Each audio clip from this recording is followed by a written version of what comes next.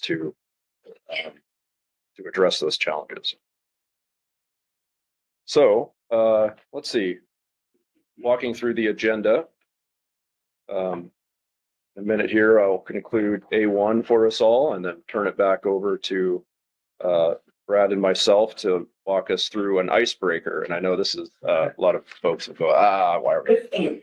But this is to set the stage, and it's unintended, definitely, Lan, I saw this little thing. This is just to set the stage, to set the tone for the meeting. I really want us all to have a conversation and be in a place where we're willing to trade ideas and share ideas. And so I've got a couple of, I think, what sort of humorous memories of the council, and I'm happy to share that. I'm happy to hear what you all have to add too. And hopefully that'll set the tone for our meeting. After that, we'll briefly walk through A3, which is a summary of council fiscal status and outlook. That's one of the papers. I've not assigned a whole lot of time to that since we've been going over that now for about a year and a half. And then we'll have our break. After that, we'll launch into our first meaty discussion, which is a discussion of priorities and core responsibilities of the council. We've got a discussion lead here. Mark will start us off, basically teeing off of that first paper on our statutory requirements. Kit Dahl will be the staff lead to help summarize that paper and answer questions regarding that paper. After that discussion of our priorities and core responsibilities, we're scheduled to go to lunch. And then we'll come back and have a discussion of the second part there, which is the expenses in relation to our activities and core responsibilities. And Pete Hassemer is the discussion lead there. I'll be on hand to answer any questions about the analysis we put together. And we'll take public comment before we develop a series of committee recommendations regarding, one, what are our core responsibilities? And two, out of everything else we do, how do we prioritize them? So that's the objective of B3, two parts. What are our core responsibilities? And two, how do we prioritize the remainder? After that, we will launch into discussion of state expenses, in particular the state liaison contracts. So what we're looking for here is a summary from each of the states regarding the funding that is received by the state agencies and how it is used to support the council. This is really the first time we're asking for this information. So we'll go around and ask for each state to summarize how those funds are being used and how they support the council. And then we'll have a discussion with the aim of saying, do we need any more information from the states to ensure that we are making either the best use of those funds or whether we should change the funding amount. So it's just a transparency discussion at this point. And then Friday morning, we'll start off with IRA proposals. We have, like I said, 3 proposals that we're proposing to send in at the end of this month. We've received some feedback from the region, from the science centers, from Pacific States. The EWG sent me in some comments. I can't remember if it was yesterday, the day before. It all runs together in this ice storm memory of mine, but last couple of days anyway. And so you're being offered the final set of input, if you will, into those proposals, and we will take that input and respond accordingly in refining the proposals. Let's see, after that, we'll launch into our second, I'll call meaty discussion, which is a discussion of our council operations. And so those build off that final attachment that is in your briefing materials. The first part of that is what does it take to have an effective and sound council process? We're asking Phil Anderson to be the lead discussion lead on that, and Kelly is on hand to answer questions about that paper and any analysis behind it. The second part of that is what challenges exist that affect the ability to have a sound council process, or in other words, we have these challenges, they're fiscal, they're workload, there's agenda crowding, and why do we have them? So we're asking Bob Dooley to lead that discussion. And then after that, we'll have a public comment period and a break, and then come back and identify any recommendations we have for changing council operations. And then we'll close out the meeting by going through next steps process-wise. And I don't expect that to take too much time, but that'll end the meeting. So any questions about the agenda?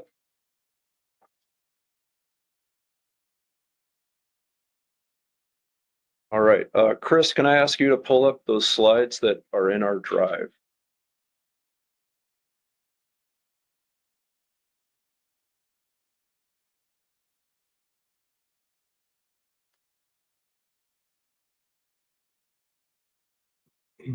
All right, so I want to just spend a few minutes here setting the stage regarding the meeting objectives and the format. So if you can go to the next one.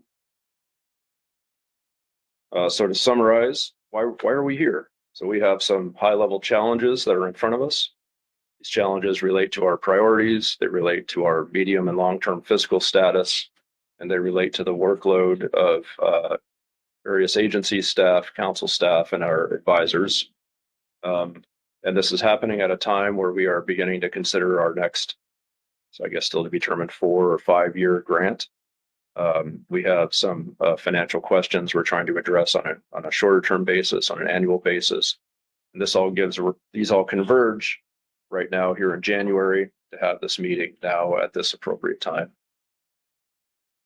It's hard to consider these sorts of high level strategic issues for our organization in the middle of a council meeting.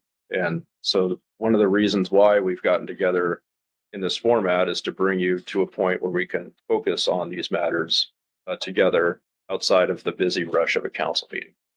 And to have the adequate discussions and to consider these issues thoroughly requires that we do it in a different format. And so this format called a committee of the whole is something that is spelled out in Robert's rules. It's a format that other councils use periodically to come together and have discussions as a committee. So you can think of this as council members organized in a way that might look like the Salmon Advisory Subpanel or the Groundfish Advisory Panel. And we're here to have a discussion and develop a series of recommendations. Those recommendations will go to the council. So you all will see them again. We'll also have a report that comes out of this meeting that our other advisors will be able to comment on before any recommendations are made official or tweaked and adopted by the council. Next slide, please, Chris. So what is a committee of the whole? Touched on this a bit already, but it's a meeting of council members in a committee format. So the meeting is conducted like a committee meeting. Rules are relaxed when compared to formal council meeting. We expect there to be discussion. And so you'll note we don't have our push to talk mics. We've done that on purpose so that we can have a conversation.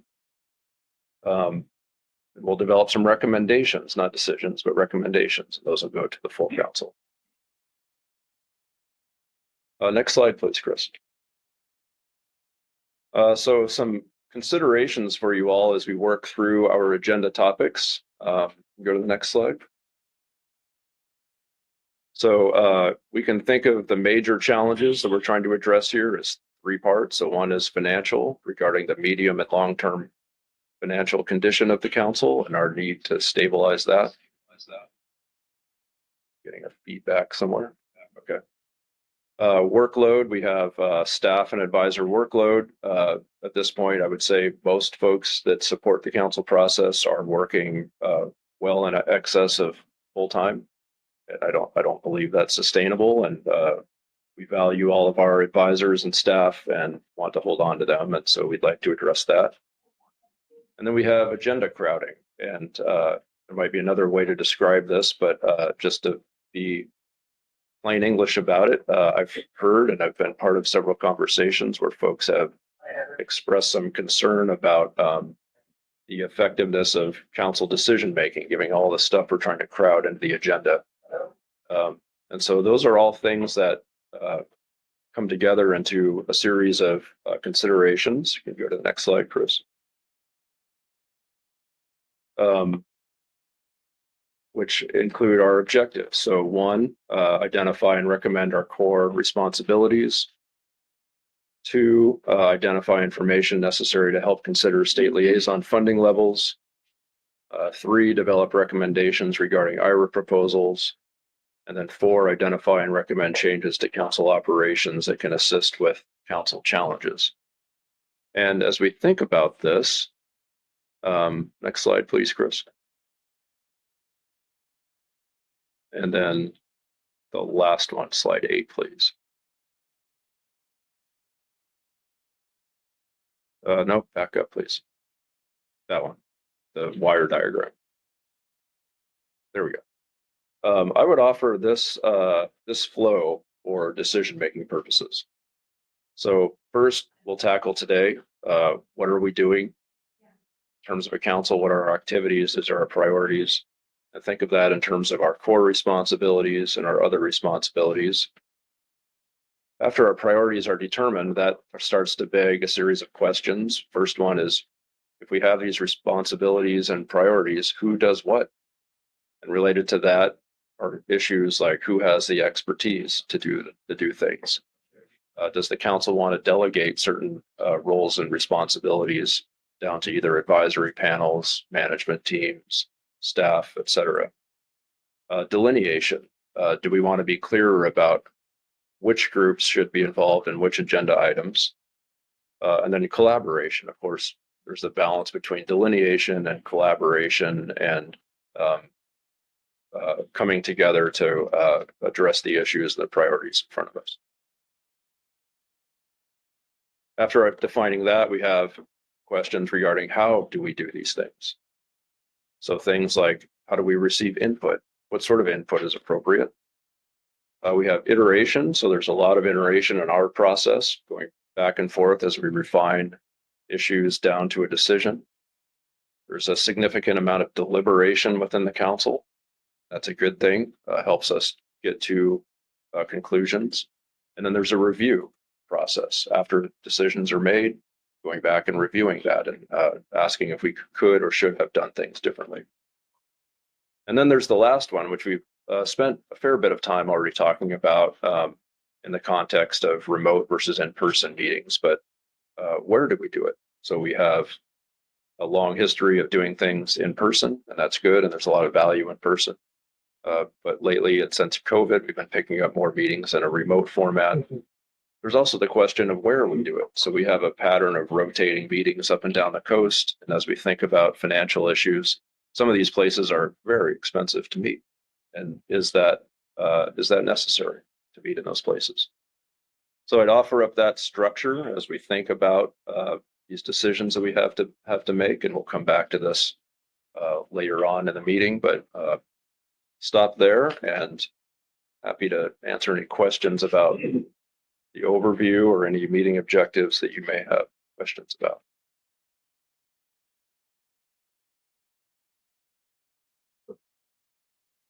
I don't see any NIMS people in the room. Was that strategic budget?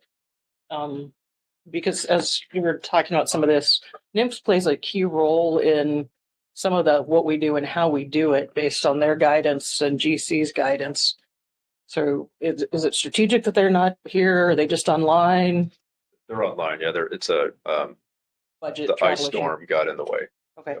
It just seems like they would be a very important part of the discussion because, you know, remember being on the GMT, we would get guidance from NIMS and GC on what we needed to provide. So it just seemed like they were a big piece of this discussion. Yep. Ryan is online. Okay. Yep. Thank you. I see Ryan's hand is up. Yes, I was just confirming you can hear me and letting folks know that I'm here. I'm very present. I plan to be part of the discussion today. I waited about 5 hours in the airport yesterday before being notified my flight was canceled. So I think I got lower in the rungs for alternate flights. So I apologize, but I will be on via the Ring Central app here and participating. I suspected maybe that was the issue, but being my first time in this type of situation, I wanted the clarification. So I appreciate that. Thanks, Ryan. Sorry you had to deal with the travel. Any other questions about the overview? Okay. All right, that takes us to A2 and our icebreaker questions. So I assume everybody's seen those. And so I guess maybe I'll kick it off. Maybe. Yeah. And I'm thinking about what are you most proud of when it comes to council? And I think for me, it's just, it's a very, very open and public process. And I think it always makes me feel really good when we see somebody new come to before the council and give testimony. And but we can't always take care of them on a particular thing. I think we do what we can do it. I think sometimes some of those opportunities we have done that, right? Got taken the input and actually and done what we could. And I think that the fact that we're hearing what they have to say, and I think that the fact that anybody could come in and give comment is like just really a positive aspect of the council process. I mean, just fortunately, seldom you see that in the world today. I think it's just the fact that we could come in, everybody's uh, a welcoming environment where they could contribute in the amount of, for the first time. It's just see that new person is just pretty special, I think. For me, for the best memory of the council, I have to harken back to my groundfish management days because I've only been in the deputy role for a little over a year. And I would say my best is implementing the truth actualization program. That final action, I believe we took public comment over 2 days. And every council member was intently listening to the comment, taking notes, and taking that public comment into account before they took their final action.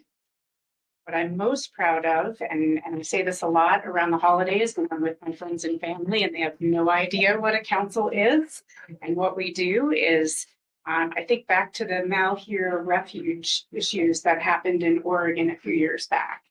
And I always think about if they had had a council structure where the public felt they were heard, the regulators had the opportunity to communicate, and they could navigate a situation and resolve an issue without something completely blowing up. And so really this council process where we have this opportunity for public comment and engagement with the states, with the tribes, with the feds, with the recreational fishermen and the commercial fishermen and the processors, to me is just a really special way of managing our natural resources.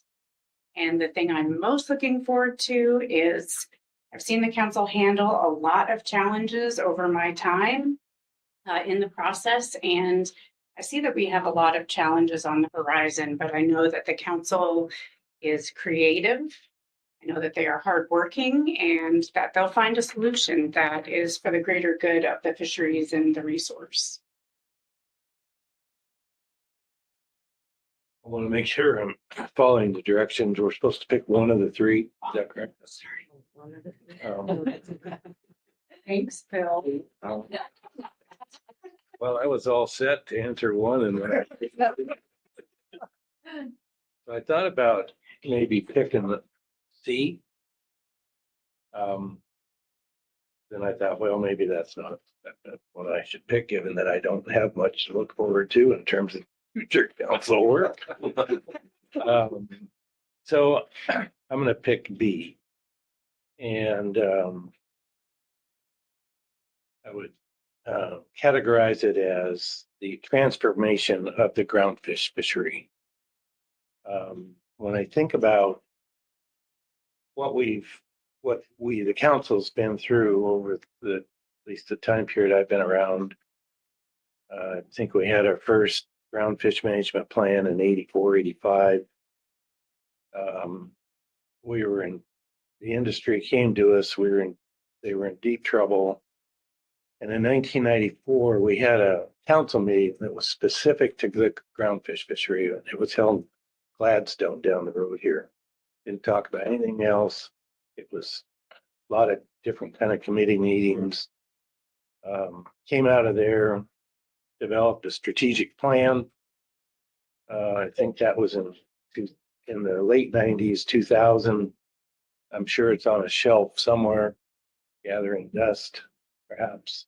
And then we had 9 species declared overfished. And I mean, it just kept getting worse and worse.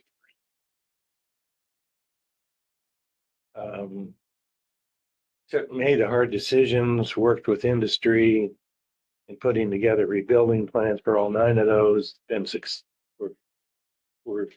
We've been successful on almost all of them, and we're on the road to success with the last one.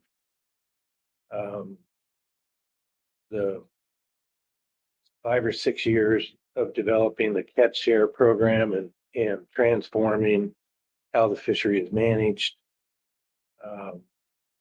And then withstanding a legal challenge to the base period that we used in that catch share plan. That legal challenge had the potential to completely undermine what we had done in developing and adopting the catch share program. It could have set us back another 5 years. But we prevailed.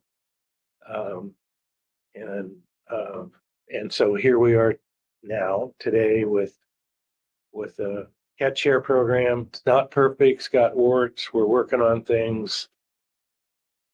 I'm not going to mention one. You're switching, but we really have come a long, long way, and I believe the fishery is much better off. The resource is much healthier, and it took a long time and perseverance across multiple councils. But we stayed the course. And so I think that's what I'm proud of. I'm going to squish B and C together. And I may follow your lead if I don't talk too long. I think the thing I'm most proud of is the work that we've done on offshore wind. We had the public, some of them were new, some of them were not new to the process. Most of them, when we started down this path, were very concerned, at least in terms of Oregon, that the council wasn't going to do anything, that maybe they didn't have the voice. Some of them said, hey, we still have the voice anyway, but we'll see what happens. And for the council to take a decision point and really have that opportunity to have folks that quite often only work within their FMP work together on a topic, I think was really inspiring to me, which is why I am looking forward to continuing to do that work. We may not be in the weeds on the policy. It may be advocacy. It may be commentary, but that was a stepping stone. In terms of conversation at the national level, whether that was National Fishermen or some other forum about what this council was doing and what we could as an industry be doing or what we as a community could be doing. And I think that was, it was inspiring, and I'm looking forward to that in the future.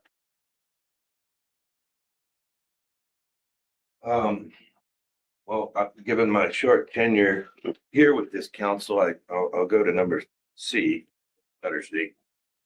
Now, I think about the time I spent in DC, and one of the most best enjoyable parts of that experience was learning about all the other fisheries around the country, because I had been myopically focused on Alaska for a long time.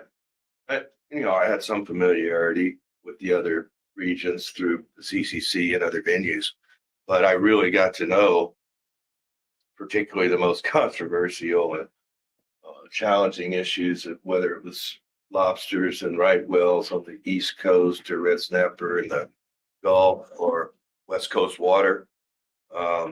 Really getting to know those fisheries, and based on that and my recent experience here, I think this council has the most complex, challenging set of fishery management issues of any region in the country. So I hope I can lend my experience with the councils and with NIMS to helping this council navigate those.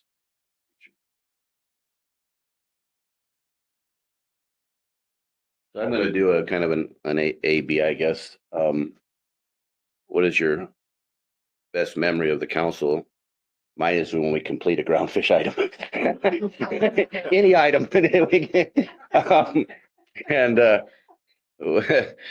What I'm most proud of is the fact that that we bring everybody to the table and hear their voice. And this council on controversy items tries to do its bloody best to find common ground and work for that, not just to say yes or no on these issues. And if we have to say no, and some say yes, vote yes, that that issue is gone by, and we've got 300 other issues, and we pick right up with no animosity towards how the previous vote went. But giving official voice, the conservation piece, and giving the people that we serve a voice, I think is very important. And not just a voice, but to know that we really listen to what they're saying and when we make our decisions. And sometimes they're not always fun decisions to make, but we try our bloody best to make sure that the conservation is met while coastal communities are still left as whole as we can, and I'm most proud of that. We're very hard to do that. Thank you. I was thinking about quite a bit last night, and most of the best memories are little moments that have happened through the GMT or on the floor. And one that keeps popping into my head is Tommy Ancona reading a gap statement and trying to say either calculate or computate and saying something completely different with the data. And myself saying defart instead of default harvest control. Just some of those little moments help break up the tension, and it shows that we're all human. On a more serious level, with the memory when Dr. Catherine Sullivan came to visit us. Catherine Sullivan, Sally Ride, that astronaut corps was announced when I was in kindergarten. And at the time, as a kindergartner in Nebraska, wanting to be a scientist was unheard of. But that showed me that I could be. So I have a picture of myself in between Dorothy Lohman and Catherine Sullivan that I proudly display, with Dorothy being the first woman chair of this council. It's just an inspiring photo that I'm proud of. I hate having my photo taken. And I am going to answer a second question on the proud of is the Holloway gear. The very first, one of the first projects I started on with ODFW in my first couple of weeks was helping do the application for that EFP. The very first GMT statement I helped write was on that EFP. And working with John Holloway and Wayne Butler and some of the other industry members, as well as our research group at ODFW, it showed that if we come together, it may take 12 years, but if we come together, we can find some solutions, find some creative opportunities. And having that gear available helped save some fishing opportunity over the last couple of years in Oregon that we wouldn't have had otherwise. So it took a long time, but there was some innovation that was a cooperation between industry and the agencies, and getting it through. We had a little party in my office the day that federal rule published with sparkling apple cider and donuts, but just seeing that through and that come to fruition was a good thing. Thanks. Thanks, Phil, for letting me know I didn't have to answer all three. And this is John Ugratz. I realize that people online probably can't tell who's talking, so I'll go a little light, but my best memory is probably the OBA feast we had at the Southwest Fisheries Science Center a few years back. And it's not just because that food was incredible with chefs from San Diego cooking an amazing product in amazing ways, but it also opened a lot of people's eyes, I think, to some of the resources that we overlook and that are underutilized and that aren't in dire straits and we aren't strict management details for. And it also brought together, council members and the public and the fishery participants from San Diego in, a gorgeous setting with great, experiences and being able to share information, and really was just a incredible event. So definitely one of the highlights for me. Just a couple things, I guess, kind of answer the questions, but reading between the lines too a little bit was, one, just appreciating, I think this council, and having the enforcement consultants, which not everybody has that same setup we've got, and truly including and listening to, what the, I'm not necessarily out doing boardings anymore, but what the folks who are supervising, I suppose, those out doing boardings now. So, that and the safety aspect, we have a Coast Guard seat on the table. We don't see a whole lot. We're rotating through with the active duty folks and definitely, talking to them. They're stepping in, as half some of our age, I suppose, but anyway, or maybe less than that. But they're stepping in, from not necessarily having a fisheries background and trying to learn that. Some of them do, some don't, but definitely really accepted into the fold. And when they do talk, although it's not a lot, everybody pays attention and listens and asks questions of that. For both the enforcement and the safety side of things. And then as far as the council process, I think it is as American as apple pie. Was what I wrote down. For an old, I don't know. But anyway, it's I think back to, I think Mark Twain stole a quote from somebody. If you like sausage or obey the law, don't watch how others made. So it is a messy process, right? I paraphrase there, but it's a messy process. But I think we get to generally most of the time the best answer. Sometimes maybe it could have been different, but we get there, and it's through inclusion, listen to everybody's comments and thoughts, and think about what's best for the resource and for the tribe's commercial, recreational, and trying to find the best balance between all of that. And then one other comment, I remember, I suppose, just from yesterday morning, actually, Washington holds quite a few public meetings, and I tend to try to call into those just to keep, finger on the pulse kind of thing. And when I see the council members, both the state and the appointed council members are almost always on those calls and paying attention with, the rest of the public, participating in and seeing that. So then that helps kind of, with the full council process. But there was a comment, there was a meeting on Rockfish yesterday, and I had to, I don't know if I wrote it down right, but one of the constituents was searching for some words on, approaching overfishing or at least getting close to the cap or whatever, and how do we reduce what's being caught a little bit, and referred to it as harming the resource or something along those lines. And either Heather or Lorna came back and said, no, they were out having fun. We need to make sure they're not doing that. And that was the attitude that came through. And hearing that from a government official was really kind of heartwarming as a citizen of Washington. I go fishing and hearing that, hey, we need to be concerned about that as well. The commercial, the tribal, having fun out there is a component of what we're all doing. And I think most of us go out fishing and see that. So finding that balance and just hearing that was it was a pretty awesome comment, and it was really well taken by the folks on that call. And that was, like I said, just yesterday morning. So anyway, that's it. Okay. A lot of what I was going to say has been captured by others, but when I first stepped into this process, having been around a lot of other public processes, there was a few things that struck me. One was the diversity of fisheries. In fact, I found myself Googling some of these fish species to understand what we were talking about, and was crushed to learn that cow cod have nothing to do with cows or cod. I was struck by the number of women at the table. My first meeting, it was a groundfish issue, and Michelle in the back corner there was in the Washington seat. Maggie was in the Oregon seat. We had Marcy, Asia was in the federal seat, and here's all these bright women running the table. And I hadn't seen that before in a lot of the processes I had been in. And the accessibility. This council is really welcoming to the public. Everybody who comes up and testifies, you make them feel heard, welcome.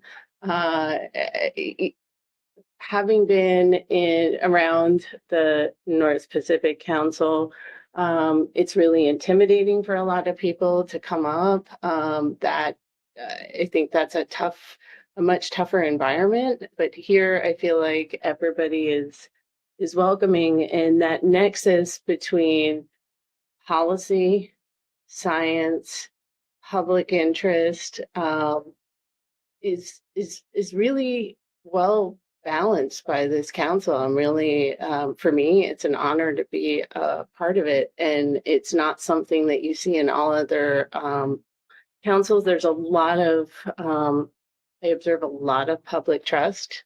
I'm part of being a non-voting member and not being engaged in things like COTW as gives me the opportunity to sit back and observe those things. And like, I think even really recently, an example was the complete closure of Chinook salmon fishing in the KMZ in California, where it was accepted by the entire public. All of the fishing interests understood the conservation concern and supported it. I didn't hear anybody in opposition. I heard a lot of concern, but I didn't hear that. And it shows that the process is working. And, I think we're here today because we could always be better and be more efficient. But we are not, when I look at the North Council, there's a lot of public confidence issues right now, and I'm not seeing that down here. So I'll leave it there. Well, best memory of the council. There's been around for a while, so there are a lot of memories. But I think an emblematic one was, I think it was the EFH for groundfish, and we were really in an intractable situation between the fishing stakeholders and the ENGO stakeholders. And through hard work and dedication, the sides came together and presented a consensus to the council. And I think that typifies the best of what we can do. And it typifies the way in which we facilitate stakeholders to arrive at solutions that meet our conservation obligations, but also honor the needs of our stakeholders. And I think that process, at least coming from California, is refreshing because we don't necessarily see that at the state level. So I think, there probably other memories like that do come to mind, but when we're at our best, we do some tremendous things. Most proud of, I guess, the fact that we do have a robust public process. And as Danny mentioned, we do respect the public, our stakeholders that we serve. And I think that our council, before I came on the council, I heard stories about some other councils that will remain nameless that were at times largely dysfunctional. And we don't have that issue here. We're generally, even when we have hard issues, we work professionally and cooperatively to try to address those issues. And I think that's one reason why we're one of the more respected councils, probably the most respected council. As far as what I'm looking forward to, I'm really looking forward to finishing gear switching. Because I think that it's those sort of issues that consume an inordinate amount of council resources. And it's not the main reason, but it contributes to the fiscal problem we're in now, because we're spending a lot of floor time and a lot of council resources on issues that, while important, maybe we can't afford to spend that much on some of these issues. So I'm looking forward to this committee of the whole and the process, and hopefully we'll come up with some magic bullets to solve all our problems. Well, good morning, everybody. Really great responses to these questions. And I would just echo what Danny said too. A lot of what others have said are the things that I've been thinking about too. And I was also prepared to answer every single one. And I actually thought it was going to be random, like Heather, answer number C. So I was just I was struggling to come up with a good memory. And John, I forgot about that evening at the Science Center, and that was magical and really neat. So thanks for bringing that up. I guess in terms of being most proud of the council is has been said a lot, and it's how we navigate really challenging issues and in a way that involves the public. And it's hard work. And what I really appreciate is that we don't just settle for going through the process and getting it done. We're working through gear switching or electronic monitoring in a way that can sometimes seem really long and drawn out, but getting to a good solution, and we're not giving up, or we're not just settling for an okay resolution. We're settling for the best. We're striving for the best resolution, and so I think that's really important. And I've had the opportunity to see really good examples of that occur in the council.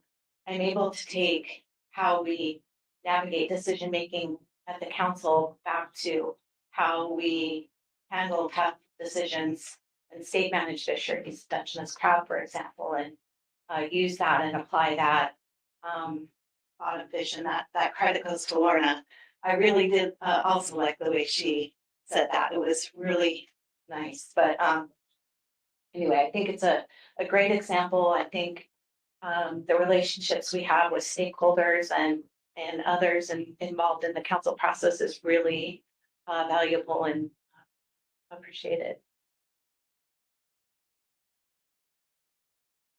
I'll take a shot at B this morning. And right off, I'm going to say one of my most proud of, there's a bunch of them, but I'm most proud of the fact that Merrick, you and your staff are putting this thing together today. The thoughtfulness and way that this is structured reflect the aspect that I am most proud of with council, and that is that you humanize all of the intricate processes that we're responsible for as a council. That empathy that I see at the council meetings toward each other, all the constituents, and for many of the issues have really affected my thought processes toward the council. I'm a relative newcomer to the intricacies of the process, been around for a few decades otherwise and associated with it, but watching those intricacies play out with the way that the staff and the council leadership, as well as the members. But there'll be one other item that I'm very most proud of, and that is the honesty to the tenets of MSA. The structure that we have that uses the technical information that moves forward to us, then puts it into that forum where we interact with the people that want to interact with us before we make a decision. I'm proud of the way that science influences and moves this council forward with some of the very best decisions that they could possibly come up.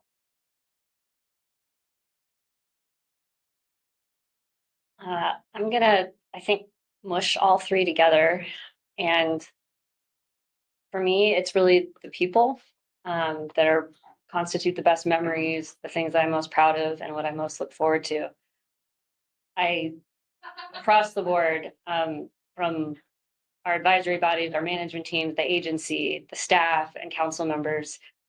I mean, ironically, it's just why we're here today is devotion to the work, to our fisheries, to our communities, to the resources, to the fish is just so deep and so powerful. And I think that this council just, first as a member of the public and now as a council member, my appreciation and understanding of that is just so deep. And I have so much gratitude and respect and appreciation for that. And I think that that's something, again, I don't want to throw any shade at any other councils, but it's just so deeply impressive and something that I come back to even when I disagree with people. And, you know, that's the point, but I still see that deep devotion and commitment. And, you know, there's such long hours, just the physicality of what so many people put into this and the emotional labor and the science and everything. It's just really overwhelming and speaks to the success of this process and what the council has done so well. As a member of the public, I was just so overwhelmed by the thoughtfulness and intelligence and often the kindness of what I saw up at the table. A lot of people, I lived in the Philippines for 2 years, living in a fishing community there, and they have a word, bunso, and what it means is sort of the youngest or the little one that's in a friend group or a family.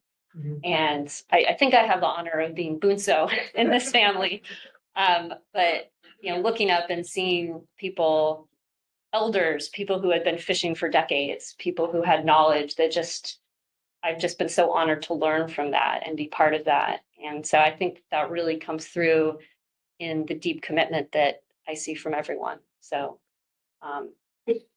yeah, that is what I'm most proud of and most looking forward to. And my best memories are from a wide variety of people who have just have such deep commitment to doing this right. I can't disagree, obviously, with anything, all right? I fully agree with everything everybody said. The achievements that we make, the public involvement, the success stories, the opportunities like the OPA Fest, to sit down and talk with everyone.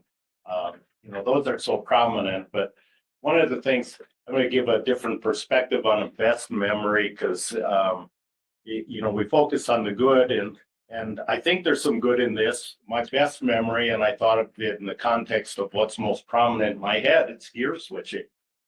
Maybe in the future it'll be Quillback, but right now it's that. And what the memory is, and I think it's exactly what Corey was just saying, is it's the commitment across the board in our process of the entire process to work towards a solution. It took a lot of time. It took a lot of money. It's still ongoing, but the stakeholders, the advisory bodies, the council members stayed true to the task and to find a solution for that issue. And on a lot of these topics, that's what I see as a real success piece of it, is just that commitment of everybody to work together, find a solution and a positive outcome. And all the work that gets done in the hallways and outside of the floor time that we have and everything to find solutions. I'm really proud of that. For the one thing I want to close with is looking forward to the future and looking through my notes. One of our stakeholders in the past made a comment to the council on one of the topics, and without any context to it or anything, it was just maximizing fisheries for the benefit of the communities. That's what we should be doing. And as I think about that into the future, I feel honored to be in a position where we can work on resource management and resource protection and think about this concept of optimum yield, some utilization of those resources for community benefit, putting it all together. And I think about the communities that we deal with, and it's, there's a whole checklist of them: the tribal fisheries, the sport fisheries, the commercial fisheries, the whale watching, the bird watching. The things we do touch all of those or incorporated. So into the future, being able to be in a seat to be able to influence some of that and achieve some community benefits is rewarding. And I look forward to doing that.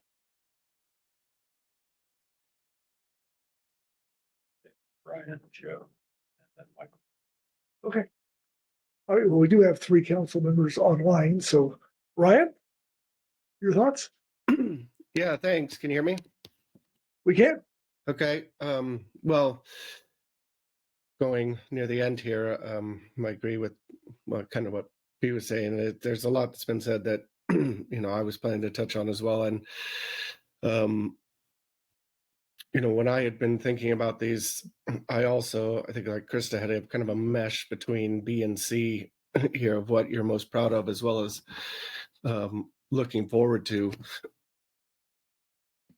I think, and others have touched on this. I mean, it's tough not to look at that question and not come up with an answer along the lines of being proud of the way that this council conducts its business, the relationships and the dialogue that happens at really all of its levels, and also its commitment to growth too. And not just staying static. And it's been mentioned by others, but I have had the opportunity to engage and see the work of a lot of other councils and other parts of the country, and I do think a lot of that is to some extent unique, but a big strength of this council, and should be noted.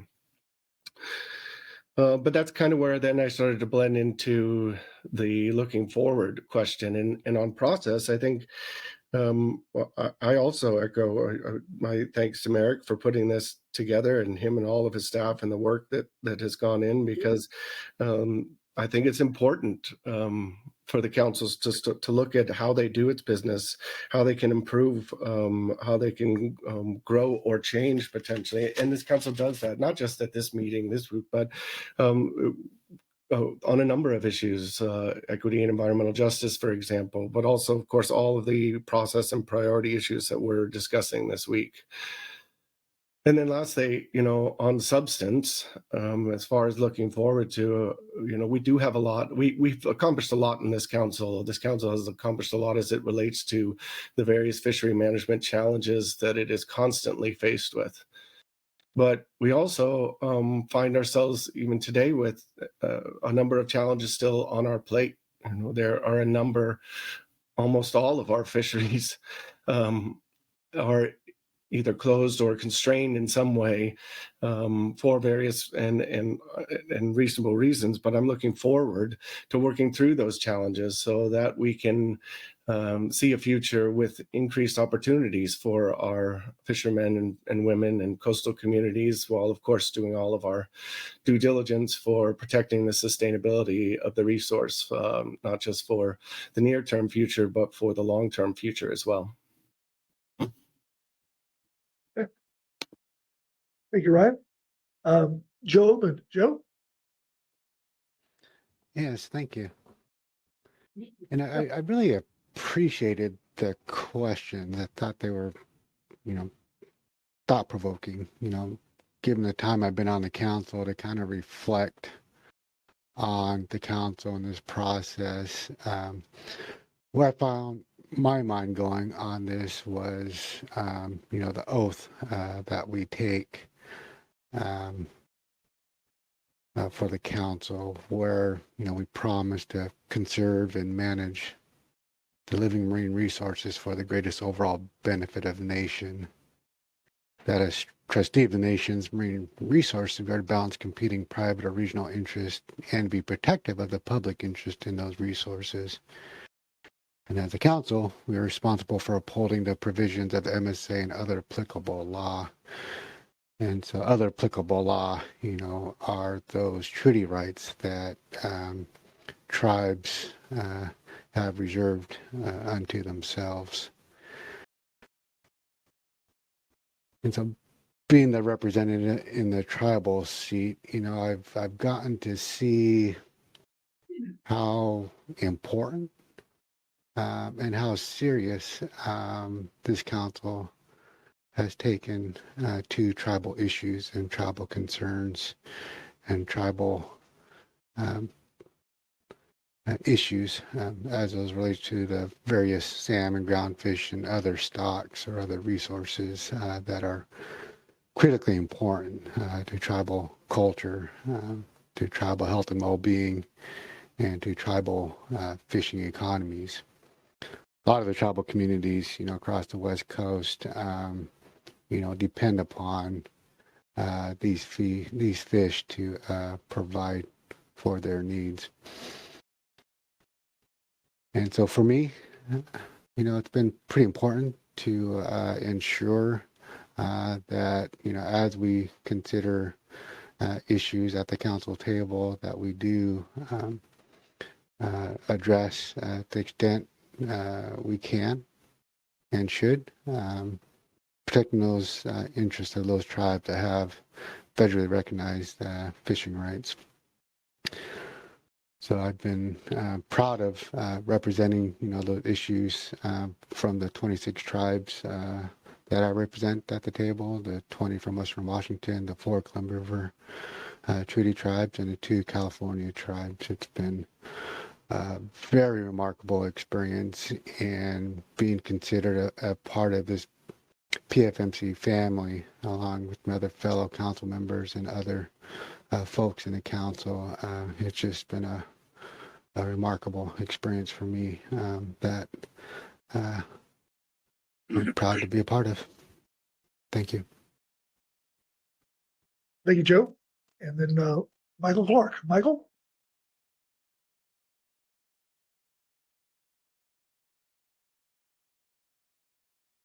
Is he there? Step away. Yeah. I would like to say that Bob Dooley could not be here. He's delayed on the tarmac for another hour, but he said he is listening, and he says great comments so far, and all I can say is ditto. With all, we all like each other and are committed to this process. And said the Chipino in April really brought that home. He said. Okay. Well, Michael, are you there? Okay. Got one Yeah. more. Oh, there. I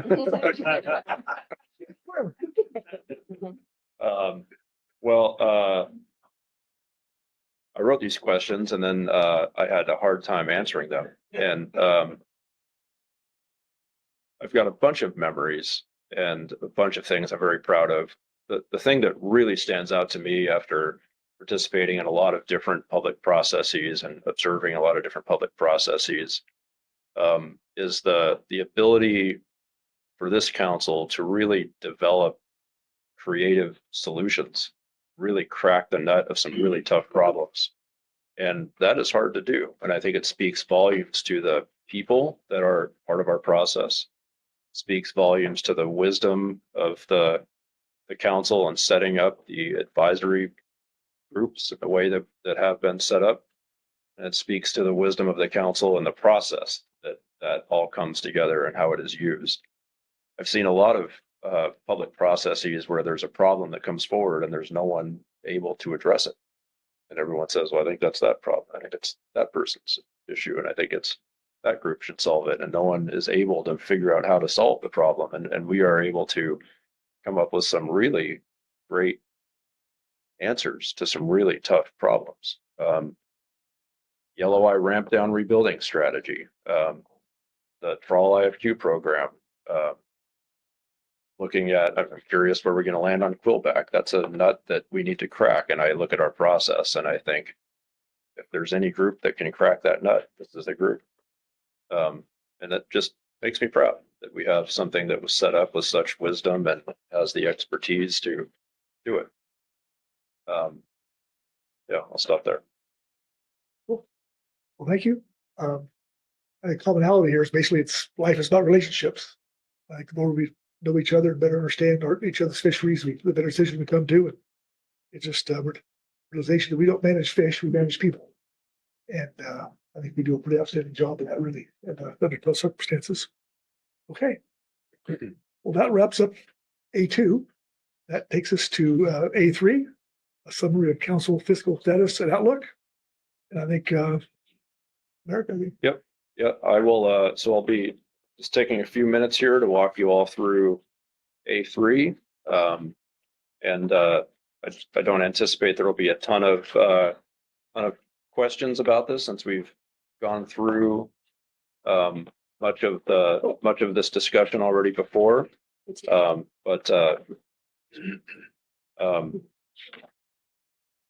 But happy to just have a conversation about our fiscal status and our outlook, and answer any questions you might have. So let's go ahead and just refer to A3. I will walk you through it quickly. So Just starting off, as maybe a starting point, there are several councils that are have begun operating in a deficit condition. We're one of them. There are at least two others I'm aware of. We are collectively, as executive directors, all collectively concerned about the fiscal outlook that we face, starting to consider how to bring forward information and work with NOAA on these questions at the next CCC meeting. But this is a conversation we've been having now for quite some time. As we look at the history of our income and expenses over the last decade or more, our income has increased at year to year somewhere between 0% to about 3%, and that's been going on for a little bit of time now. That seems to be the pattern. As we compare our cost to that, of course, inflation has been going up quite a bit over the last couple of years, and at a rate that's far higher than the U.S. has experienced in decades. And so that's manifesting in several forms. One of those is our federal pay level at the council. That's been going up quite substantially. Federal per diem rates for travel, hotel, lodging, meals, things like that. Airfares, our cost of our supplies and services have been increasing. Went into quite a bit of detail on this at the September 2023 report to the Budget Committee, which is hyperlinked in the A3 for you all. And of course, all these expenses have been increasing at a rate that's exceeding our income quite noticeably. So as we think about history, so our spending has increased in recent years due to a lot of the factors I just outlined. One of the things that has also occurred, especially since we came out of COVID, is that historically we've had, one cost category up, another might be down, and they've kind of offset each other. And as I look through history, all of our cost categories are now up. That happened as we came out of COVID, and that was fairly unusual. And that's something that isn't necessarily tied to inflation, but does look like more of the norm going forward. And as you look at the first figure in the attachment, what you see then is expenses against our award or our income. And so historically, we've tended to vary around our income levels, and coming out of COVID, it is starting to outpace that. And we expect it to do so going through this year and beyond. Looking at the change from 23 to 24 in terms of our expenses, basically you've got a range because one of those is our budget, assuming we use our entire budget. The other is the other line reflects the fact that we don't tend to use all of our budget, and we land somewhere around 96 to 98% of our budget most years. But be that as it may, in any scenario, we expect to spend quite a bit more than is brought in 2024. So where we stand now, we are in reasonably good fiscal condition that will deteriorate if things continue on the current trajectory. We're scheduled to operate in a budget deficit at 24. We're able to do that because of what we call our delayed spending account, which is a little over 2.5 million at the moment. We expect to draw that down somewhere between 500,000 and 700,000 this year. And that gets to the next figure, which shows that trajectory. And so over the last 10-year period, our delayed spending account has varied from 2 million to a little over 3 million. And now we're back on the decline. When we first started having these conversations, I expected us to be burning through this account much more rapidly than we had in 22 and 23. We've been doing some things internally and moving to some hybrid and remote meetings that have offset costs. And so we've slowed that down. What's difficult to see in the data is that we're running out of those things. And so we're doing what we can internally to hedge against these cost increases, but we're running out of things that we can do internally. And so we need your help. We need to make some decisions at a higher level. And as we think about that, we can think about the next figure, which is our expense categories. So the largest, of course, as with pretty much any organization, the largest source of expense is staff. That makes up just shy of half of our expenses. And then if you're looking at the color version rather than the gray printed version, you'll see that the next highest level is travel expenses. We do a lot of meetings. That's how we do our work. So that's not surprising.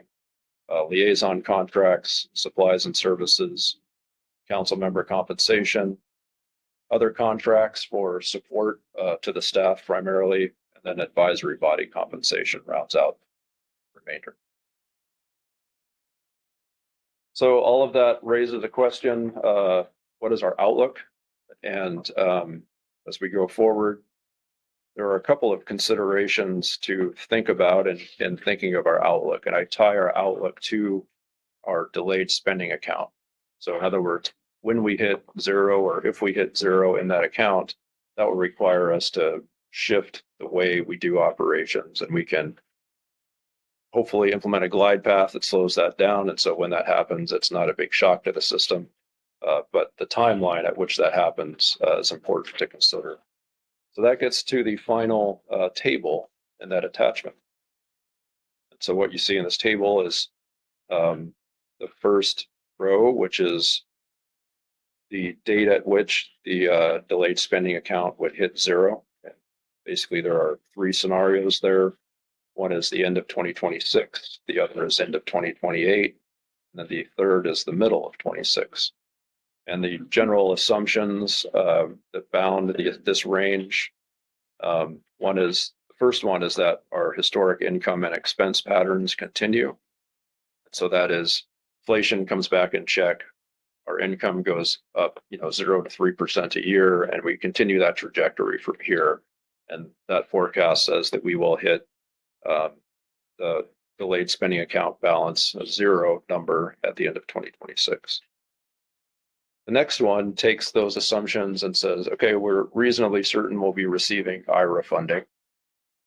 And we know that 375,000 of that is being handed to the councils for use in managing those funds. So we run that through this estimate, and we get to the end of 2028, the delayed spending account balance hits zero.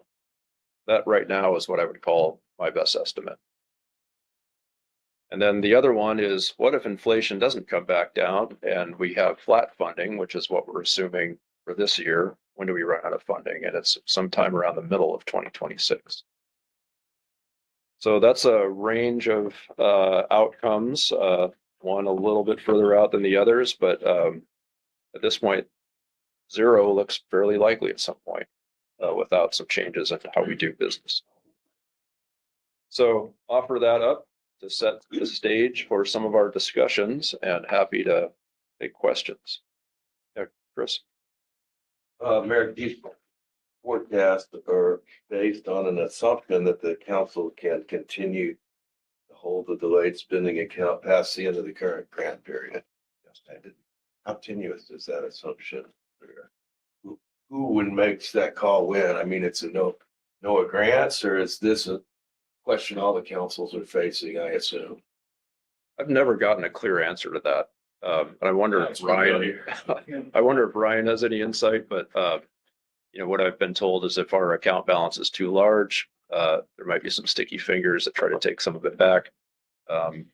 If we're not convincing that we're planning to use it rationally, it might be taken back.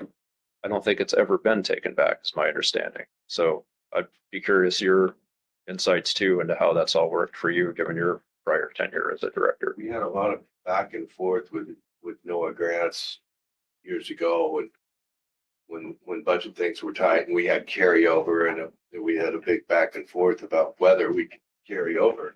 That was before we had the 5-year award period too. So, or maybe right when that started. But yeah, I think in recollection, despite those back and forths and some question about whether or how long we could carry over, they ended up allowing us to do it. But I don't know what that atmosphere is like now. Yeah, I don't know either, but I do think if you look at even the graphs here, at our last grant period, we started off with a healthy number, over 2 million at the start of our last period. So that that's a worthwhile data point. If you look at this figure 2, the start of our last period was 2018 or 19. Yeah. Yeah. Yeah, because if you're not on the bill, if you suddenly were told you can't carry that over, then you'd have a different budget crisis on your hands. Go hand up. Oh, go ahead, Mark. Yeah, we're in the last year, I think, now of our grant. Is that right? Yes. And I think the assumption here is that we're not expecting an increase. Is that right for the next grant cycle? And We have not started those conversations with NIPS. They've been delayed. We're supposed to start tomorrow, actually. So Patricia is going to step out for us. I don't have. I think there's two ways to think about it. One is there's the grant process, and historically the grant process has been built so that there's more funding allowed in the grant than is actually appropriated by Congress. And so if we look at the state of Congress now, what we're hearing from NIMS is that for 24, we should be assuming flat funding. And going forward, we consider the state of Congress, what might that look like? Me, that says maybe not a lot of money, but we'll see. The grant is a little bit different than that process. my recollection in the last grant cycle was Congress actually provided more money for councils than was in the president's budget. So I guess we don't yet know what the president's budget will be that will incorporate the next grant cycle, but I guess we may have to rely upon our friends in Congress if president's budget. I'll also note that at the time our current grant cycle current grant was established, of course, inflation was basically flat. So we had basically flat funding, and what we've seen is 15-20% inflation over the period of the last few years. Funding has been flat, and I think that's basically where the vast majority of our budget problem is from. It's just our budget had, the grant didn't account for inflation. So I'm hopeful that the next grant cycle will at least take that into account. Thank you. I have a couple of questions that are not related to grant cycles and are related to the expense by category. So figure 3. Just wondering, I'm assuming that this is kind of the last year, or is that a amalgamate of what this looks like over time? And that leads to the real question, which is, are there categorical changes over time that are noteworthy? Meaning, is the portion for staff and wages growing more? I realize everything is going up right now, but is there any trend that we should be thinking about as we think forward, how this pie is likely to change? And then the second question related to that is, we do have a lot of people that have recently retired and that will be retiring or have left the council process. And really, in terms of staff, since that's the biggest item in this pie chart, what are the projections for that? Meaning, are we anticipating having to pay more in staffing, or are we anticipating that we are going to be able to bring in people newer in their career, and that we will need to build for price increases as they grow within the council process? Yeah, those are great questions.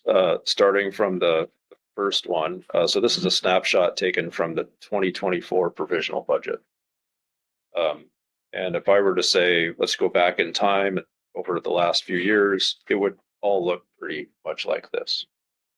Your other question was, has staff been growing? And so, as you alluded to, we've been having some change, starting with Dawn's retirement, but starting, then with mine and bringing in Kelly and Marlene, and all of that creates a snapshot that is hard to compare over time.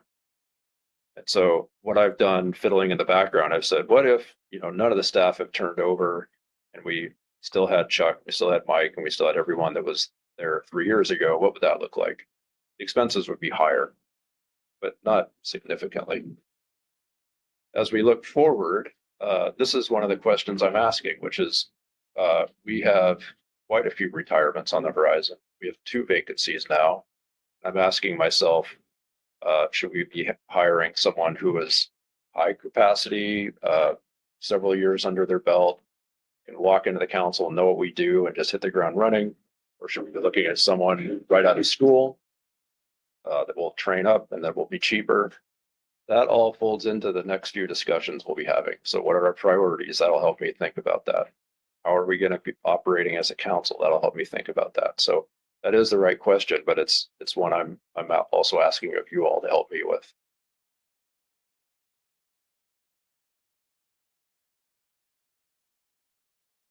Did I answer all of your questions? It did. I mean, in terms of, I think it's helpful for all of us to be thinking about what we need based upon this picture.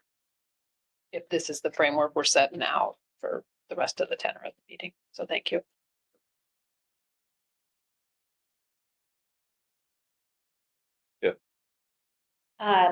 Thanks for the documentation, you and council staff. This was all incredibly helpful and set the stage for this meeting, and I found really very transparent. So I first of all just wanted to thank the staff for this. Thinking about the overview and orientation document about council funding. There's a little bit of information provided about the allocation formula at the national level. And hearing a couple comments this morning about, and it's something I've reflected on as well, just the amount of work that this council is responsible for and the breadth of our fisheries and the size of our communities. And the allocation formula, as you said, divisive and potentially contentious. But I just wanted to put it out there for discussion, especially of people with national perspectives and experience dealing with this, if it is appropriate to try to revisit that at a national level, and what that might look like. Would be gory. And we've all got some claws somewhere. We can bring them out, and I'm just. Yeah, Chris, could you reflect on some of the history of those discussions? They all predate me. I mean, that formula was derived somehow, I'm not even sure how, before I worked in the council system. So when I came on board, that was in place. And there were a couple of times over the years when one council or another wanted to revisit that allocation. And it never happened just because it got so divisive and contentious, and people were pulling out, well, we've got this on our plate and we've got this on our plate. And so there were times when NIMS would, because they had some what we called the crumbs, several accounts that they would supplement our base budget with, and depending on which council had what on their plate, NIMS would actually allocate some additional funds to that council from what we call that soft money pot that was outside the baseline that was set by percentage. And even that was contentious. But the 3 or 4 times that the discussion of revisiting the base allocations came up, it just melted down, and everybody finally just said they backed off of it. I'm not saying it's not appropriate to revisit it, but get ready. Bill and then Heather.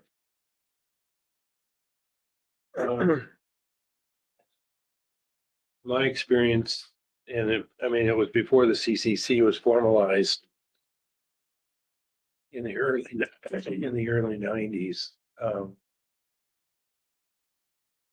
We took a run at trying to change the formula, and it had a very short duration before it burrowed into the ground in flames. I remember that the CCC meeting when we tried that, and we made, there's all kinds of good arguments for us to make in terms of our workload. so forth compared to other councils and complexity and all the rest of that. And it's only gotten more distinct since then. And thankfully, we had a number of years where NIMS was able to help us, and as Chris said, and backfill some of our needs so that we weren't ending up in a deficit situation year after year. But that no longer appears to be possible, or at least from what I see. I'm convinced that, I mean, going after trying to get the council's line item increased to the extent that it would need to get bumped up to help solve our problem, I don't think is realistic. And in part because some of the other councils, like sounds like 5 of them, are not in the same situation we are. They're not in the deficit spending situation. I continue to believe that we need to look for ways in which to get some additional money to this council that is not through an increase to the line item for the council as a whole. I don't want to jump the agenda here. So, but we're in this situation, and we're going to solve this situation by a combination of things. And hopefully one of the tools that we'll be able to use to solve it is to be able to get some additional funding for us, so that it isn't all about reductions and cuts and virtual meetings and less council days, and our ability to deliver on our obligations as a council.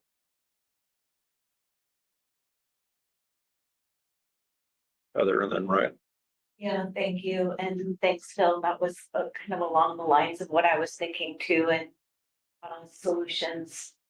I hope our discussion is broader than just carving out the work we do to fit in the funding that we've been getting, and looking for more funding in whatever way that is, and avoiding the money battle of the allocation formula, or maybe it's unlikely to see a change to that line item for all of the councils, but some way to get creative about bringing more money to what we're able to manage. And one other thing I wanted to ask about was the delayed spending account. And we've talked a little bit about it in the budget committee and how protective we are with that. And if you could remind me, it seemed like we were protective of that to make sure we had money so that the council could function if there was some delay in getting our spending money.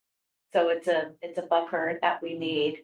But I also thought I heard in that there's been some more assurance that we can function if there's some delay to getting the money to the council, that the council can function, and NIMS will cover that. And so is there as strong of a reliance on that delayed spending account that maybe there had been? Yeah, that's a great question. Excuse me. So the way that the councils have been receiving money, more of the financial risk has been taken by NIMS, and NIMS will usually send us like their first tranche of money in the fall, but before the calendar year starts. And that's even before the money has often been appropriated. And so that takes, assuming that continues, that takes a lot of the risk off the councils that had been the source of that discussion you're referring to. That was one we had maybe a year and a half ago, which was, I think Patricia and I looked at some data saying, when do we get our funding? And sometimes it was April, sometimes it was August. So we were imagining bridging January to May or January to June. I think at that time we thought we would need just about $2 million to do that. So that risk looks lower now. I mean, I can't promise it's gone, but it looks lower now. I think instead of that risk, what I think more about is the delayed spending account being there to help with the rational management of the council. So we do work that stretches for years. And if we get to a zero balance, our operations become pretty herky jerky as we try to stay within, just annual funding amounts. And if we could kind of flex into our delayed spending account, we have a much smoother process, a much more rational process. Okay. So, Yeah, thank you. see, then I saw Ryan, then unless Phil in this response. I failed to mention too that Don McIsaac took one run for sure and maybe two runs at trying to get the allocation formula changed. Two. Wasn't the tunnel. Yeah. And there were that they weren't successful either. And it created a fair amount of heartburn, I think, with some of the other EDs. When he made those efforts. So I just need repeating, but I don't think that's the way we're going to get more money. Yeah, I mean, again, there must have been some logic and agreement when they originally did that formula based on how big the councils were, the costs of doing business were higher in Alaska, there was some logic that made sense at the time. At the time, In 1976. It may not make sense now, but Hawaii, we've got the biggest amount of ocean. Alaska, we got the most fisheries. Yeah. The West Coast, we've got the most complex issues. Everybody can make an argument that, but yeah, Don made two runs at it. Yeah, I would say I've only just touched on this with the other EDs, but before Tom Neese retired, the New England director, I put together some information saying, let's have all the councils come together and show how we spend our money so we can have a rational discussion about money. So Tom and I did that. We were the only two councils that did that. And everybody else said, we're not doing that. Yeah. I think that was related to these earlier discussions. So box and play with you guys. So sorry, Ryan, I did see your hand up earlier.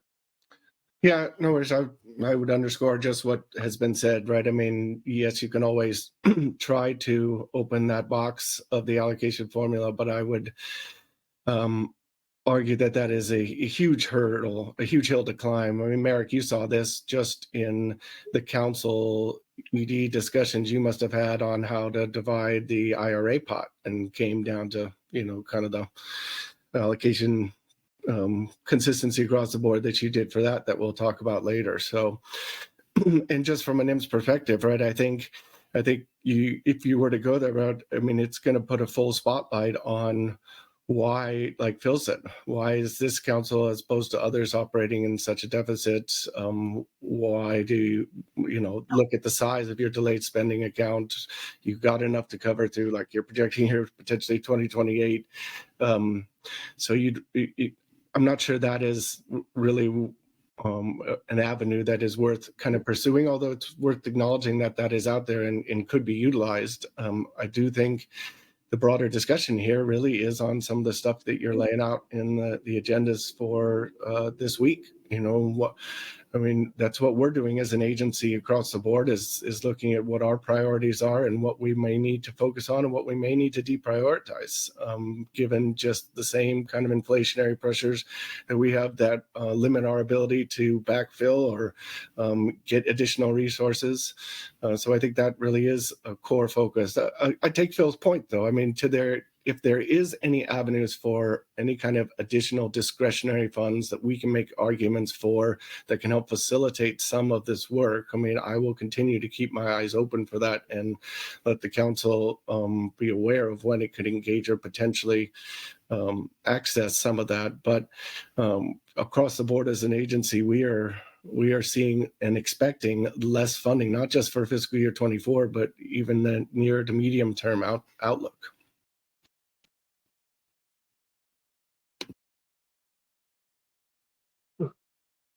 Okay. We are at our break time. We can keep going for a little longer, but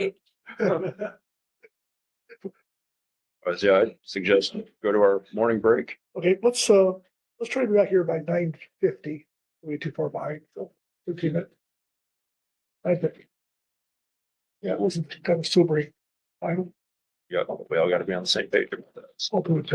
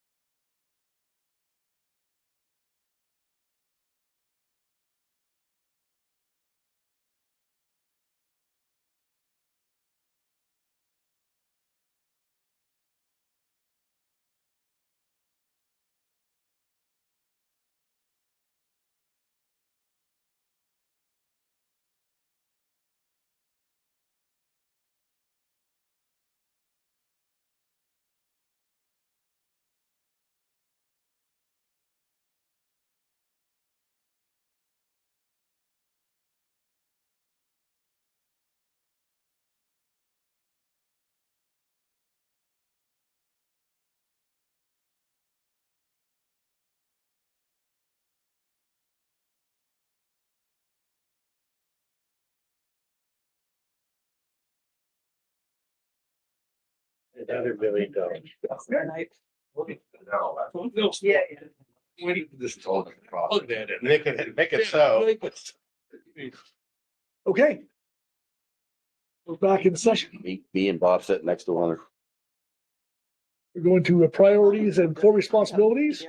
And we'll turn the gavel over to Mark Grelnick. Oh my God, the gavel, really? Yes. So on this agenda item, we're talking about, what are our priorities and responsibilities? And I think that Kit is with us, and I will turn, as we would in a council meeting, to Kit for an overview. Okay, thanks, Mark. I'll just give a high level overview. There's a staff paper under this agenda item that I guess I would start by emphasizing.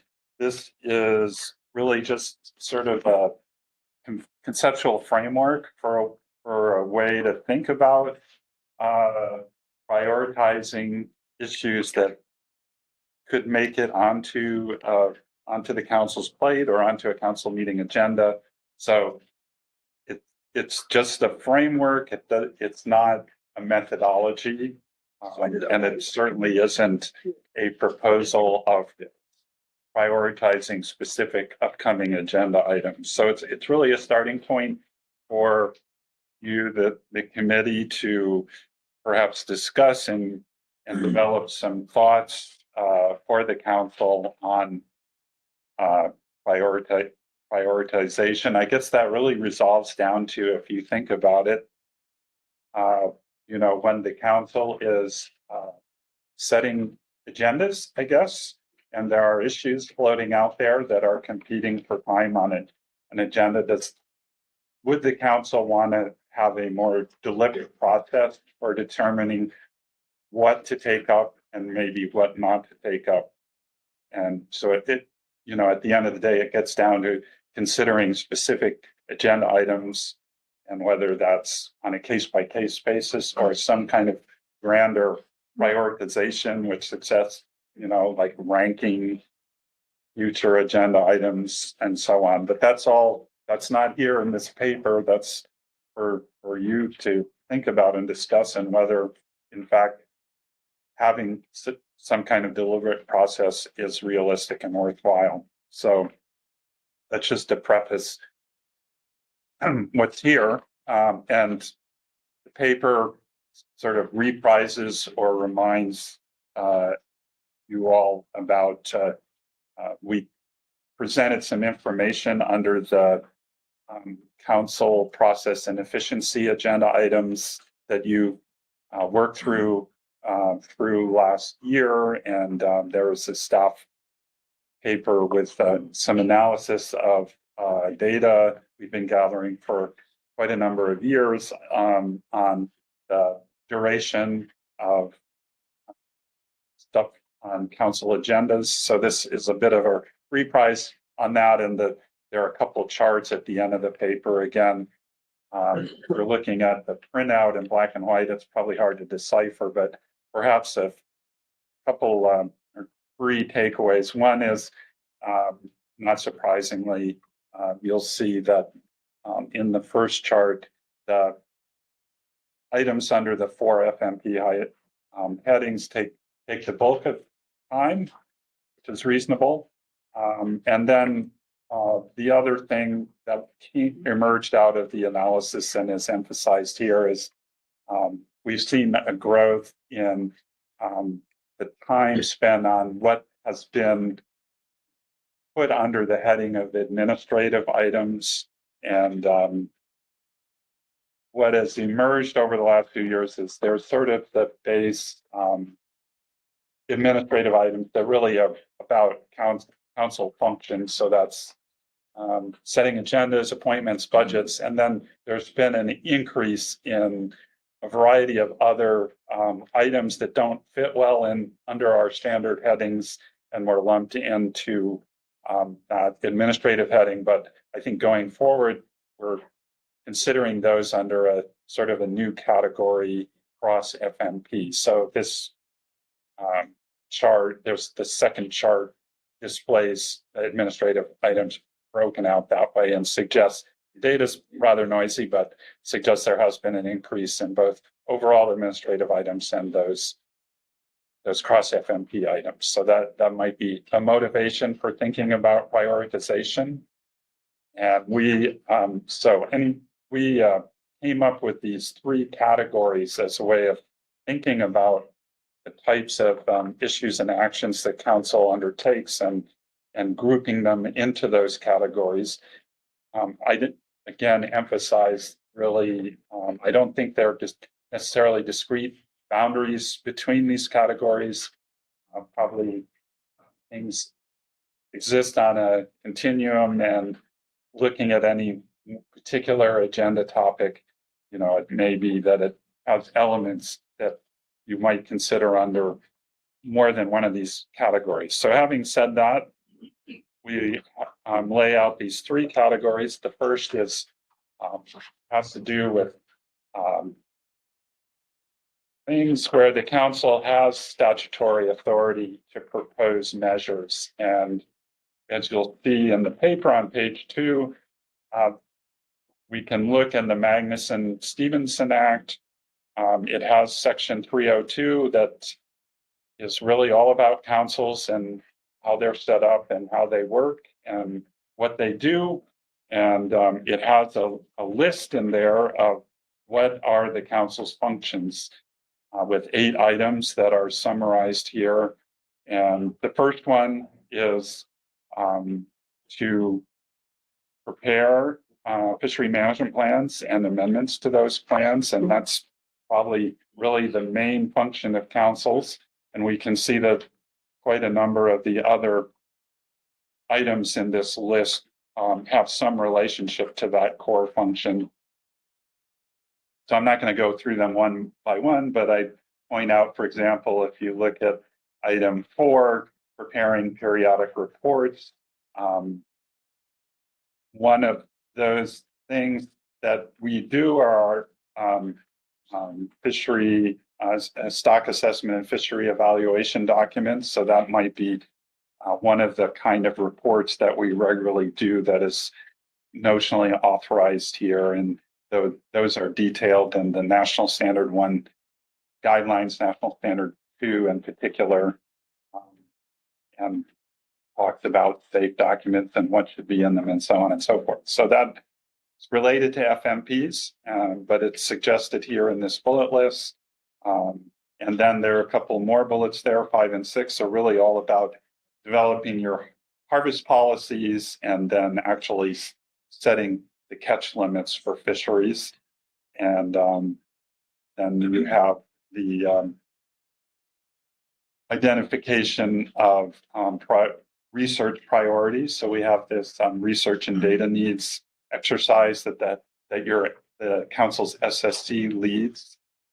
And then there's kind of the last thing, which is open-ended, sort of other activities. And I would say that's a way of just indicating there are things called out elsewhere in the Magnuson Act as council responsibilities. And so bottom line, preparing and implementing and amending FMPs is a core function of councils.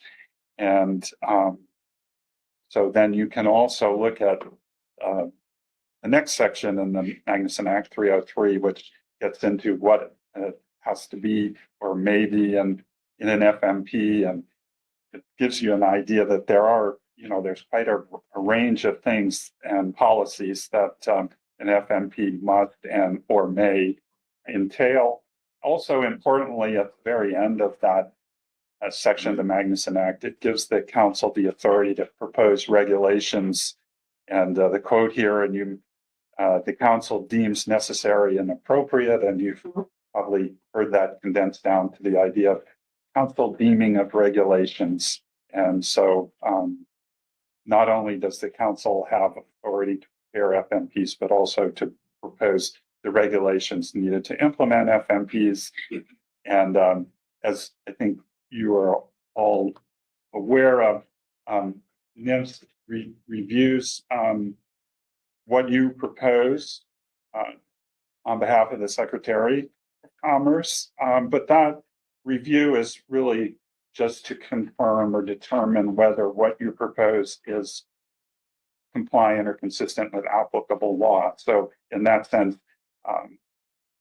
NIMS can substitute its judgment for the council judgment, although of course there may be some latitude at times of what the interpretation of applicable law is. So that's basically what this first category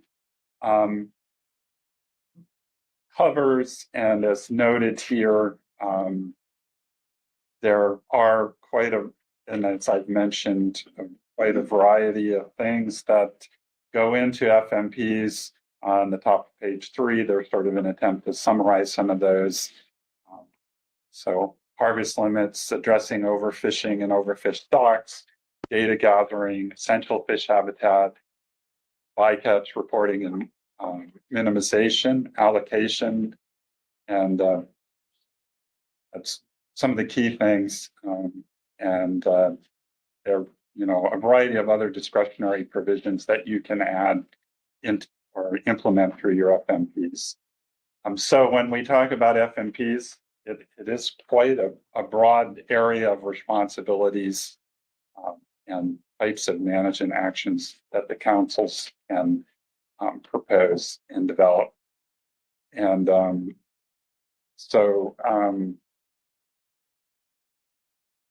as I've already noted, the Civic Council has spent the bulk of their time, about 2/3 of their time on the core FMP responsibility. So that covers that category. And then we came up with this second category where measures that really are come out of other applicable law, but the council has a fairly direct interest in those things. And there are 4 categories, subcategories, if you will, or 4 examples shown here. The first of which is generally what you could say is, we can say bycatch or protected species. Bycatch is a Magnuson Act concept. There are 2 statutes, the Endangered Species Act and the Marine Mammal Protection Act. They're quite interrelated in the sense that many marine mammals are listed under the ESA. And in fact, I think most of the marine mammals that are encountered in council managed fisheries are ESA listed. So there's that interrelationship. They have their own processes and statutory responsibilities. Do not disturb, right? So that's one category. Worth noting, as I mentioned, bycatch is a concept in the Magnuson-Stevens Act, and generally councils have the responsibility to minimize bycatch, and you could in some ways interpret that broadly to underscore the council's interest in dealing with incidental take or bycatch of these protected species. There are a bunch of examples given here that I won't go into of various actions and issues that you've been dealing with that relate to mainly the Endangered Species Act and take of those listed species. And also recently, more directly in the wheelhouse of the Marine Mammal Protection Act and the mechanism there, which is at its core, the need to, in certain instances, to develop a take reduction plan, and that is done through the establishment of take reduction team. So you've been considering dealing with that for humpback whale take in the groundfish fixed-gear fishery. Then just a note here, you did develop a fishery ecosystem plan. That is not a management plan. It's a bit outside of this statutory authority outlined in the Magnuson Act, although there is a note in the Magnuson Act about sort of noting that councils have begun to think about ecosystem issues and so on, and also emphasizing that the way you establish your fishery ecosystem plan has a direct nexus with your fishery management plans and sets its purpose in relation to your FMPs, to help you consider generally, both how the ecosystem affects managed fisheries and how managed fisheries affect the ecosystem. The third constellation of issues have to do with dealing with a variety of transboundary stocks, and there are various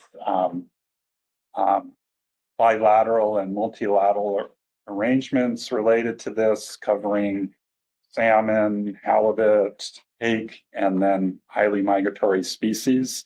And you've been engaged in providing advice and have some, statutorily recognized authority in some elements across these arrangements.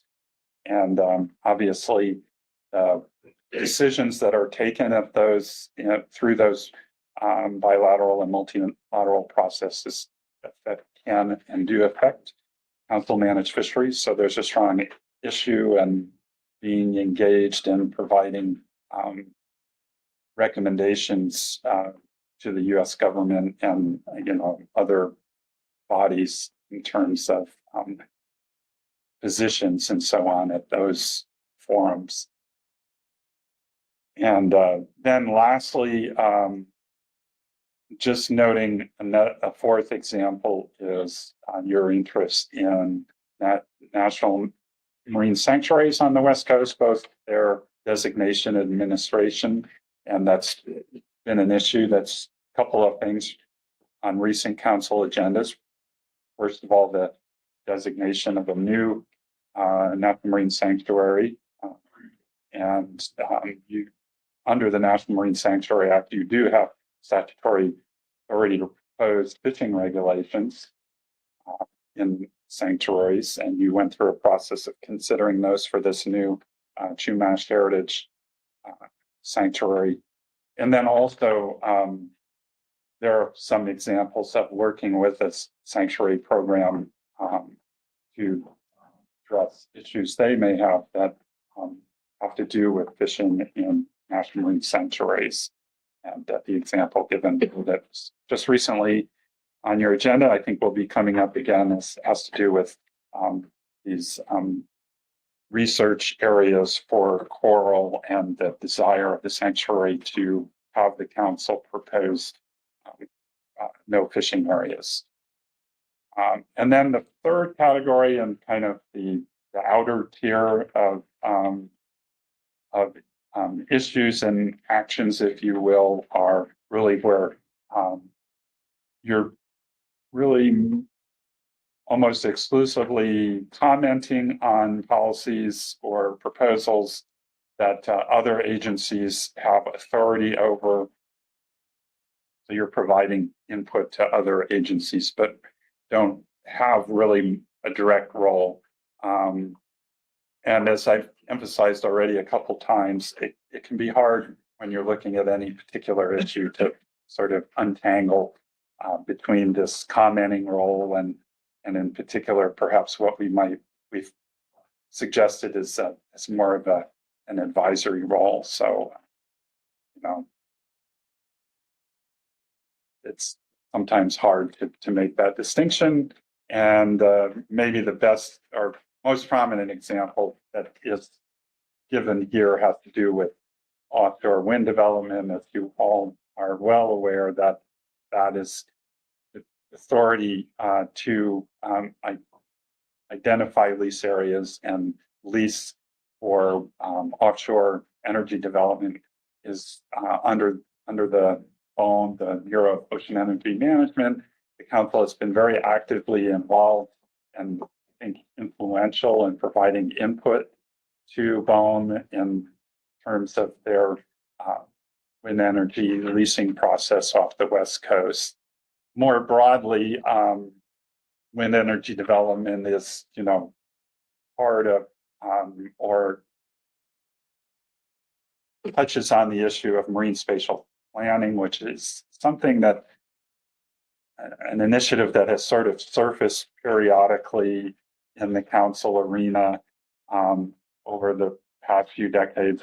I think it was under the Obama administration, there was an effort to develop some regional marine spatial planning mechanism. I'm not sure how that's evolved. Seems a bit dormant, but just sort of a broader example of where the council might be commenting on a variety of other ocean uses without having sort of direct authority to regulate those kinds of activities. And perhaps related or more broadly of your active role or the council's active role in considering effects to habitat. There is, of course, under the Magnuson Act and in your FMPs, the designation of essential fish habitat. But beyond that, you have, or the council has its habitat committee, which considers a variety of issues related to habitat that may go beyond strictly what is designated under your FMPs. For example, commenting to the Federal Energy Regulatory Commission on relicensing of dams and things like that are kind of outside of the council's statutory responsibility, but has an interest in those sorts of things.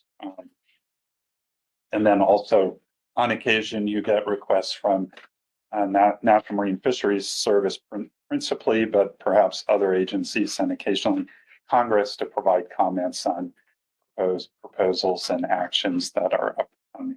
So anyways, that's my quick overview of these three categories. We ended the paper with this schematic that's, again, just sort of a way of thinking about this conceptual framework. It's not very enlightening in the black and white version, but if you look in color, it's meant to suggest this perhaps lower, going from higher to lower engagement across a range of activities. We put in there a number of topics plucked from the last year of council meetings. You may have a different way of arranging these across this continuum.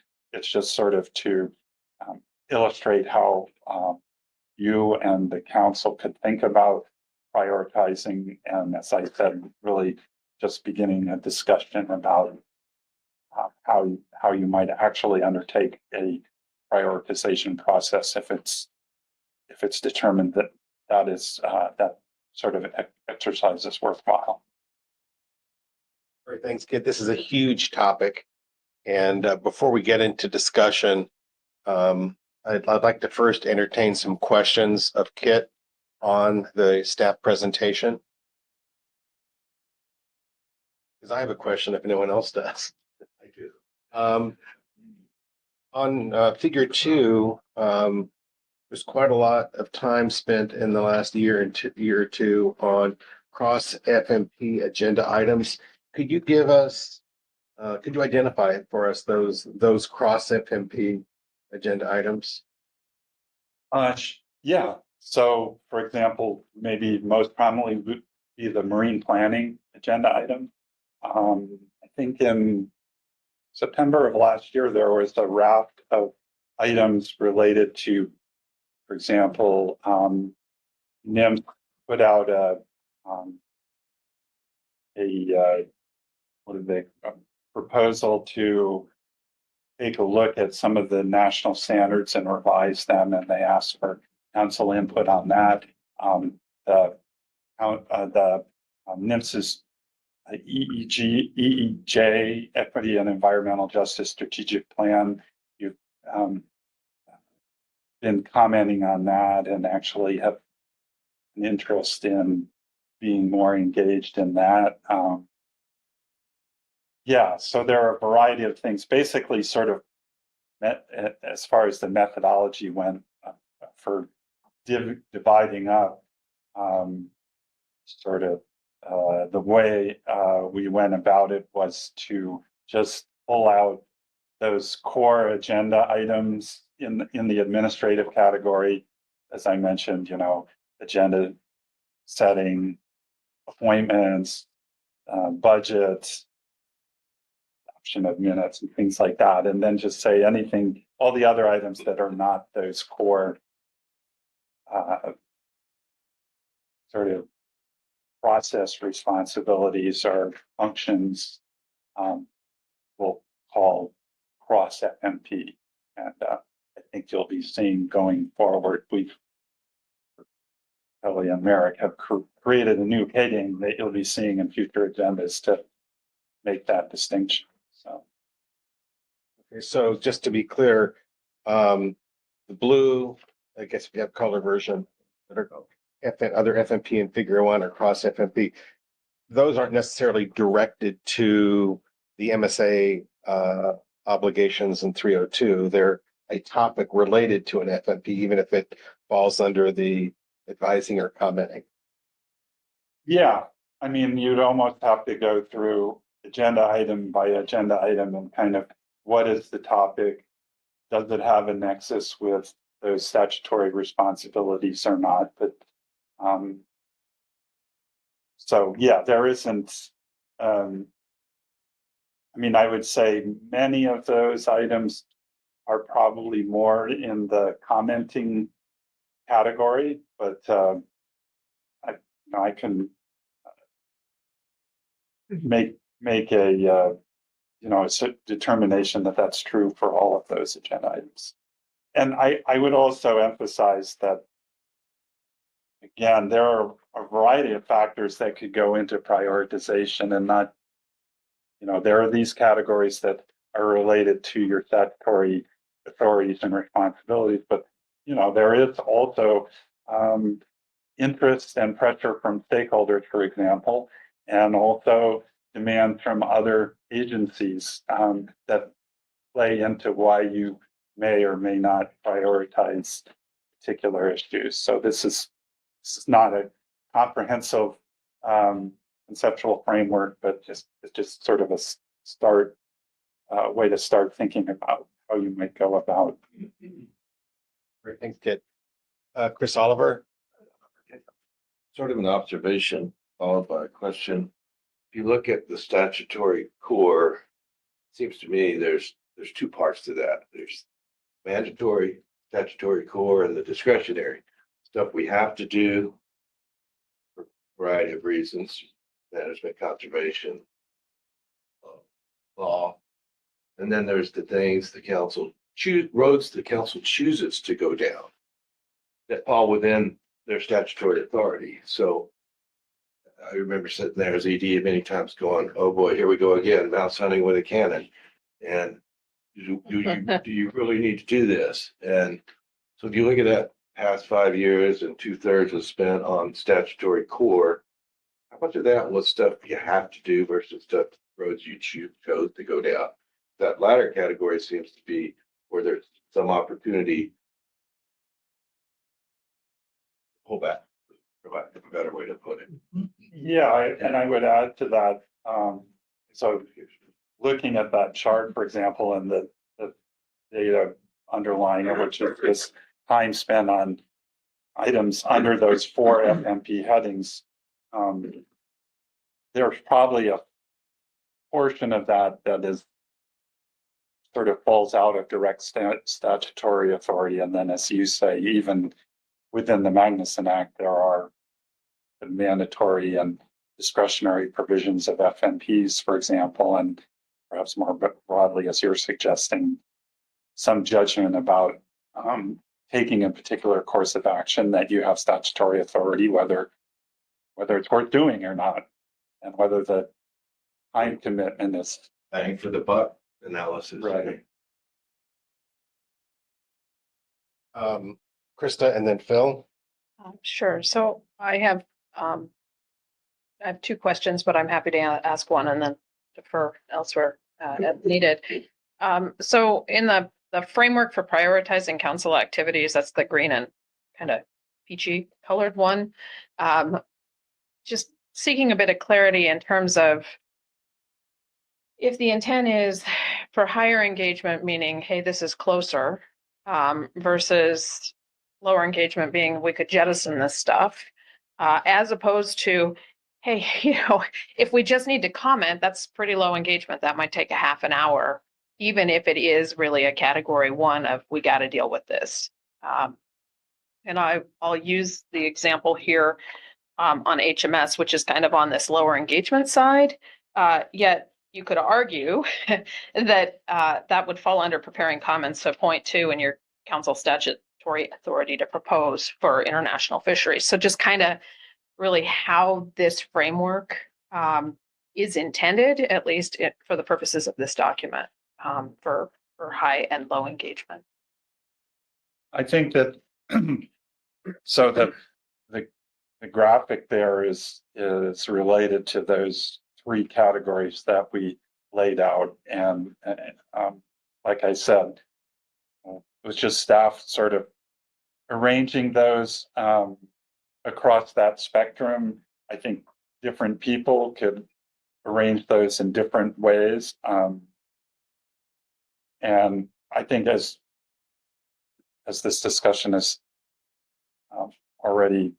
has already emerged from this discussion, there are a variety of, when you actually get down to prioritizing particular topics, there are a variety of other factors that can come into play. And you raised another one that is, you might have something that the council's being asked to comment on, so you would consider it on that sort of lower engagement level, but maybe takes a very little amount of time and effort to do that. So again, it maybe Chris's bang for the buck term is another kind of dimension in terms of prioritization. So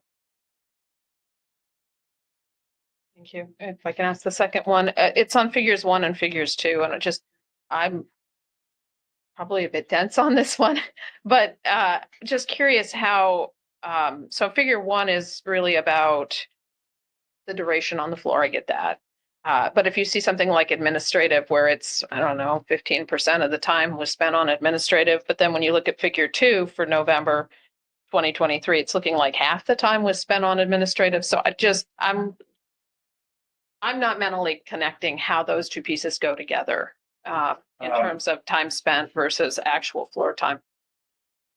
So the second figure is, I mean, I didn't do and who knows whether that's a mistake in the data, but I didn't actually compare the y-axis hours in the 2 figures to see if they match or not. But the second figure is just administrative items, so it just pulls those out. So, and then you breaks them into those 2 categories. So I don't know if that answers your question. Okay, just making sure I'm tracking. I don't know, everybody else, you probably are far ahead of this on me, but you're just looking at the administrative items, and then based upon that, half the time would be stuff like COP and appointments, and then the other half would be really more related to core, is what you're getting at in this table. Is that Yeah. figure 2 legend supposed to be core and cross FMP, not administrative and cross FMP? Is that what's confusing us? Yeah, well, I guess core has been used in 2 ways in this paper. So core statutory responsibility, and also at the outset trying to distinguish between these 2 types of topics that have been. But looking at the graph, Yes. If I read the figure legend, it says time spent on administrative items. So Yes. Is both the pinkish red and blue administrative items? Yes. Okay, because the legend shows pink as administrative and blue is cross FMP. That's what's confusing me. And I think what's maybe confusing Krista is then you go to the other one and it looks like the administrative numbers aren't matching this. So that I'm just so we're understanding what we're looking at. It looks like, for example, cross FMP, well, comparing to core, has increased since maybe the 2020s versus before that. I think that's what that's trying to show. Yeah, okay. I'm gonna go to Phil now. I have a comment and a question. Is that? Well, we'll just roll into the discussion here. I just really want to commend you for putting this together. This was really helpful to kind of get at least my head around this issue. So thank you for that. I also thought that the figure on, or if it's a figure, on page 6, the continuum, if you will, was really helpful in thinking about how to go about categorizing the various activities that we do. And I think refining this would be worthwhile to do to help us frame up our priorities, because and I think it would be useful as we go forward in future years, as topics are brought up, new topics are brought up as things that the council should spend their time on, that we could use this in assessing whether that particular item, where it fell on the continuum. We're lousy at saying no. We're just not good at that. But we have to learn. We may never get very good at it. We have to get better at it than we are. Or we're not going to be able to address the fiscal challenges and overload of staff, all the things that go with those challenges. And I think having a tool like this that you don't have to go out and recreate the wheel. Well, where does this particular item fall in our continuum of priorities would be a really useful tool to have. We'll violate it from time to time as we do our COPs and other things, but I think it would be a really useful tool to further develop, because there are some things in my mind that we do that are good to do, nice to do, but they're not things that we have to do. And I think this will help us delineate between those and help us make choices. So now I'm working around to my question. On this agenda topic, what were you looking to accomplish during our whatever number of hour 9:45 to 11:30 on this topic? What were we trying to accomplish? Sure. Yeah, this is a good question. So the way to answer that question is to think about agenda item B collectively. And so at the end of B3, what we want are 2 recommendations. One is how do we define our core responsibilities and activities? And then to the degree that we can, how can we prioritize the rest? And so what we're doing here now is laying out the statutory legal perspective of how you might think about that question. The next agenda topic will talk about practicability and finances related to that question. And the third step will say, what do we think? What are our recommendations? Just one other, I think within that core box, there's statutory and there's, in my mind, other applicable law where some of these other pieces fall. But and we need to have one, I think, that is specific to fulfilling tribal fishing rights also that need to be a part of this in our core function box. I think it probably best fits under other applicable law, but we can talk about that later.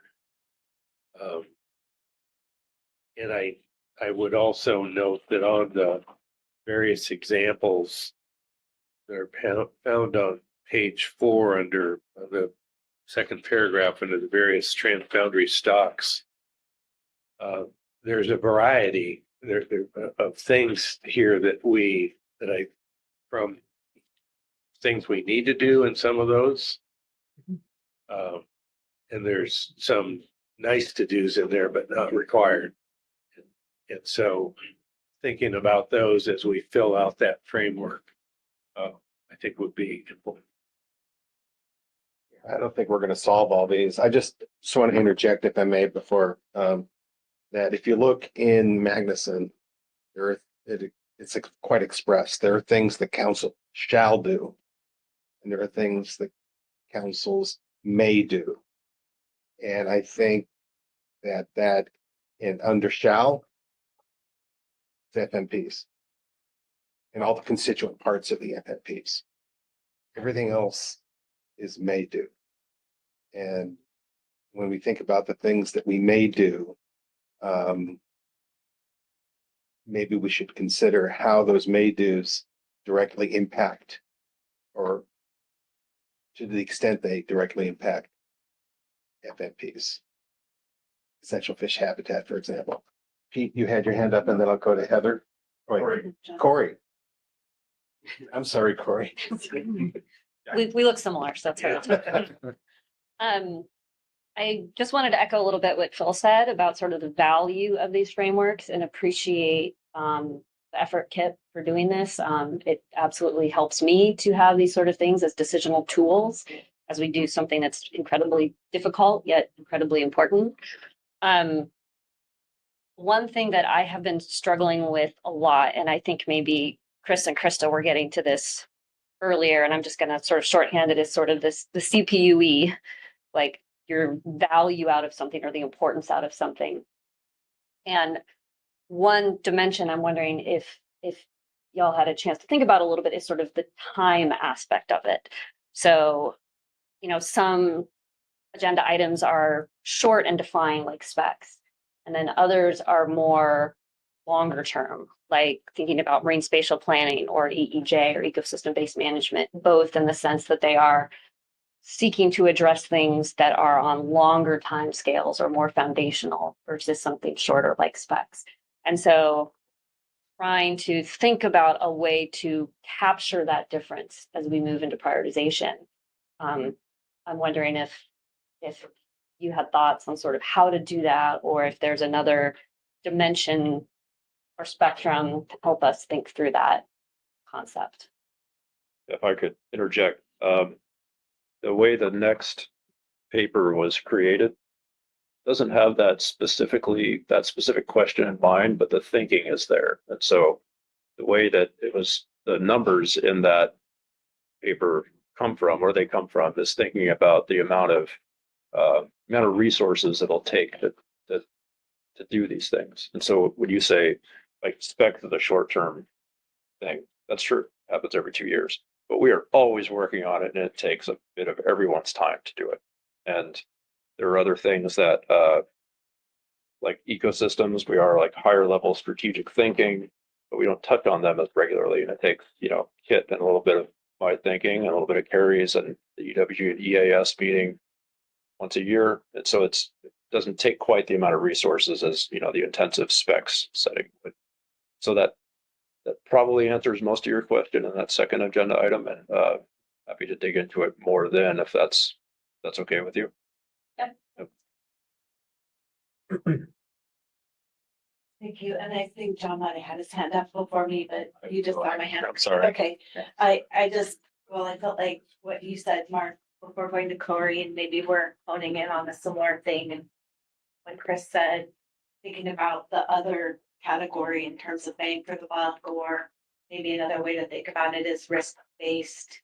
What is the time spent on another topic, and the potential influence that the council discussion and recommendations might have in changing the outcome more. So offshore wind is one of those where you think about it, and when we think about prioritizing some of these other things, is thinking about it in that way, paying for the buck or risk-based influence, opportunity to influence outcomes that affect fishing communities and ecosystems. So no question, just All right. observation about how we think about it. Thanks. Yeah. I think I've seen things sort of parsed out this way before, a little different than what we're seeing in the report. The report's very helpful. But it would be useful, I think, today and tomorrow, maybe more tomorrow, but the way I always look at it as the agenda categories, which are mostly FMPs. And then we've got these other kind of key things that have increased on the agenda, like ecosystem and marine planning, which are now pretty much regular agenda categories where, like in March, we've got 4.5 hours of ecosystem alone scheduled. And I think if I saw a draft that's in the report that was parsed out by those agenda items, it would really help me understand sort of where we're spending our time. And kind of to Mark's point on what are shalls and what are mays and where we're spending our time on that. And we can do it off the cuff, or if the data exists and it's easy. And I kind of feel like this is a council meeting and sending a team back now, but if I can get a report with that would seem helpful. Or at least a discussion surrounding it at the table with all of our own knowledge of this stuff. So John, if I could ask a question just about that. So what I assume you're getting at is by looking at council floor time, that is a proxy then for the amount of resources that we're putting into each of those items, or what is the deeper question that you're seeking to answer? Council floor time adds to council time, which is travel expenses, as well as staff expenses. And those are the two things that we have some amount of control of. And comparing it to the report, we're looking at, time spent on certain categories of things. And it's just a little hard for me to compare table figure 1 to what does that do for groundfish, ecosystem, marine planning, etc. And that would be super helpful because, I'll be honest, and we've only got 2 days here. I feel we're spending a lot of time on non-core mandates that are across all the FMPs. And I think that is increasing workload in all sorts of ways that is duplicated elsewhere. And workload doesn't just add into the council budget, but it adds into all of our own budgets as well. And so for the states, we already comment and interact and provide data to marine spatial planning as a core function of our state responsibility. And we're doing it again at the council. And then we're spending floor time on it at the council. And so that's where I think the council could become more efficient. We could be interested and engaged in these other activities, but direct people to the better way to spend time on it. Yeah, sorry, Mark, if I could just continue with my thought process here. I'm sure we can pull those numbers together. Whether we can do it tonight, I'm not sure, but I would, as I think about how we might use them, I think they'd be valuable. I agree with you. But we have other layers that determine the workload associated with these things. So one extreme bookend, for example, we take the groundfish specs decision from, when was it, June of 22. We spent 27 minutes on that on the council floor. 27 minutes. That takes most of council staff's time putting that together. So we'd have a disconnect then between the time that we spent on that item versus the resources that went into it. So that's not to say there isn't value to it, but we need more than just that consideration. So just to offer that up Really for you. sure, and I appreciate that. I guess what I'm getting at is we can't not do that, right? Whereas there are other things that we don't have to do, that they might not take as much background time, but they do affect things that we have control over dollars on. I'm going to go to a couple of council members who are online. Joe Oatman, followed by Ryan Wolf. Thank you. Maybe just additional question on figure 1. So with this analysis and the data or information that was used to produce the graphic here, can this be used, I guess, as a way to, identify, I suppose, what time that we should budget then for these core mandatory items versus others that may fall into the may category? So meaning that using this information to be able to determine, okay, of the hours that we have available to work with across the year to deal with our mandatory or core items, we're setting aside this amount of time, and anything that then is remaining then could be apportioned to other non-discretionary items. Is that a part of how this could be used? And so I just wanted to see if that's part of the intent behind this, is trying to figure out how best to use the time that we have. I'll step in and answer. I think the best way to read this, Joe, is to say, Kelly and I sit down and organize the agenda. We have a fixed number of hours. And how do we allocate out those hours throughout the council's 5.5 days to achieve what we're trying to achieve?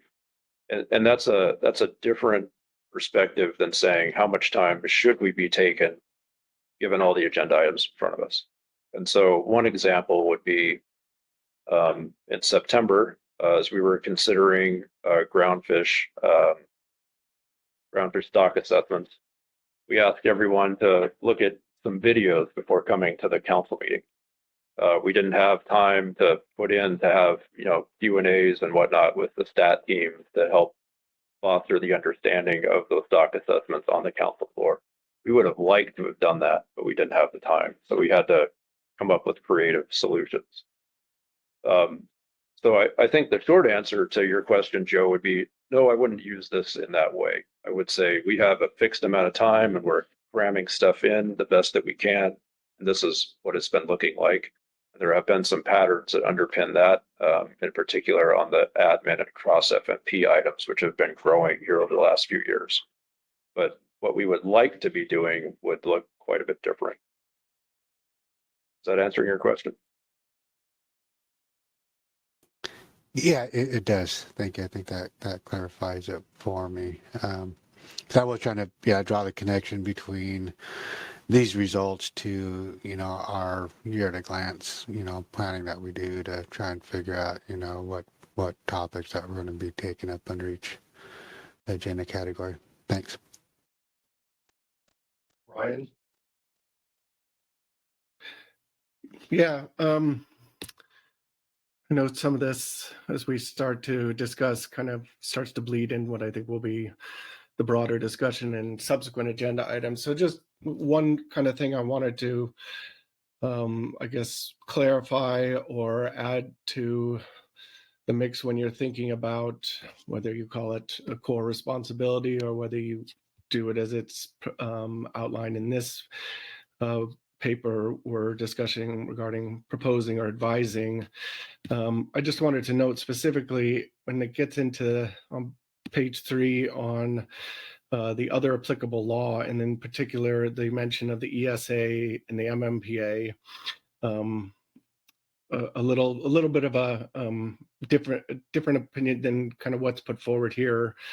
I mean, the MMPA, I think it's fine, right? The take reduction teams do have a very core council role. They're actually written into the membership of those. But I want to focus mainly on the ESA because the policy directive that is linked here is about to change.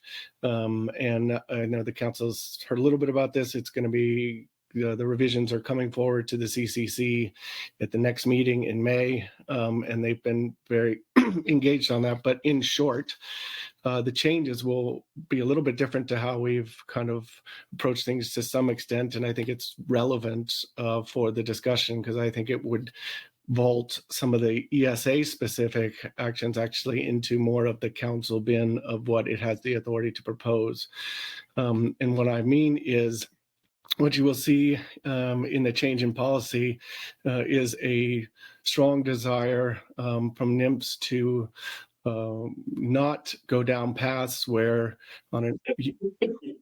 where you have biological opinions that lead to jeopardy, and then RPAs that direct the council to change their FMPs, and instead to try and work through more of the Magnuson process, like we did with killer whales, to come to FMP changes that then don't lead to a biological opinion that results in jeopardy. And on the flip side, in non-jeopardy opinions, NIMPS will be committing to not be putting in any kind of terms and conditions or any kind of measures that then require the council to do further work or change its FMPs. So I just note that as something to, cause I think that still folds everything back into the core responsibility of, general work on FMPs. But since we have so much ESA related issues on the West Coast, just wanted to highlight that I think that will be something that becomes kind of wrapped into more of our FMP focused discussions, as opposed to something the council just advises on like it may have in the past. Yeah, thanks for that, Ryan. I think that's a great point. When we tie these activities directly back to an FMP, it becomes, personally, it becomes core, or more core than others. Further discussion. Krista, followed by Lynn. So are you going, Kelly? Okay. Well, you're getting pointed at. Krista, and then we'll. Okay, thank you. I think it's been encouraging to hear conversation around the floor this morning on this topic. And I am really supportive of having some sort of mechanism. We've got the chart here showing higher and lower engagement. I like the concept. I would lean more towards a graph, which had 4 quadrants instead of 2, because I think there's a big difference in terms of, is it required versus is it relevant, or your shall versus we can. Because I just see, hey, we're going to start pinning the tail on the donkey. This is an HMS issue. It's in an FMP. Maybe it's relevant. Maybe it isn't. I think there's a timely component. And if you look at somebody like Franklin Covey, where you're marking in a 4-quarter quadrant, is it urgent? And is it important? And we may get to the point where we have to just look at quadrant 1. It's urgent and important if our finances aren't there, versus things that are in quadrants that are urgent and maybe not quite as core, or they're core, but they're not quite as important in terms of timeliness. And that's the piece that I will admit I'm struggling with. We heard the analogy about mice cannons. We've had other comments around the table in terms of time, and it, I think, would be beneficial. I was very appreciative of both charts, particularly once I understood how they came together. Because sometimes things don't look like they take much floor time, but they do have a tremendous amount of work behind them. And it it's hard to gauge. I get that going in on a new topic, how much time is going to be spent on that if we're estimating for new agenda items, but still giving people what that expectation is, I think would be helpful as we're working through and picking this up. So again, very supportive of having criteria for when we pick things up or how we're going to engage on them. But I do think we need not just the should we be doing this or must we be doing this, but also a component that really cuts out the level of time or the cost factor that is connected to that.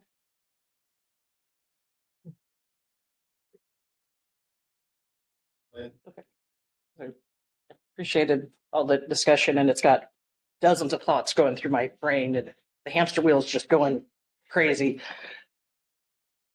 A lot of what we've been talking about will be subjective depending on who we're talking to. The prioritization, the cost benefit analysis, that is going to be very subjective. Something that impacts the whiting fishery compared to something that impacts the commercial nearshore fishery for groundfish.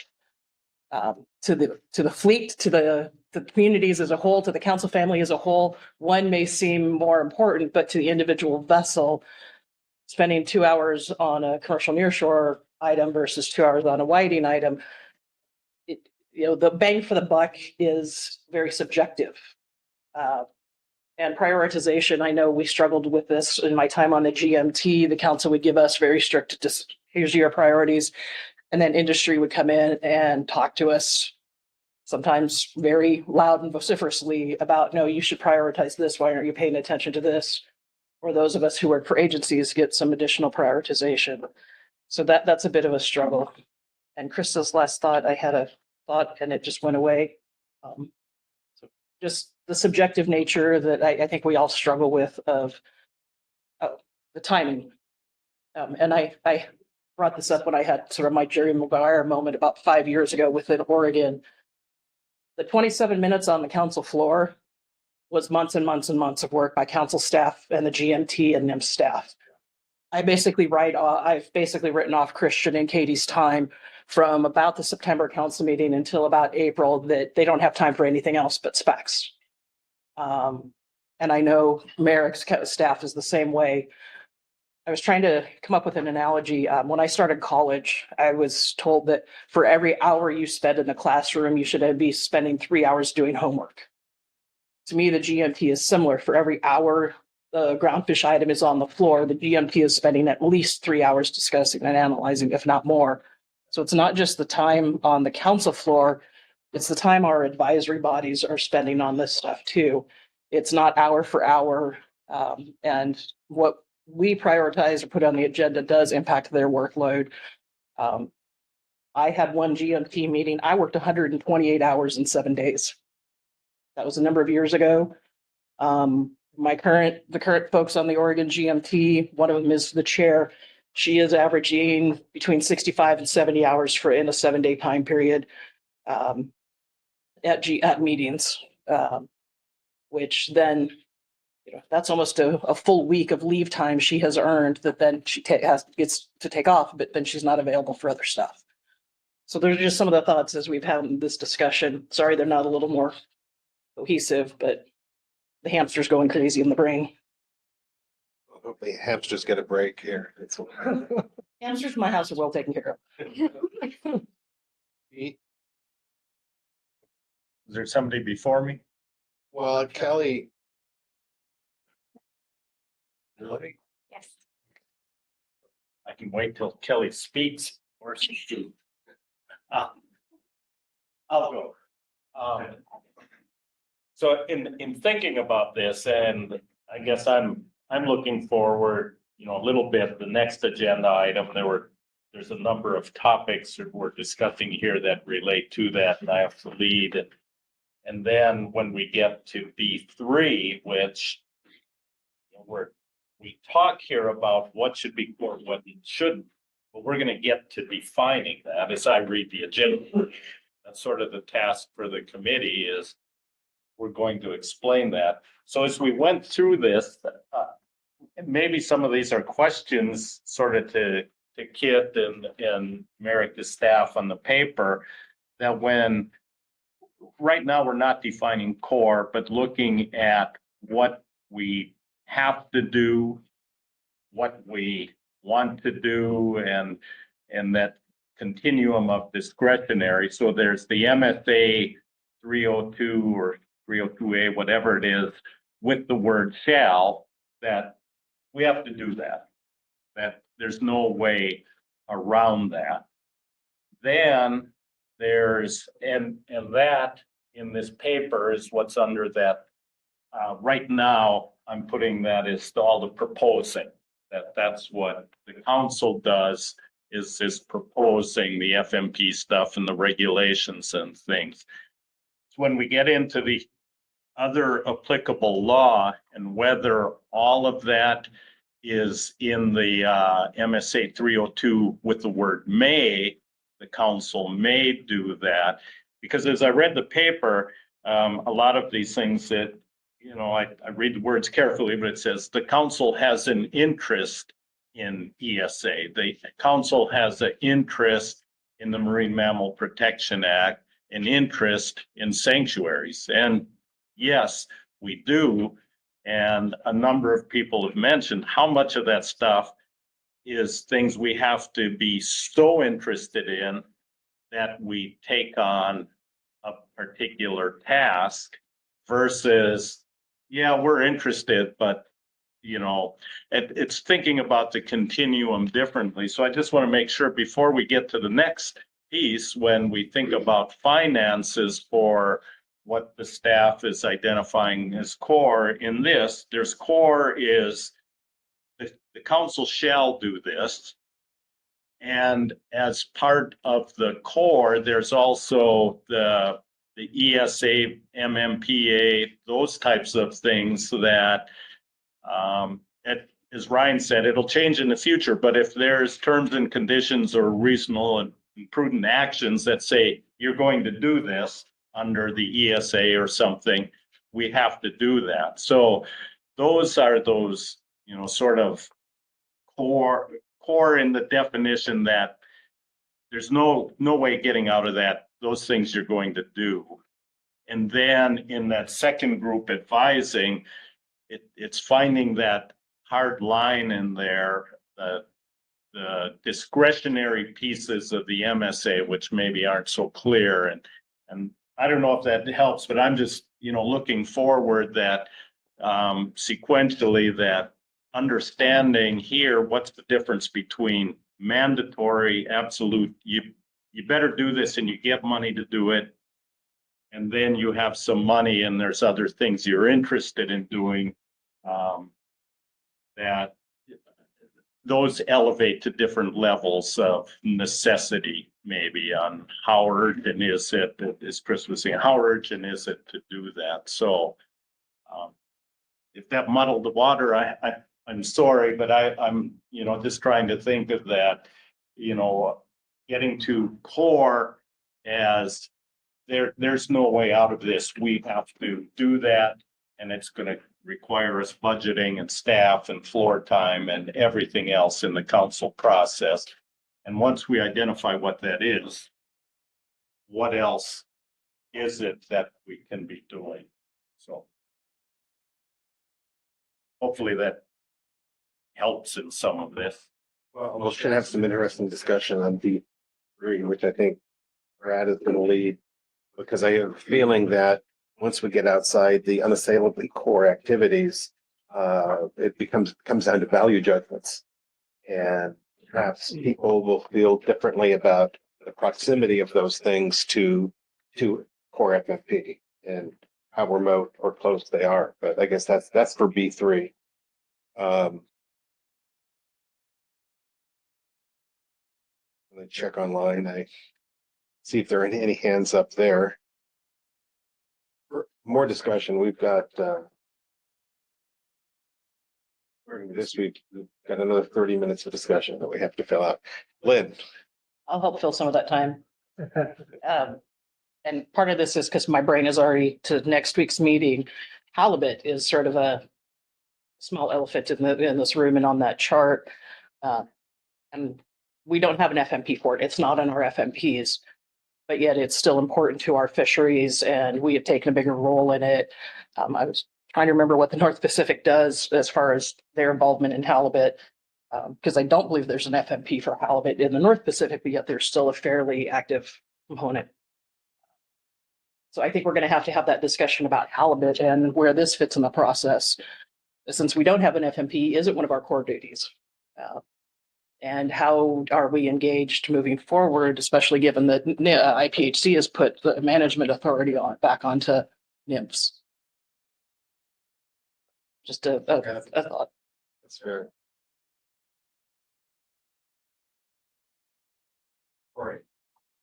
Yeah, I just wanted to maybe reiterate a little bit. I think that the value of these different sort of what we're calling spectrums or axes or ways of thinking about this, whether it has to do with time or cost or these different spectrums that we're looking at. I just want to reiterate, I think it is worth exploring moving forward and appreciate all the work again that Kit and the staff have put into that. Certainly some things that were said this morning have helped me think about that a little bit more.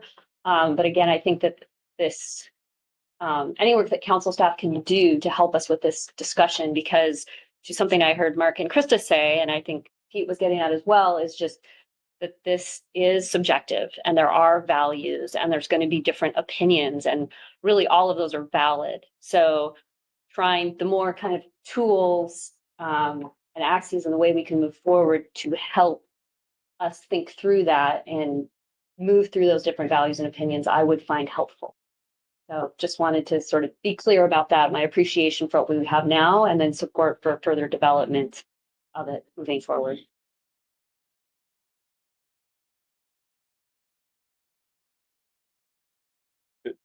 Mark, I would say we don't have to get ourselves to 11:30. We've never done this before, so we took our best shot at the amount of time to take. Change anyone. I want to go back to Kelly one more time. We could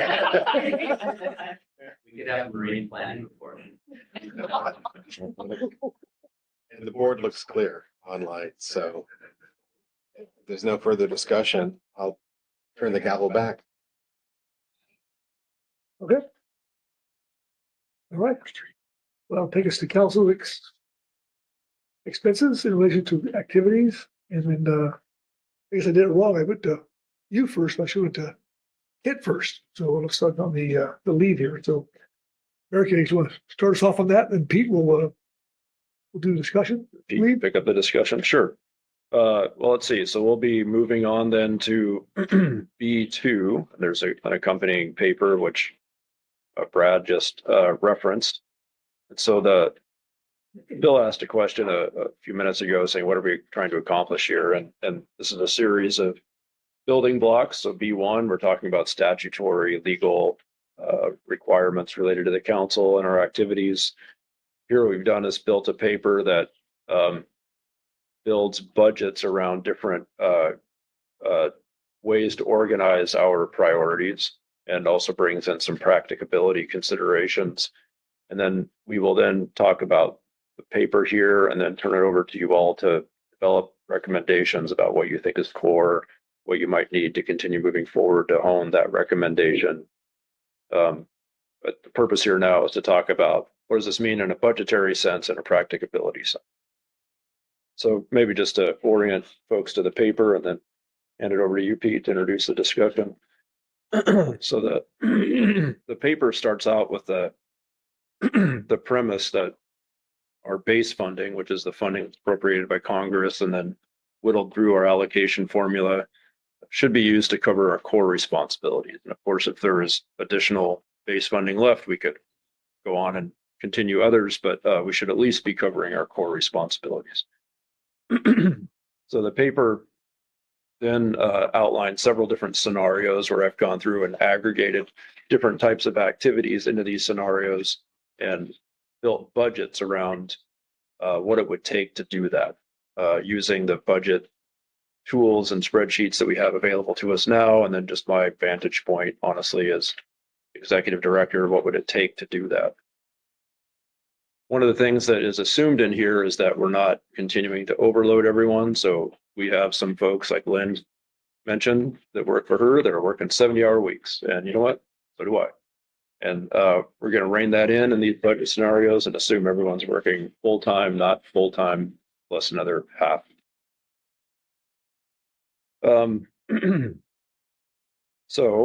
And if you're curious, we do have some tools, and this might eventually help with some of the discussion that you're wanting to have, or the clarity that you're wanting to have. We have some tools that Kelly and I have been building that tease out in more detail what it's taking from each of our staff to do the work that's being assigned to them now. So I will turn you to the first table and just talk you through what this is. And then there's some supporting assumptions behind that. So I think the best way to get at this is to just talk through the table. And so if you followed our budget discussions, the cost categories on the left-hand side of the table should look familiar. We have personnel, travel, supplies and services, advisory body and council member compensation, state liaison contracts, and other contracts. And then the other columns reflect the scenarios that I've built. And so the first scenario, we say MSA requirements. These are the shalls that Mark references in some of the review that you were doing earlier, Mark. So if we were to just do the shalls, what would that take? And the shalls include specs, season setting, EFH, program reviews, and rebuilding plans, and things of that nature. That might not be exhaustive, but you get the idea. The next one, we add protected species. So if we, in parallel, consider ESA species, MMPA considerations, seabirds, what would it take to manage our shalls in addition to these protected species? Then adding to that, you get a fairly smorgasbord oriented third scenario, which brings in our international work, consideration of EFPs, fishing regulations and sanctuaries.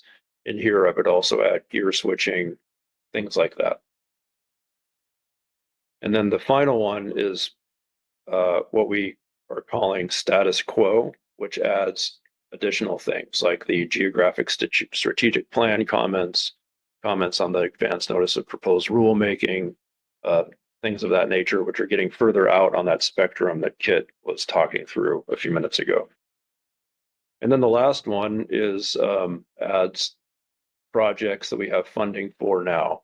And this is essentially what we're doing in 2024.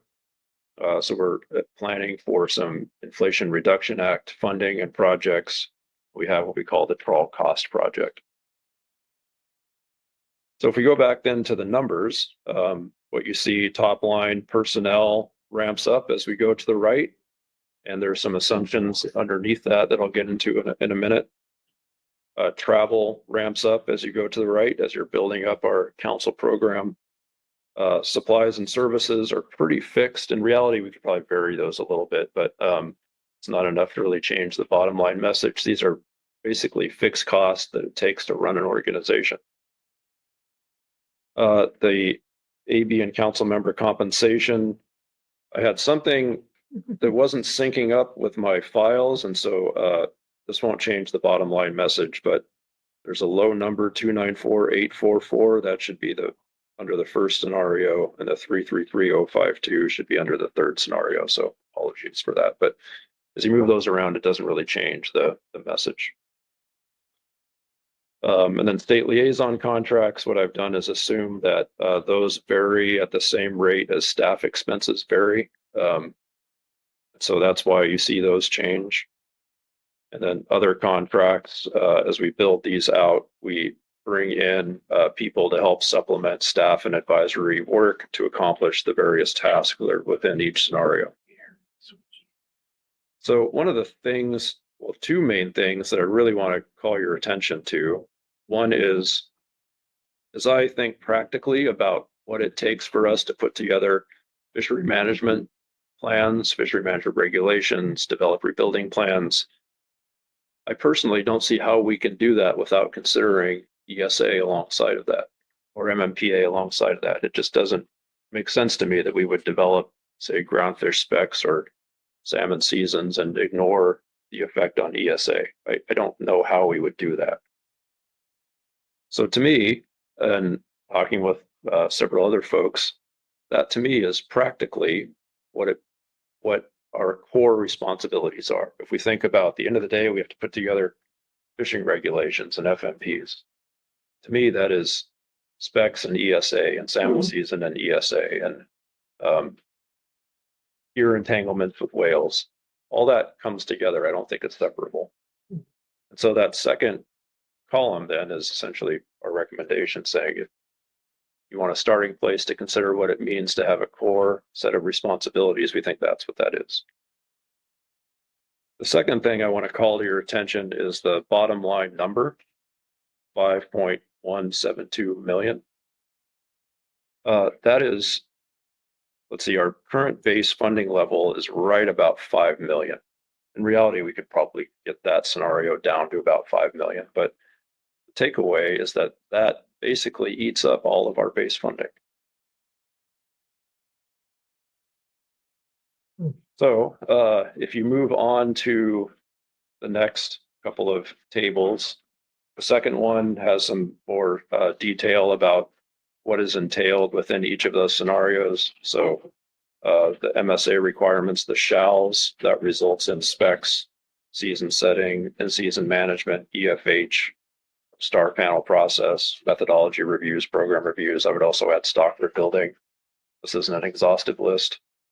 Protected species, you see what's listed there. The third sort of smorgasbord of activities you see there. And then the additional, we have basically responses to other agencies and legislation, marine planning, EEJ and geographic strategic plan. And then the final one, again, we add IRA and cost work. And then table 3, what you see are some key metrics that underpin some of the results of the scenarios. So what you see then on the left column, number of council meeting days that are assumed in each scenario, number of staff FTEs. Right now we have 15.6 FTEs. Contractor support, this is a qualitative score. You can see the quantitative score in the first table, and then relative staff capacity. And the way to look at that is that right now we have a very high performing staff. We have several retirements upcoming, and Kelly and I and Patricia are asking ourselves, what do the replacements look like? Are we hiring folks that are early in their career or folks that have several years under their belt? And that translates into moderate high or high capacity. It's a qualitative score of that. So just to talk you through one example then, the left-hand column, MSA requirements, we're assuming that that would take 4 council meeting days. Our staff size would go down compared to today. We wouldn't have a need for a whole lot of contractor support. We do the work in-house and alongside the technical teams and advisory bodies and the SSC. And relative staff capacity would be moderate. So some of the backfilling would be done with relatively junior folks. And you can see as we build out to the right, those numbers increase. So how about I stop there and see if that triggers any discussion, but I'll turn it over to you, Pete. All right, well, thanks, Merrick, for that overview, and I'll just add some of my perspectives on this. Really appreciate Merrick and the staff putting this paper together. To me, there are some very revealing things and some things in there that caused me to think pretty hard about how we proceed through this. What isn't so revealing is the funding sources. You know, there's base and supplemental funding. Supplemental funding is always pretty much project specific to crawl cost share. We get money from NIMS, you do this job, versus the base funding, which identified here covers those 4 things. shouldn't be revealing is that the base funding, our annual spending has exceeded what the base funding is we're getting. We're spending more than we're taking in, and we've had that delayed spending account to carry us through.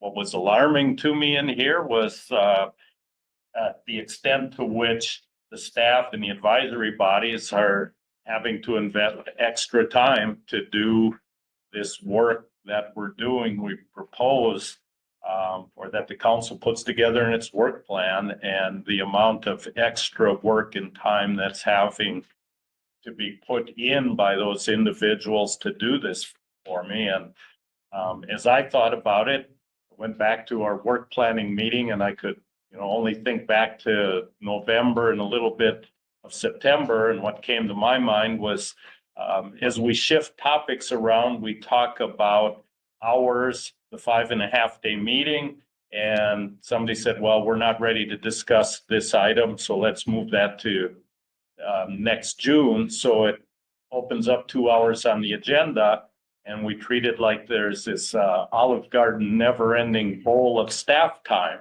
where let's put in another agenda item without consideration for what's the workload associated with that from the staff and that. So I know we've discussed staff capacity and NOAA capacity and everything in the past, but it seems we've gotten more into focusing on filling every hour on the agenda without thinking about the impacts of that as we went through that. So the staff putting together that little assessment of how much time is involved in these tables, and then I guess building off the previous discussion, the fact that we've got what the staff has defined now, and Merritt just went through the core activities the MSA required, and then those protected species things eats up everything we're getting annually from NIMS in the budget. And I guess my last observation was that my memory or my history of this isn't as long, but it seems like we're doing more, asked to do more and more of those other things, the marine planning, the wind energy, the aquaculture, the comments on different things than were being done. And to protect myself, I should go back 12 years or something and say, well, I'm not sure, but my guess is that a number of years ago, there was more focus on those core activities, on the MSA, the FMPs, and those types of things. And we're getting more and more of those other things coming into the agenda. And I think some of the other graphs in the previous topics showed that. So those were, as I went through it, short paper, but it caused a lot of thinking and head scratching. So I'll look around for any other comments. Mark. Yeah, thanks, Pete. I look back some years and see, where were we when we were spending a lot less money? Council staff is pretty much the same size. So it's not like we've increased staff. We've increased staff workload, but we haven't increased the staff size. Our meetings have been 5.5 days for as long as I can remember. It's not like we've increased, the number of hours that are available. All we have done is increase the amount of work that the staff has to do, and we've increased the amount of work that the council has to do in that same 5.5-day period. And those are issues. But those issues don't necessarily bear on budget issues, because the difference is inflation, right? And so basically we're going to have to, from what, and this seems sort of the ground rules here, we need to find a way to cut our expenses, not beyond maybe where we were 10 years ago in terms of things that staff and council have to do, because there's no way for us to reduce our expenses without reducing all of those categories: travel, contracts, staff. I mean, it's a zero-sum game. So, I think we, to an extent, need to keep in mind that simply waving a magic wand and removing, the things you mentioned, aquaculture, marine planning, these things we were doing now that we weren't doing 5 or 10 years ago, that's not going to solve our problem. I just wanted to inject that. Bob, welcome, Bob. Thank you. Sorry I was late. Planes aren't running very good these days. Did my best. This morning was even an hour and a half late. Sorry. Commenting on that, I think, Pete, you mentioned obviously the agenda items that add to it and the tasks that we take on that add to our workload and add to our costs. But I look at it too, there's a root problem here that we need to address, I think. And this whole idea of staff working 160% of what they're expected, and you watch what goes on at the meetings in the GMT and all of our advisory group, and then contrast that with, we tend to have more and more vacancies in these volunteer, basically, positions that support us. And this whole thing comes to a grinding halt if we don't come to terms with that. I mean, I think overworking our staff is going to increase turnover in our staff. I think it's also going to, just because you replace someone doesn't mean the new person comes in at 100%. It takes a while for them to get in the groove and understand. So it increases workload on the existing staff. And the same applies to our advisory panels and our management teams. We're expecting them to produce the documents and the support for us to make decisions. But those decisions are when that staff gets renewed more quickly, more regularly. We've seen it firsthand that, it's no reflection on the quality of people. It just takes a while to learn the job and to learn each other. And I see that happening more and more. You ask people about why don't you join the advisory panel of this or that. They said, it's a little too much. I don't have time for that.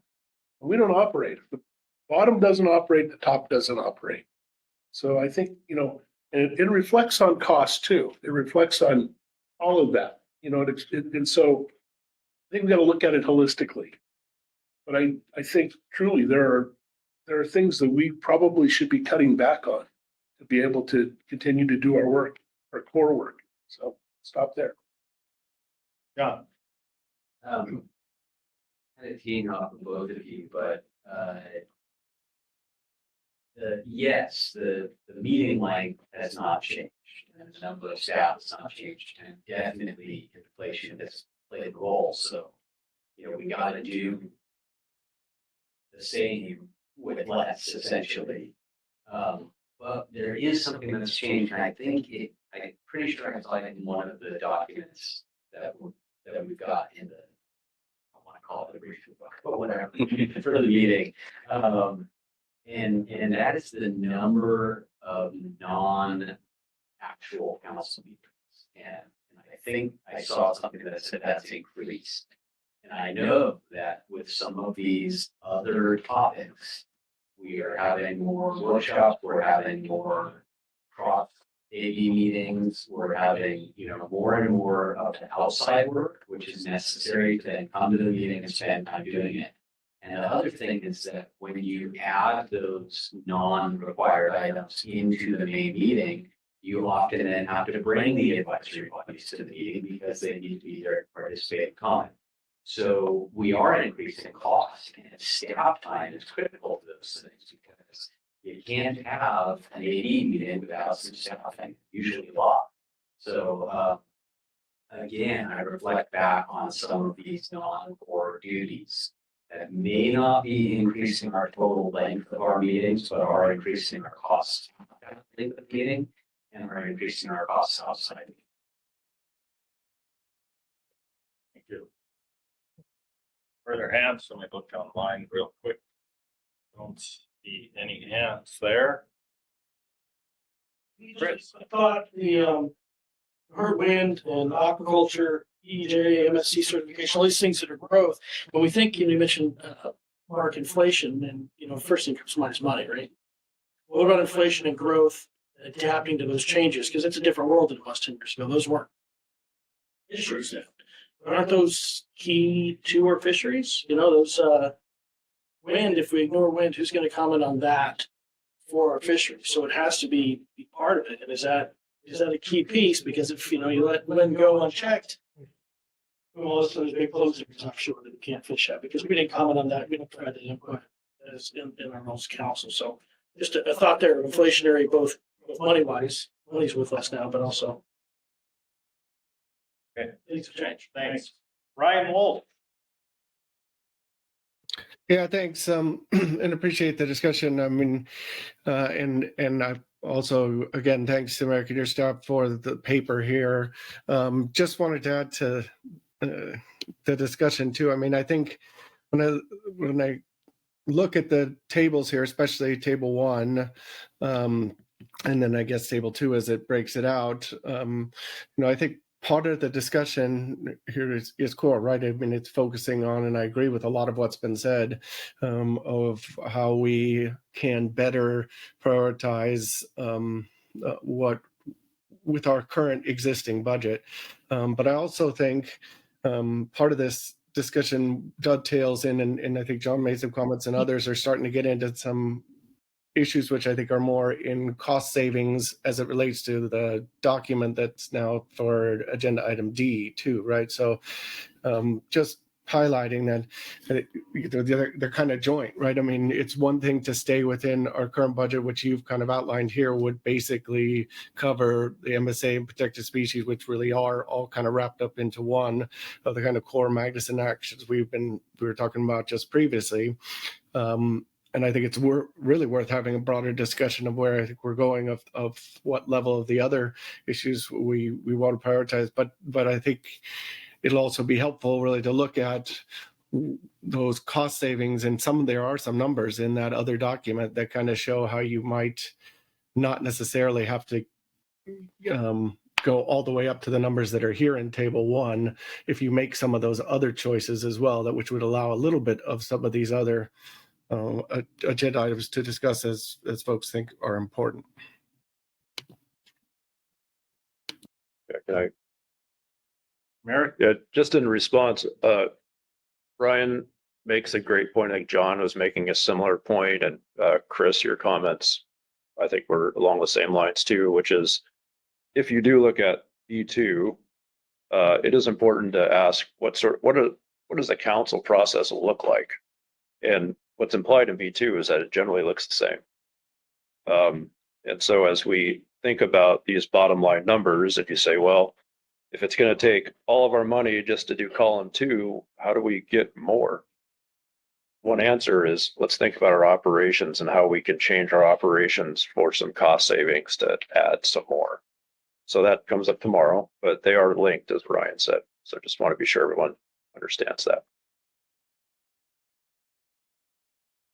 Yes, Heather. Thanks, Pete. I just want to add to this, teeing a little bit off what Chris was saying too, and kind of what we were talking about this morning and the level of funding that we're getting, and making sure that we're not just carving ourselves again into the money that we're getting. And I understand and appreciate the need to be fiscally responsible, but losing leverage or by not acknowledging that fishery management is more complex and takes more time, and resources are needed to allow us to be able to manage under those complex situations. And so climate change and all of that is changing the way we do work, and we are needing more time. So I just want to make sure I'm bringing that back up to the top of how we talk about the big picture resolution. I think it needs to be more than just council efficiencies and prioritization, which I think is important, but also needs some acknowledgement of the situation we're managing it. Like Chris said, it's different than it was 10 years ago. Krista. Yeah, so I want to bring up one of the hidden costs that I don't think we have really on this paper, but we have on this paper when we're talking about staffing, not just for council staff, but for all of us, including our advisory panels. And that is, at least in the tenure that I've been on here, we've moved from like one person that was serving on my multiple panels versus multiple. And on the one hand, that allows us to be mindful in terms of the travel, right? We're sending one person instead of two people to HMS and CPS. On the other hand, the amount of time that we are asking that person to put into the process and the bandwidth in terms of maybe we don't have the number of hours for an FMP because too many people in that FMP are serving on too many other committees and their time is really not just this one little block. And as we work through this, just making sure that we're building that capacity so that we don't end up in a situation where we're looking at all of the little parts independently as opposed to the sum of the reality that has changed, at least in the 5 years I've been here, in terms of who is staffing what in which room.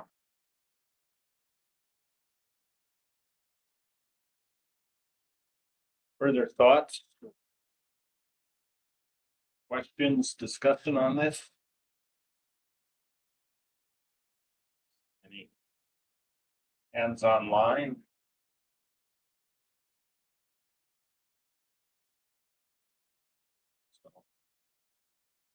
Well, I would recommend then we go to Mark.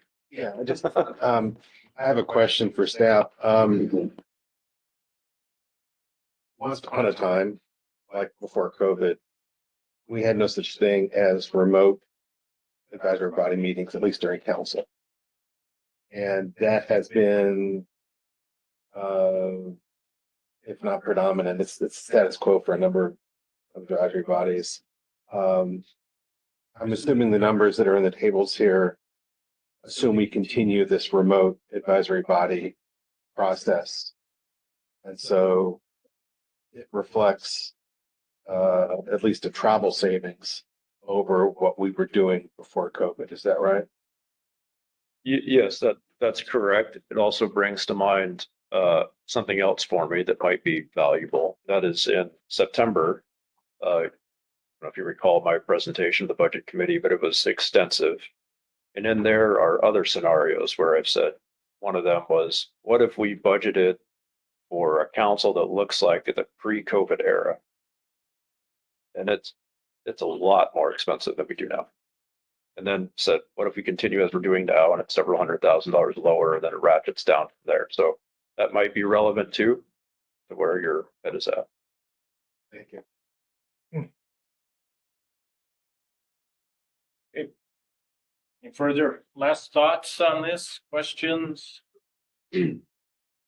Or it's pretty clear on how some of these different activities relate to different annual funding or expenditures as we put the building blocks together. It's clear to everyone.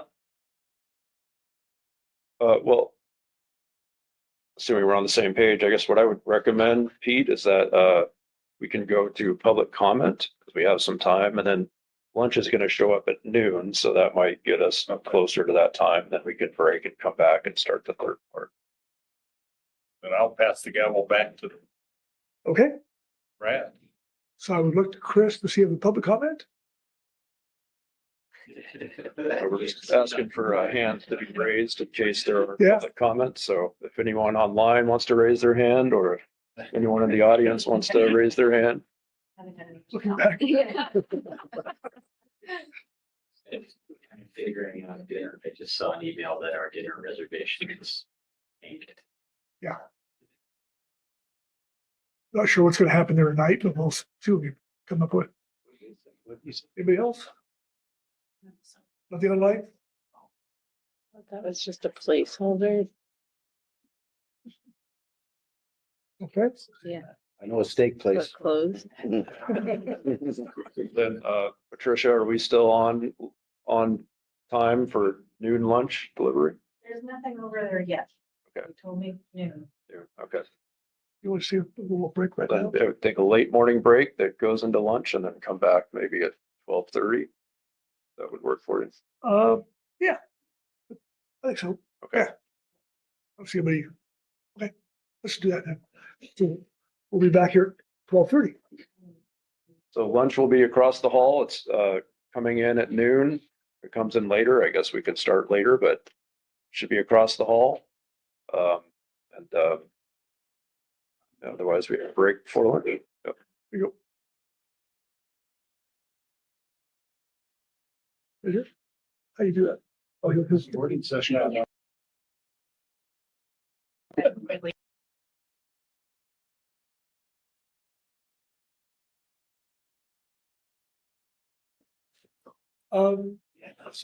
now at I worked up to the 3. B3. Recommendations. And I guess we have a couple tasks this afternoon.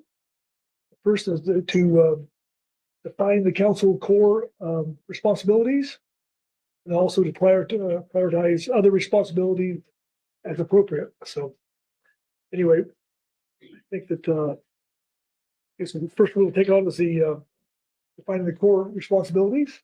And so open the floor for any discussion on that. Obviously, working off the sheet that Merrick covered earlier, I think a pretty good start to that. So, Parker. Thank you. I guess I'll break the ice here.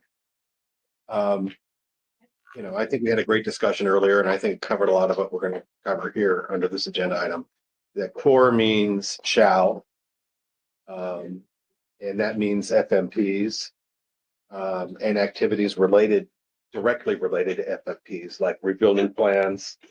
I think that personally, I think that the ESA and remamel issues, because they directly impact our FMPs, are also core activities. So I think any activity that directly impacts our management of species that we manage is indisputably core.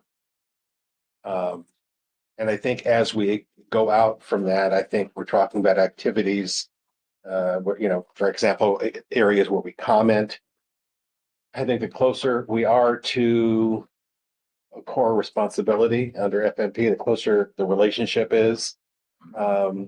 Maybe those aren't core anymore, but nothing we do is unimportant. Everything we do is important to conserve living marine resources, to provide economic and cultural benefits to stakeholders.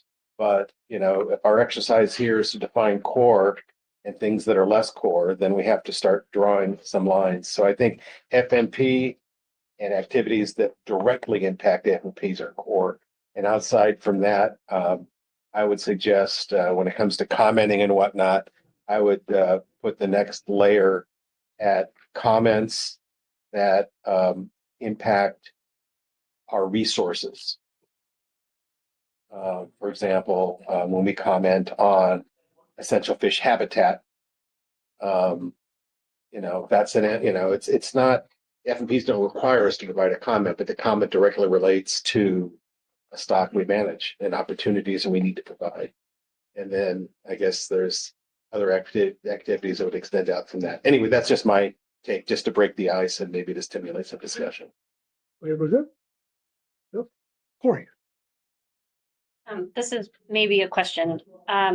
Thinking a little bit about that and hearing what Mark just said, we keep thinking, I think it is the right way to do is to bring this back to the MSA and look at the legal responsibilities. And I'm not a lawyer. Some of you are.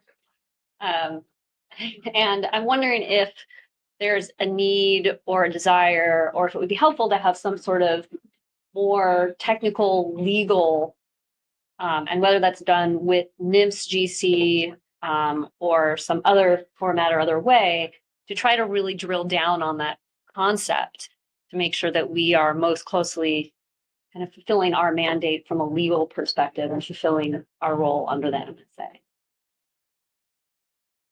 I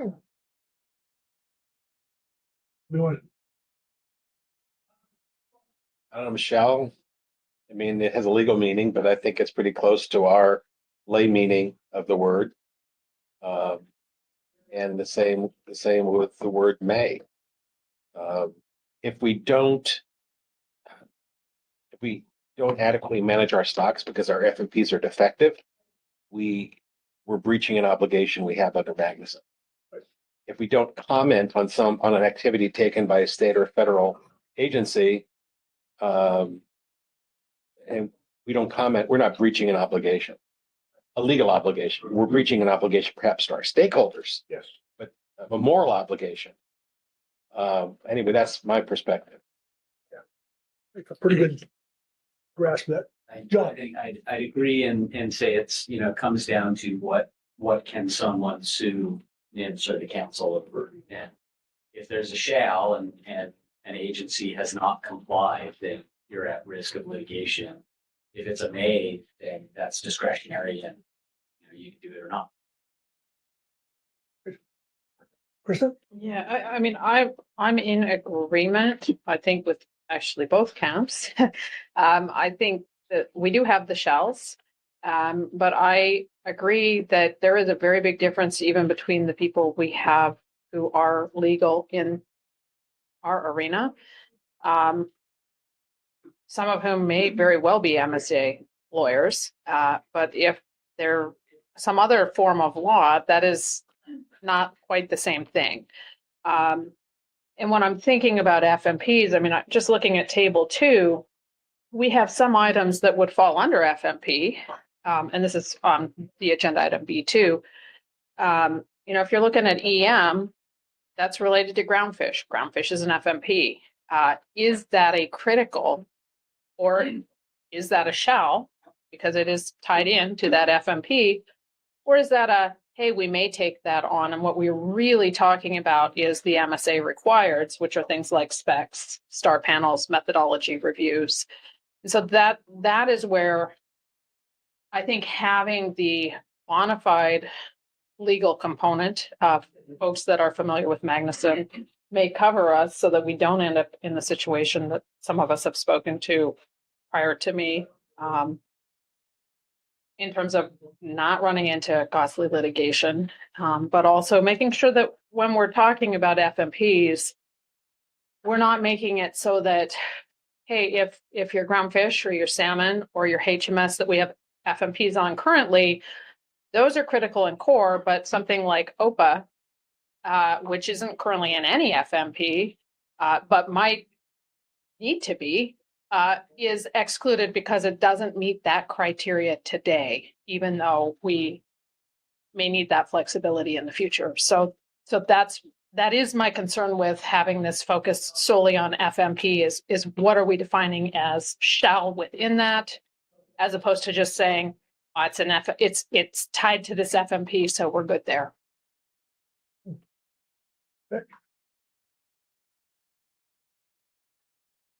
Lynn? And this may be a little naive and maybe even more on the data analysis side for the last too many years. How do the national standards play in this too? Because we have the national standards to consider about efficiencies and allocations and reducing bycatch and safety, which aren't directly covered. Some of the actions we've taken to meet those standards may not fall under the direct MSA, fall directly within the FMP. So I'm just trying to figure in my head where the national standards as our guiding principles fall as well. Pete? Yeah, that's a good point. I was thinking about that in some of the other things we went through. I think it was on B1 where there were a couple of things that, without going back through that came out as a lower priority, but I thought, well, that's exactly what the National Standard 1 says we should do, so therefore it's high. But as I was more recently thinking about it, I guess my thought is where we blend in the national standards because they provide a lot of guidance is how we do things. So as I think about it right now, a core responsibility, optimum yield, and under that, then what do you have to do? And defining stock status and catch limits, all the management measures and that. So I think it's a very important piece to look at. it bears on some of the priorities, I think, but it, as you said, safety is huge. It's huge, but how does that weigh in on the other things? And that some of those national standards, I guess, just are, yeah, they apply more directly to core things, and others are more explanations of how we go about doing some of those things that are core. So that's the way I would view. Mark? Yeah, I was just gonna say, National Standard 1 is actually, the text is almost verbatim from Magnuson. But the others, I think I sort of view as interpretive guidelines. It's not, they're not words, don't come from Congress. They come from the agency in a regulatory package, but I don't know that they impose, someone will disagree with me and I'm probably wrong. I don't know if they impose additional obligation as much as they say, when you do your things under Magnuson, you need to be guided by these principles. Right. Yeah. Okay. What else?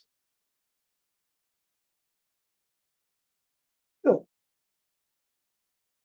I don't know if I know how to put my thoughts into words, but I mean, I think on page 2 of our B1, where it lays out the 8 specifics relative to fishery management plans. When I think about core functions and having FMPs be maybe the first on the list of core functions, the activities that fall under those 8 points is what I'm thinking. The national standards that are in the Magnuson Act, we need to take actions in these various areas that are either consistent or not inconsistent with those. There's a further interpretation of those national standards in the national standard guidelines, which are guidelines, I think, as Mark said. So there's a lot of activities that we do that that fall under one or more of these 8 points. In terms of making amendments to FMPs as we deem necessary to make the fishery management plan achieve its objectives that are relatively clearly spelled out in each one of our FMPs. So it's the sideboard. I mean, this narrows the sideboards for sure from the kind of list of things that are on the continuum back on page 6. But and they're, the things that fall within the FMP box is relatively broad. But I think setting that up first as our top priority is appropriate. And we need to do that in a manner that's consistent with other applicable law, which then ties in things like ESA, Marine Mammal Protection Act, Treaty Indian Fishing Rights,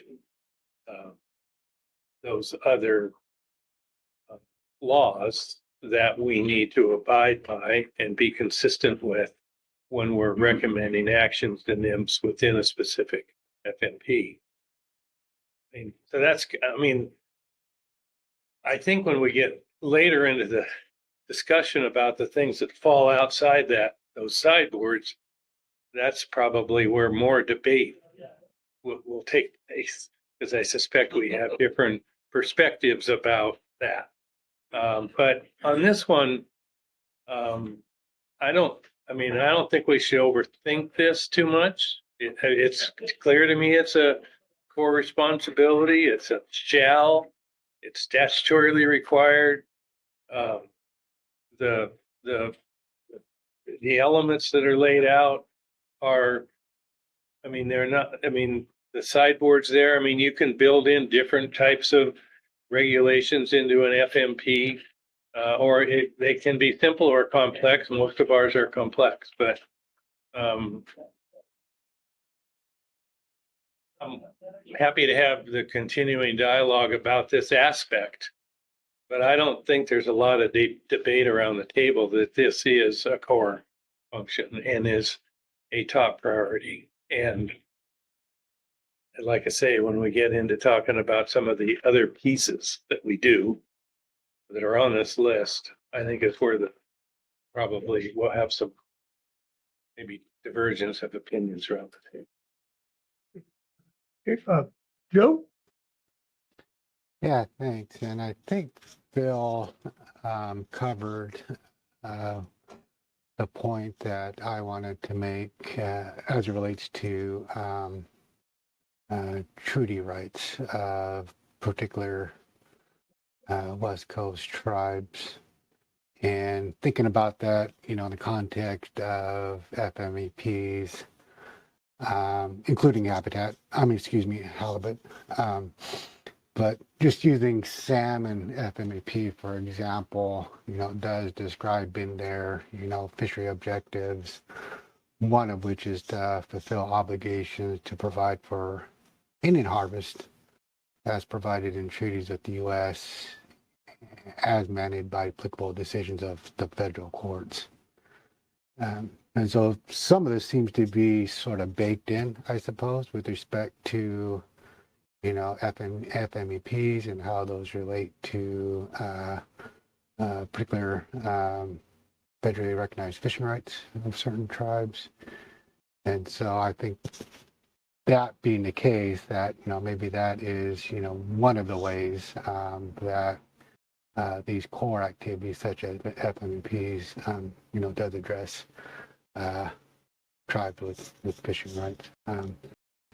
And ensuring, I guess, as we do the work at the council table that, we are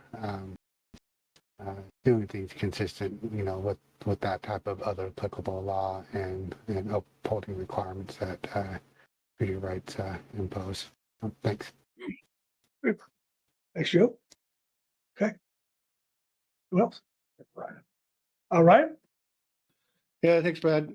Just to add on a little bit here, I think I'd be careful of saying that anything, FMP focused is really a shall. I mean, well, I guess I'll start by saying there are some things that are, in addition to what is been laid out that are, I would say also have some shall to it. Obviously anything related to what is supposed to go in an FMP, but also there's all clauses, whether it's domestic or international cause as it relates to overfished and rebuilding plans and shalls that require council action there. And a lot of these are laid out, I think, well in the B1 document. They're in that kind of advising section, but like I noted earlier, I do think you could connect ESA. I think you could connect to some extent, like I mentioned, international as it relates to if it is overfishing and it is something that domestic, that it has a council shall. Also on the sanctuary side, it's not really a council shall, I think, in the Sanctuaries Act, but it says that ONMS shall consult with the council before designating a new sanctuary, like we just did with Chumash. So there's a couple things here that, and I think to Corey's question, I'd be happy to work on this before we got back to a council discussion on this and work with general counsel to help flesh that out. But I think the other point here is there's some, when we get to looking at the document in D, but I think also the dialogue is not just what falls outside the FMP or outside this shall. There is a lot of time that is spent on the council, and it's raised in a number of these documents on the agendas that technically you could say is a shall because it is directly related to the FMP and potential amendments to it. But there is still a choice of how the process you set up for that, how much time is allotted for that, what is prioritized as it relates to that. So I don't want to lose that aspect of it too, because just because something could be considered a core priority as it's a potential management measure that could amend the FMP or is directly related to an FMP does not necessarily mean it's something the council has to do. A lot of that is a voluntary choice, obviously based on proposals and things that we want to put forward, take on. And that has impacts to cost, to staff time, to agenda time, et cetera. Okay. Thank you, Ryan. Lynn? So, kind of off of what Ryan was just talking about, you know, in my head, because I tend to be groundfish focused. That's where my bias is. We have two pretty big items that are outside of specs. We've got stock definitions and we've got gear switching. And I'm trying to reconcile both of those in my head. To me, stock definitions is a shall because it's needed to define our stocks in our FMP. And I'm struggling, is gear switching a shall or is it a may? It's something to enhance a program, but I don't think it directly relates to the FMPs. So to me, that is maybe more of a may, but yet it's extremely important to our industry. We've spent 7 years on it. I don't know if I'm the only one struggling with where some of these fall out. Yes, it's related to our groundfish FMP, but is it a shall item? Is it a have to, or is it a want to? I don't know that there's a question there. I don't know that I'm asking for a question, but it was just a thought that I was noodling around. Okay. Kristen? Yeah, thank you.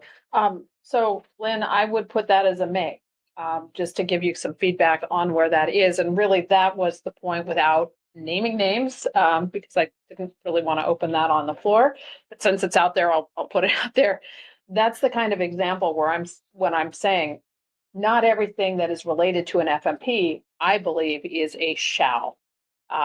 Now, the concept of let's look at the 8 points and say these are shalls in terms of applicability, I saw a lot of merit in that. I don't think that we need to say, oh, we're not going to take these on. We're already 7 years into it, right? This is not, from my opinion, we're going to take things that are already agendaized off the agenda necessarily. But when it comes to how we prioritize things for agenda time moving forward, that are already on there, they may not be on every meeting. But also when we're looking at what new topics to bring on, being able to say, you know what, it's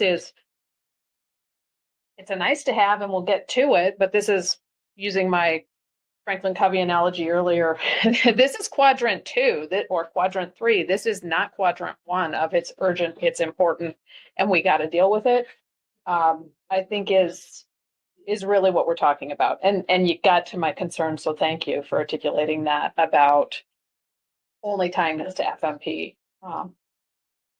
Because I think we will get into that push and pull and tug. Ellie?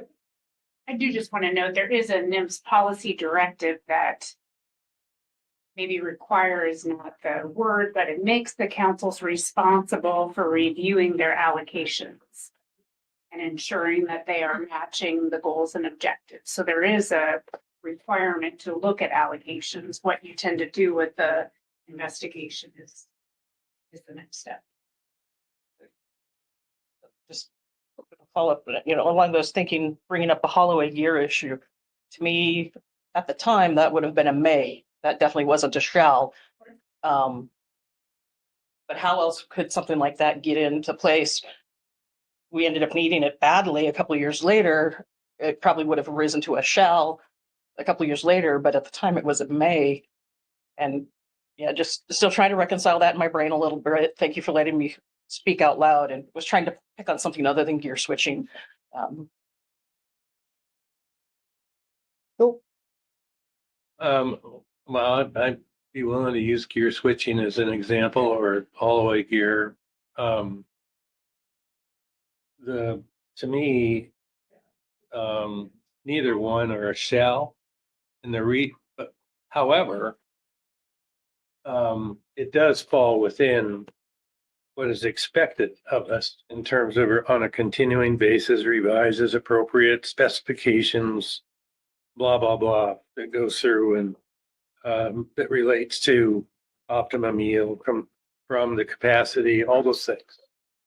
So just be, that by having the work associated with our FMB be our top priority, doesn't mean that everything that is contained within those FMPs, as it may arise, is, oh yeah, you got to do it. It will be a judgment call on the part of the council as to whether taking up a plan amendment to address a particular issue, regulatory amendment, whichever path is chosen, is needed.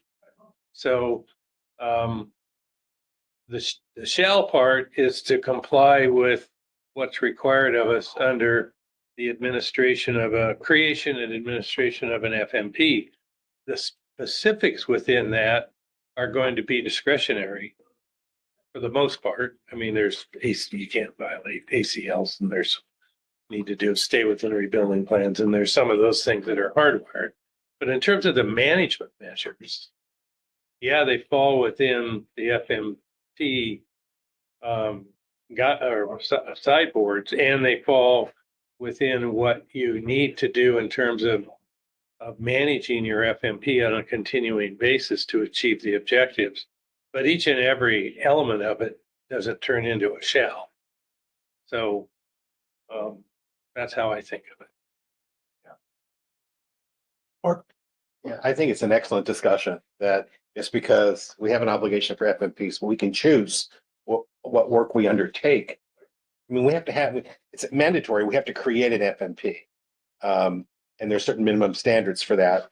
But as that FMP evolves, we have choices. And in that context, and I want to touch on, Lynn mentioned stock definitions. A lot of the work we're driven to in groundfish is a function of stock definitions. And the more we parse our complexes, the more work we're creating for staff, for NIMS, the more complex our management becomes. And I think that one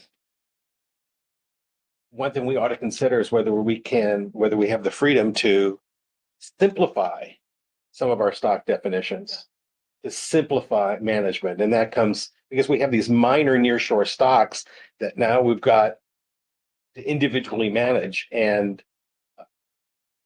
I ask the question, is that really required under Magnuson?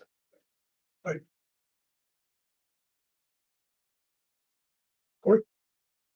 Yeah, just thinking about this a little bit, and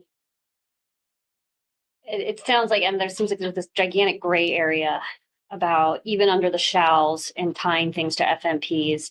There's a lot of latitude to what several folks have spoken to about what could fall in that and the discretion it then provides the council. And I worry a little bit about that because it feels like maybe everything could tie back to an FMP. And I think a lot about ecosystem work and how that largely is eventually aimed at coming back into FMPs and how we do things through FMPs. So just kind of sharing a comment that I think that's a really, really wide band. The second piece too is getting into cross FMP work and thinking about kind of the issues or topics. One's a raging bull, one's a frog in a pot. Both you're gonna die. And how we make sure that we're, not just looking at the raging bulls that are in front of us, but the frogs in the pots as well. And making sure that that is part about how we're looking at the FMPs. Because a lot of the FMPs are, again, shorter duration concerns. And maybe that is sufficient to address the frog and the pot issues as well. But I think about things like climate change, or I think about the needs of fishing communities and how to make sure that we are, even though that may not be a shall in an FMP, is it creating enough of a platform for us to also address those critically important issues that aren't on a 2-year cycle or even a 5-year cycle, but are just really important. So I'm afraid I don't have an answer there, just sharing some thoughts about that gray area and sort of when we think about what we mean when we're thinking about FMP specific. John? Yeah, when you put it that way, what it comes back to for me is a lot of these things might come down to not whether we do them, but how we do them for the names. And again, kind of focusing back in on how do we make ourselves more efficient. What I'm seeing in my experience is more and more directed work at the names as opposed to integrated work at the names.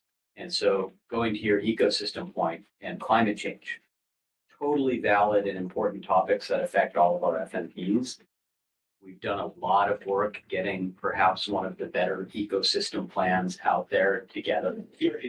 Maybe it's time, rather than to keep focusing on that as its own subject matter, to actually start implementing what we've done within our other subjects and not taking on extra additional new work in that realm. So that's where I see this discussion is valuable. Somebody, I can't remember if it was Krista, mentioned, EM is an important part of groundfish FMP work, but do we have to have a whole separate thing on it, or can we start integrating? I don't know in that case, but each of these, it comes down to that sort of decision making. Well, just listening to all the comments and what people are saying, would it be a benefit for us to really try to get down a criteria, a list of a checklist when something comes up, that we judge it against, whether it's a raging bull or a frog in a pot? Do we do it now? Do we do it over time? Is it something we have to? Is it relevant? Is it something we should be engaged in? But it seems like if we had a checklist of criteria that something has to meet, that just has us check our work, that say, do we have is this going to overburden us? Is it necessary to do now and put a lot of effort in? Or is it something that can be done over time and fit in? As well as just whether you embark on it at all. And, it gets us to justifying the rationale. I mean, I know a lot of times we tackle things because it's part of the discussion and it just naturally grows to establishing a committee or doing this or doing that. But have we done our homework to really understand whether this is something is this a road we want to go down? Does it actually, is it something that should be in the mix and where it should fall? So just thinking of it that way, is there any utility in trying to create a set of criteria and a checklist of things that we vet before we jump off the bridge? Just a big comment. I think we've kind of had something like that, like the omnibus, right? Everybody gets on the bus, but it really doesn't give us much guidance. Right. I think what Krista brought up with that Franklin Covey kind of plot is kind of, so it's a little more, a bit better informs us for not necessarily for our core stuff or the shells, but for the bay, to give us some guidance that we look at and kind of visualize and plug things into and get a better sense. But Heather? We're on the same track. I was going to bring up the groundfish workload and prioritization. Me too. Not on the list where things, good ideas go to die, but and it's a list, and it includes some evaluation of the work. It includes, should this be a separate item or can it be worked into the specs? So similar thought. Yeah, thanks. There's a discussion here that I think is well informed by Section 303 of the Magnuson Act. So we've been talking about, is it an FMP issue or is it not? Is everything that's an FMP issue a core or is it not? And the MSA has required provisions of the FMPs and discretionary provisions of the FMPs. That essentially, I think, defines what we're talking about here, that balance. So it's a long list. It's not in this paper, unfortunately, but required provisions in here include things like catch limits, EFH, description of the fishery, the species in need of conservation and management, those sorts of things. The discretionary things include, just a second here, zones and periods and times when fishing can be allowed. Protection of deep sea corals, fishery closures, gear restrictions. So it's how you do your work. It's probably helpful to tease that out. And I think when we tease that out, that gets to that checklist in some ways that you were getting at, Bob, which is here are the required things we have to do. And that's also informed in that paper that I put together. We have a list of things like specs, catch limits, and rebuilding plans. Those are all required provisions of an FMP. I think if we see that list, that'll address a lot of what the discussion is centered around here right now. So happy to send that around, but yeah. Making a list and checking it twice is good, but keeping on that, following through, in the GMT about 7-8 years ago, we made an in-season checklist. Does this qualify for in-season? It got used for about 2 years. There's some transfer of people. And now I think here in the between September and November, the GMT went through and created a new checklist. So if a checklist like that is created, there just has to be some, not guidance, but some follow through that we keep it up and we use it in the same way, that when Brad rotates off the council and somebody else comes in, when we lose Phil here way too soon, and whoever replaces Phil, being aware of this checklist and that everybody knows that that's what the metric we're going to use it for. It was great when we used it on the GMT, and I think what they're doing now is good. But there was a number of years where that sort of fell out of the collective consciousness about that checklist. Maybe a way to institutionalize that into the process. Anybody else? Okay. So Well, I would really like us to get to a resolution on what we think core is. I'm not sure if we're quite there. I've got something in my mind about what I think it is. Mark started us off with some great comments, and we're trying to, I think, build from that and fine tune things. So I guess I just put it back out. Are we all on the same page? And I'm not sure. I mean, what we're talking about now is how to manage expectations and workload in a prospective way. So I think that there's we need to maintain there's a constant maintenance of our fishery management plans that are required. And I think that we've discussed, ESA and marine mammal, and there are other things that necessarily feed into, we have to address when it comes to our fishery management plans. But on a prospective basis, maybe discretionary changes to fishery management plans are perhaps not core or not as core.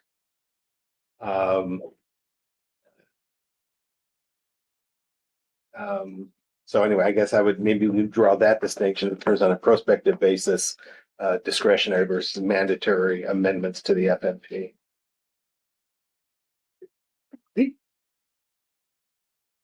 Yeah, I'm pretty sure I follow that. I agree with it. I think first on the core, I agree that FMP shall, the protected species types of things, there's no question there. I think if I'm following what Mark was saying, what's going through my head is these discretionary things.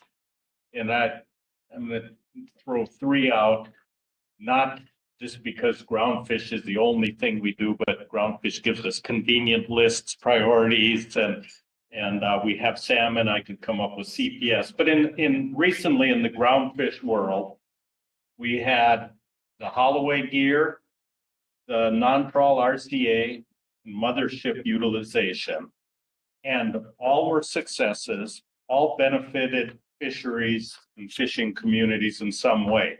They were all discretionary. We didn't have to do any one of them. One was a fix because the original plan or regulations weren't working the way we thought. One was innovation, the Holloway gear, here's how you can go do something. In the non-crawl RCA, you had all these protective things in the rebuild stocks, and to reap the benefits of that, you could remove some of the protections and go have fisheries. We didn't have to do any of those. So it almost makes me think there's a category, I hate to add one, but there's these core, you shall do this. And in that table 2, there's the third one that has, things like the international management and habitat EFPs, FEP, there's things, we're going to work on, but in between, it's either fixing something that's broken or taking advantage of opportunities that are there that are, that's a discretionary area, and comes back to prioritization. I hate to make another list, but it's, if you're talking about where you're going to spend your money and your bang for your buck, and you have to have budgets, you lump all of that, because right now gear switching is in that middle category with international management and FEP and everything else. Are there 2 different types of things where you have to think about where can you save and where can you spend? So I agree with the core set where we are. I'm just now all of a sudden struggling with that really important and valuable things that you get results from by implementing it. The non-crawl RCA, you look at the benefits, we think we got from that, but it just falls in that discretionary category. So doesn't help sorting it, but it's an important piece that we have to figure out how do you put it in there as you build the budgets. If I could just respond to that, just some guidance as we think through that. I would recommend that it's important for us to identify the core stuff, and then so we can set that aside as something we all agree on, and then say, now what's the framework within which we can think about everything else? That might be the Franklin Covey idea that Krista had or something like that. But we can first set aside our core responsibilities and what that means. That'll make that other part a little bit easier, I think. Thank you. And that was helpful because that was part of I really have more of a question, I think. So firstly, it seems like we have some consensus around, we should be focusing on our core stuff. I don't necessarily know if I'm on the same page as everybody else in terms of how we are specifically defining that. And Merrick, you may have, I know you said you had some ideas, but you didn't specify this is how I am defining it for a purpose right now. So whether that's the 8 points that was lined out in one of the agenda items we spoke to earlier, plus section 303. Sorry, do you need me to? Okay. Like what specifically are we defining as core? I think that would be helpful. And then the second piece, which I'm in agreement on, is I'm a little unclear about, is the conversation right now, we're going to only focus on core items? Or is this also, okay, we're defining what core is, and then we also should have this conversation about how we're going to prioritize this other framework if we have the time, funding, and resources to do that. That's part 2. That's part 2. Okay. So should I respond to Krista? So I would define our core responsibilities as the state list, okay, plus the mandatory FMP provisions that are in the Magnuson Act, and plus all of the closely aligned parallel laws that we have to consider while we do that. So that includes ESA, MMPA, seabirds, and then Bill rightly mentioned tribal treaty rights. That's how I would define it. I appreciate that because, I mean, just to respond to yours, and then I will cede the floor probably completely on this item, but I would be in full agreement with that as what the definition is. But it is helpful to understand specifically what we're saying is core. So thank you.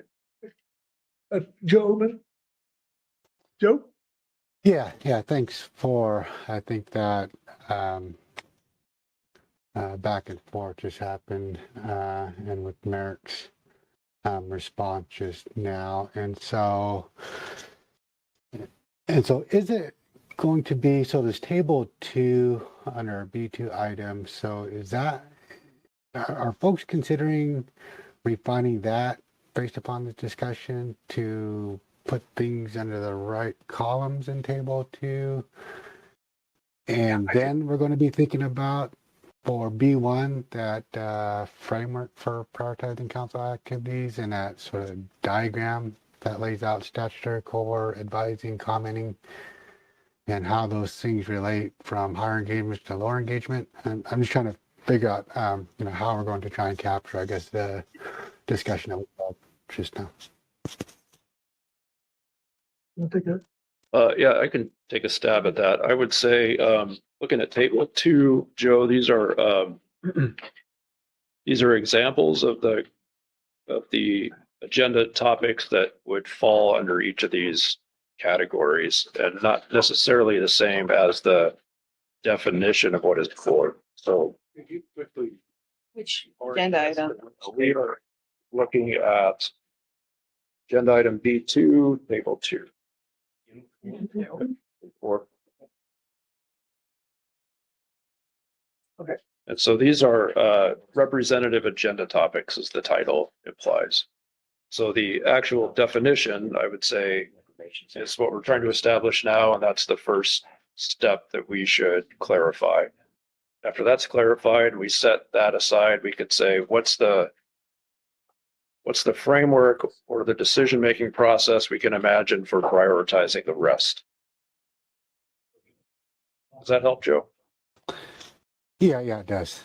Thank you for clarifying that. Yeah. Okay. Ryan. Yeah, Ryan? And then Phil. Yeah, thanks. So I'm looking at, sorry, let me get to B2 document here.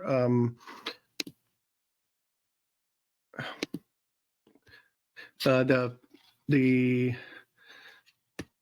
with the second paragraph, what happened? I just lost it. But the second paragraph,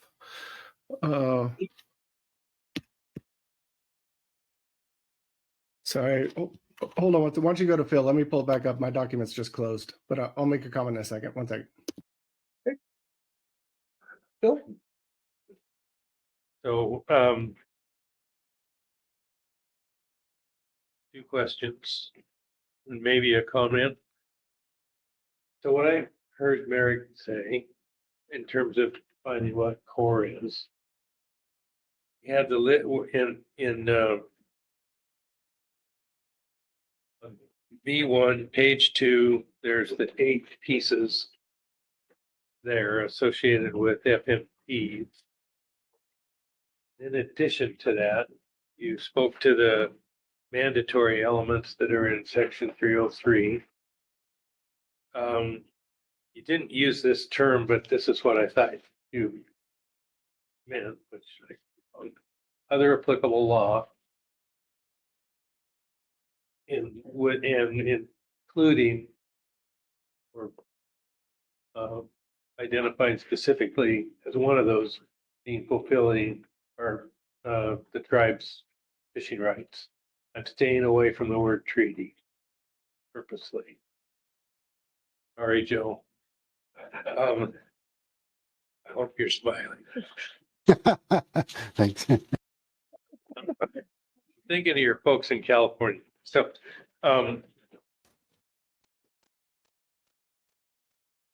question 1, did I get that right? Did I hear you right? Yes, you did. You interpreted me right and heard me right. Okay. Then there was this reference to table 2 in B2 on page 4. And that's where if I had to draw the line that would describe, that would be consistent with the description of the pieces you articulated that I just repeated. A lot of words for this, but I would draw the line after protected species. I would have my line down there And if there was, in the event that there was some agreement around the table that, yeah, that's an accurate description of core, or that's the right term we want to, or label we want to put on it, then our next discussion, which will also, which will be interesting, is to see what of the balance of the things that we do, how to either are those are not core by definition, and then having some discussion around, well, of those, how would we prioritize those, and or is there a discussion about some of those that we're doing that perhaps we would like to do but shouldn't be doing in a when we have a real constraint on our budget and our capacity, both from a staff of capacity with a capital C. I would say that all makes sense to me. And if you go to table 1, where you draw your line, that protected species column says staff core. So that's also our recommendation about what would constitute core activities.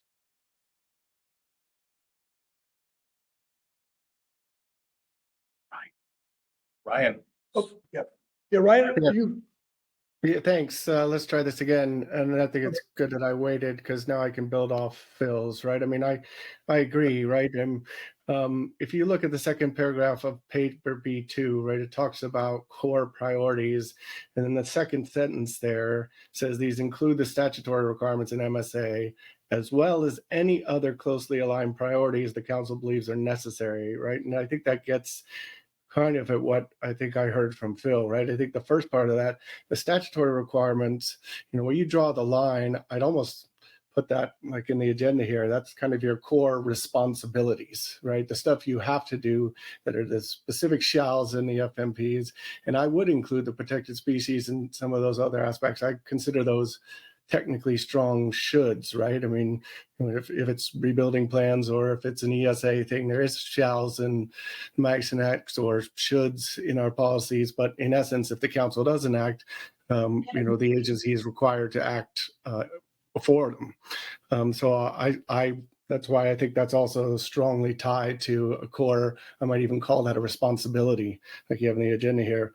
Whereas the second part of this sentence gets at to where I think Phil just put on his other side of the line, and that's priorities. And I think there is the ability to take some of these quote unquote discretionary aspects that we've started touching on and highlighting them still as a core priority. Especially as it's written here, that necessary to successfully manage the fisheries within the West Coast jurisdiction. And I think that's an important, middle bin, if you will, versus some of the, kind of the strong should bin versus the nice to have bin, if you will. That would be the kind of next line I would draw looking forward. thank you, Ryan. Okay. Corey, then Virgil. This is a question about what are core things that we get requests from NIMS from, recognizing us as an advisory body when there are requests from NIMS to do specific things, or say a request from Congress. I see on here that there's sort of beyond what we're just talking about as a core line, which I agree with. But I'm curious from a legal perspective, if Merrick or Ryan or someone can help me think through that, about whether that would be considered core or not.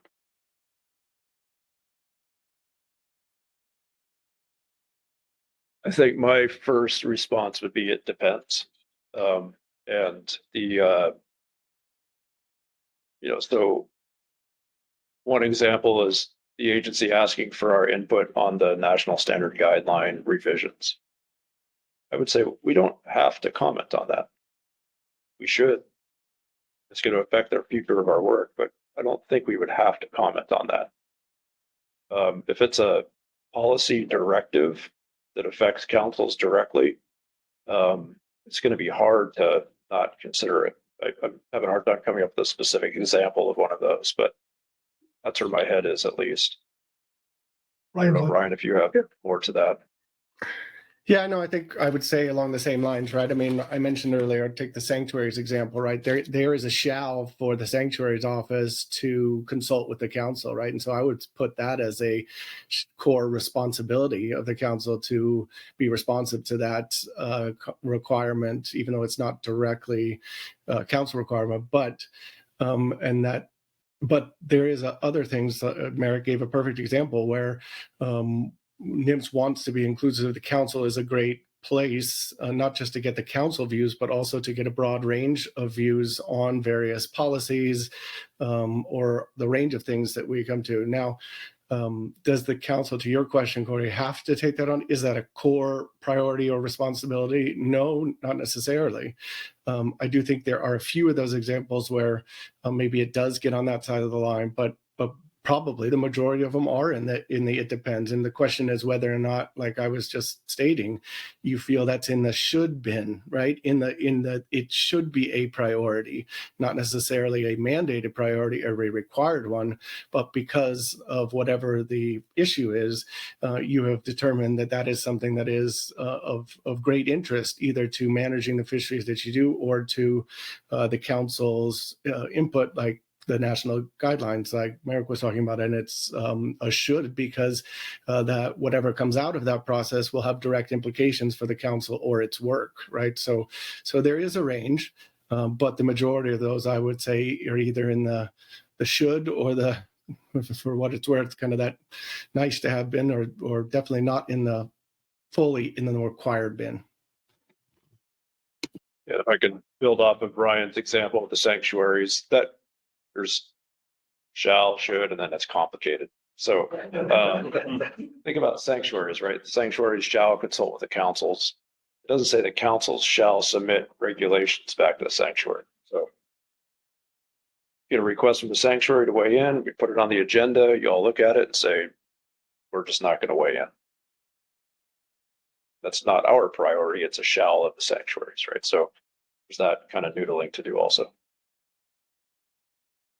I think there's some concern here that if I listen to some of the questions around the table, that just because something isn't categorized as core, it's something we're not going to do. I mean, I think that, this is just merely an exercise, I think, in drawing lines amongst the various tasks that we do, whether it's shall or should, or it's complicated, so that we can have a clearer view of what we're doing, and given the resources we have, what we can afford to do.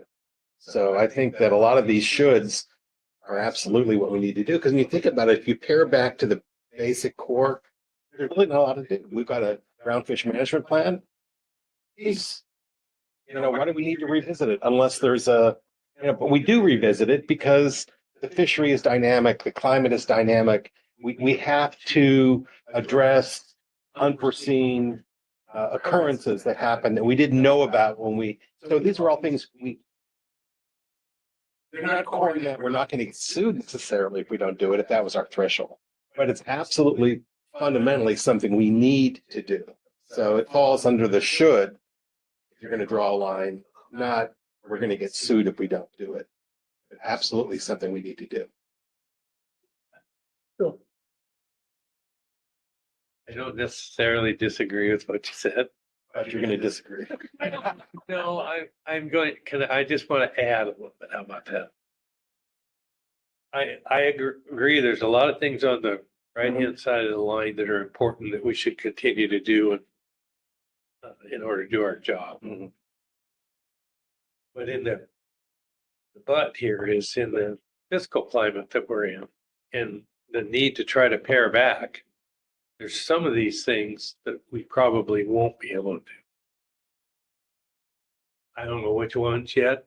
I have a couple of, I think there's a couple that I can think of that might be easy, but they're only doing those is not going to get us where we need to go. So, but I'm just saying, we still have some tough choices coming. That's all. Amongst those things that maybe we should do. So Ryan, I think I heard you say something I thought was important, that there are these should things that if the council doesn't do them, NOAA will do them anyway, NIMS will do them. And that there are certain things that have to be decided or actions taken, but the council isn't required to. And I guess the desire is for NIMS to have that input from the council, if I understood what you were saying. But I'll put it to you pragmatically. How much are you willing to pay to have us participate in those other activities than the shell that you desire and know the value that we can provide, but it's taking away from our ability to meet our core functions? And I don't have an example of those totally, but you partially answered my question. Is there are a number of these things that if we don't do them, somebody else will. In other words, there is an entity that's responsible for using our input, which they value. But if we don't provide it, they're going to go ahead and make the decision. We may not like it, but that gets to the reality of my family budget. I shall make sure my granddaughter gets to school every day. I shall make sure about those things that I'm responsible for. I should get her music lessons. I should do these other things, but they're discretionary relative to I shall. And so that's what I'm trying to parse out here is how then do we parse our remaining resources for some of those shoulds? Otherwise, we're going to end up with a list this long that's going to be bigger than the resources or the time we've got. And we're going to end up with our advisory committees and public entities being burdened with that same stuff. So I really would like to have a better understanding of which of these things, if we don't do, gets done by a responsible entity anyway. Ryan? Yeah, just to respond. I mean, yeah, I appreciate the point. And I think it's relevant. I was actually chatting about this on the side. I'll give you two examples, right? If you're talking about a shell that would be done by NIMS anyway, one example would be rebuilding plans, right? It's a shell that the council should do it if it's overfished, but it's also written in the statute that the secretary shall do it if the council doesn't, right? And I don't think you get a lot of sympathy there for additional funds to be able to support. But on the ESA side, what I was talking about earlier about this new policy that will be discussed or revised and discussed at the CCC, it is going to be stating, right, that not only the councils, but NIMS should try to work with the councils to use Magnuson actions and use council time to address potential mitigation measures or changes to the FMP to address ESA species, as opposed to going down the path of just NIMS on its own, consulting with itself, and then creating jeopardy and required alternatives that now the council has to amend its plan very specifically. But you're right, though, and especially on the West Coast, we have quite a lot, as you are well aware of, Endangered Species Act issues. And so if that's the case, and both NIMS is saying that, and the council also feels that's a should, I think it's a perfectly legitimate argument to say that that will be an increased workload, especially potentially going towards the future, and is worth consideration by the agency for potential additional discretionary funding. So I don't know if that, I hear what you're saying, Virgil, and I think to some extent there is a valid argument there, but I think it also is kind of issue specific, if that makes sense. So if I could just jump in and, sorry, John, I want to jump in front of you, but I just want to capitalize on something Ryan's saying here, and that is the ESA protected species questions. As we have brought these questions and these concerns to the CCC, all of the councils have basically said, you have to involve us in these matters. We can't do our job without incorporating that into our specifications and everything else, because mean, you can imagine if we didn't do it, NIMS would do it for us and say, well, that doesn't work. And that's happened several times. So we're asking for it. I think just through practice, it's clear that separating those and deferring to the agency just doesn't work. So I appreciate that. Like, My things got covered, so go ahead. this is not maybe off topic a touch, but our fisheries are in real trouble across I don't know about, I can't speak to other parts of the world, but in terms of West Coast and North Pacific, fisheries are in real trouble. Markets are down, prices are down. We have lots of, we have a lot of listed species that we're trying to manage around. Our West Coast pink shrimp market was primarily the US government consumer. And had they not put in some of those orders, our pink shrimp fishery would have been even worse than it was. Maybe the one little bit of bright spot is still our Dungeness crab fishery, but whiting prices are down. Pollock prices are down. And the only reason I'm bringing this up at this point in the conversation is we are the fisheries advocate, the councils are, and without us being their advocate, I'm not sure who else will be. I don't think there's anybody that will take our place in terms of being advocates and looking for ways to manage fisheries that will result in healthy stocks and a healthy fishing industry. So I'm not in the place where I think if there are some places, as Brian points out, that if we don't do it, somebody else will. But I don't think there's very many places like that. You know? Sir? it feels like folks want to get into the discussion of beyond the core activities. So let me just ask this. Does anyone disagree with my suggested definition of what constitutes our core activities? That being the 8 issues in the paper, the required provisions of FMPs that are in the Magnuson Act, and help me out here, Phil, the other laws. MMPA, ESA. Other applicable law. law. Yeah. Plus, tribal rights. Tribal rights. I was asking Kelly if we had the big sticky notes so we could pencil this out and put it on the wall, that we were all looking at the same thing. But we don't have those here today. Okay. So we're good with that then, for the most part, with the core? Court? I am.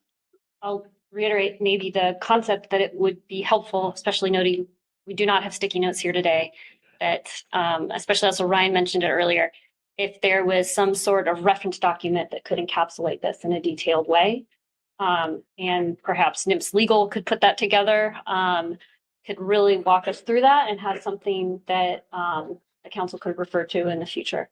Does that sound? The plan here is to put together a report from this meeting. Exactly. So that would do what you're getting at, I believe. Yeah. Okay. Oh, Krista, and then Paul. Yeah, so I'm in agreement, I think, and I just want to make sure that I'm still lining that up with the first 2 columns in table 1 and table 2 from the agenda item, as everything, those first 2 columns on the left meet that criteria as well. Okay. Oh, okay. Well, that'll take care of task A. Now we're on to B, as far as prioritizing other responsibilities as appropriate, and how we might do that. Right? Want to go to Kelly had a figure that might help us think about this. Yeah. Well, kudos to Krista for planting the seed, but Chris, if you want to put up the example and go to page 2. Central here. So it's First, just to take a step back and, the idea of Franklin Covey's quadrant that Krista mentioned, it is only 4 quadrants. So it goes on the left-hand side from urgent and think of the language that says here. Open that up. Not urgent. Yeah, so the first box in a 4-box diagram would be urgent and important. And then to the right of that would be not urgent, but important. So I'm explaining the Franklin Covey box first.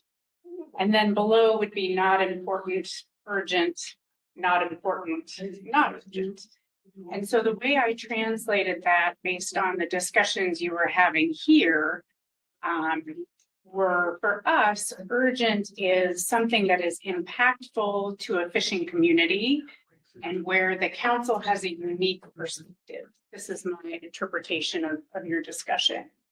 And the non-urgent are things that you might deem less impactful for fishing communities and may be covered by other processes or could be covered by other processes. And so in your discussions, I was hearing there was a distinction between shall, should, and may. If you don't want the should row, then you're back to the Franklin Covey kind of 4 quadrants. But if you think there's benefit in a should, then we can kind of fill out that table accordingly. So I tried to capture for shall what we just agreed to. I had the sanctuary point that Ryan made also in that box, not just the others.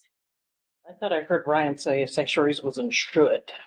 Well, sanctuary shall consult with us, but we have a choice in how we respond to that consultation. So as Merrick was noting, we could just have a head nod, or we can dive headfirst in and get into details about the fishing regulation.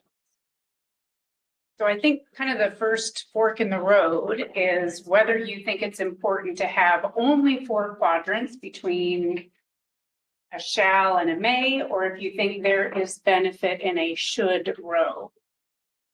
And then we can kind of debate what goes where. Pete and then Corey. Corey, work it out. Alphabetical order. This is likely a clarifying question for Kelly. Kelly, you're talking about this, and I apologize, I'm not familiar with Franklin Covey, but that is a quadrant where you have one axis is urgency and the other is importance. Correct. And then we see, thank you for putting this together on the fly, by the way. This is really impressive. We have shall, should, may categories we've been discussing. And then we have urgent and not urgent. So if you could help me figure out how, again, sorry, I probably explained this, I just didn't quite get it, how this fits on the Franklin Covey that goes with the importance and how that importance access fits into that. Okay, I'm gonna upload, I probably should have done this first. Let me upload the Franklin Covey graphic first. Each one has your information.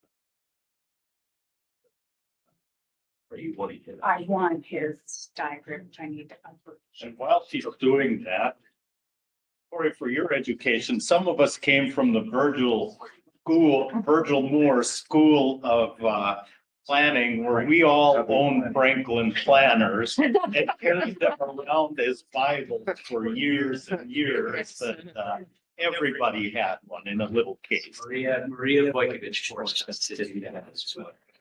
It wasn't for. It's somewhere between business document and culture, but yeah, It was your work. Okay, Chris is gonna get this up on the screen. It was funny because Franklin Covey council staff had a lot of Franklin Covey training back in the day, and some of us really love it and others absolutely hate it. And so I'll only say I picked it because it's one of those, I figured enough people in the room were familiar with it in terms of I could have said, hey, this is an algebraic chart and we should be thinking about parabolas and all of that. And I think eyes would have glazed over and I would have lost people. So hopefully Franklin Covey will be helpful for those of us that are not as familiar with it, and a good reminder for those of us that are more familiar with the process. Can I interject real quick? Because we have so many people in the room that are doing Ring Central, can you please make sure they're not connected to audio and your speakers are muted? We're getting some sound to somebody that's going back to the microphones. Thank you, Chris. And thanks for putting that up. So this is the Franklin Covey quadrants. So again, the left-hand side is urgent and important. And then as you move to the right, something can still be important, but it's not urgent. So that might be our long-term plans, things that we're doing with the long game in mind. And then below that is something that is not important, but urgent, or not important and not urgent. And so it is not a perfect application to the things that we were talking about here, but I thought with some modifications to it, we could apply that same concept. So I was thinking on the left side, the urgent matters, things that we would want to prioritize are things that are impactful to fishing communities. Council has a unique perspective that another organization isn't going to hear without our voice. And so that doesn't matter whether it's a shall or a may. It is simply something that we're going to put in that urgent or priority side of the graphic. And on the right-hand side, what I was thinking about as not urgent is something that may not have as big of an impact to the fishing communities, or is covered by another process, or could be covered by another process. I think this was put together before people thought about work-life balance. Yes, the same thing. Could be important. But Chris, if you want to go back to the second page of my diagram, you could either decide to have just simply those 4 quadrants, or you might include a should. That is really your choice. If you scroll up to page 1, this was originally how I was kind of envisioning it, and the text hasn't completely been updated to match the discussion you just finished. But this was the simpler version of just thinking about those 4 quadrants. Corey, and then John? Yeah, just another quick question. So Kelly, if I'm reading this correctly, we have urgent and not urgent, and then core, shall, and may. And so the core, shall, may continuum is really the same thing as the important continuum from the Covey quadrants. Maybe. Translated. Yeah, I mean, it's translating it into what we're trying to talk about. Because if we are required to do something, it really doesn't matter if it's important, it's required, right? So we're almost looking at required and not required, which I might use rather than shall and may, just to make life easy. And I wouldn't get into the should, because a should becomes that sort of quality call that is different for all of us. And if we should do it, then if it's a may, then that's going to be more, right? So you capture that by the other 2. Bear? Yeah, does your comments make me wonder if we think about this quadrant approach for the non-core activities specifically, maybe the y axis here should be thought of in different terminology. So like high impact versus low impact. And across the top, you might have urgent or non-urgent rather than priority, non-priority. Just a thought.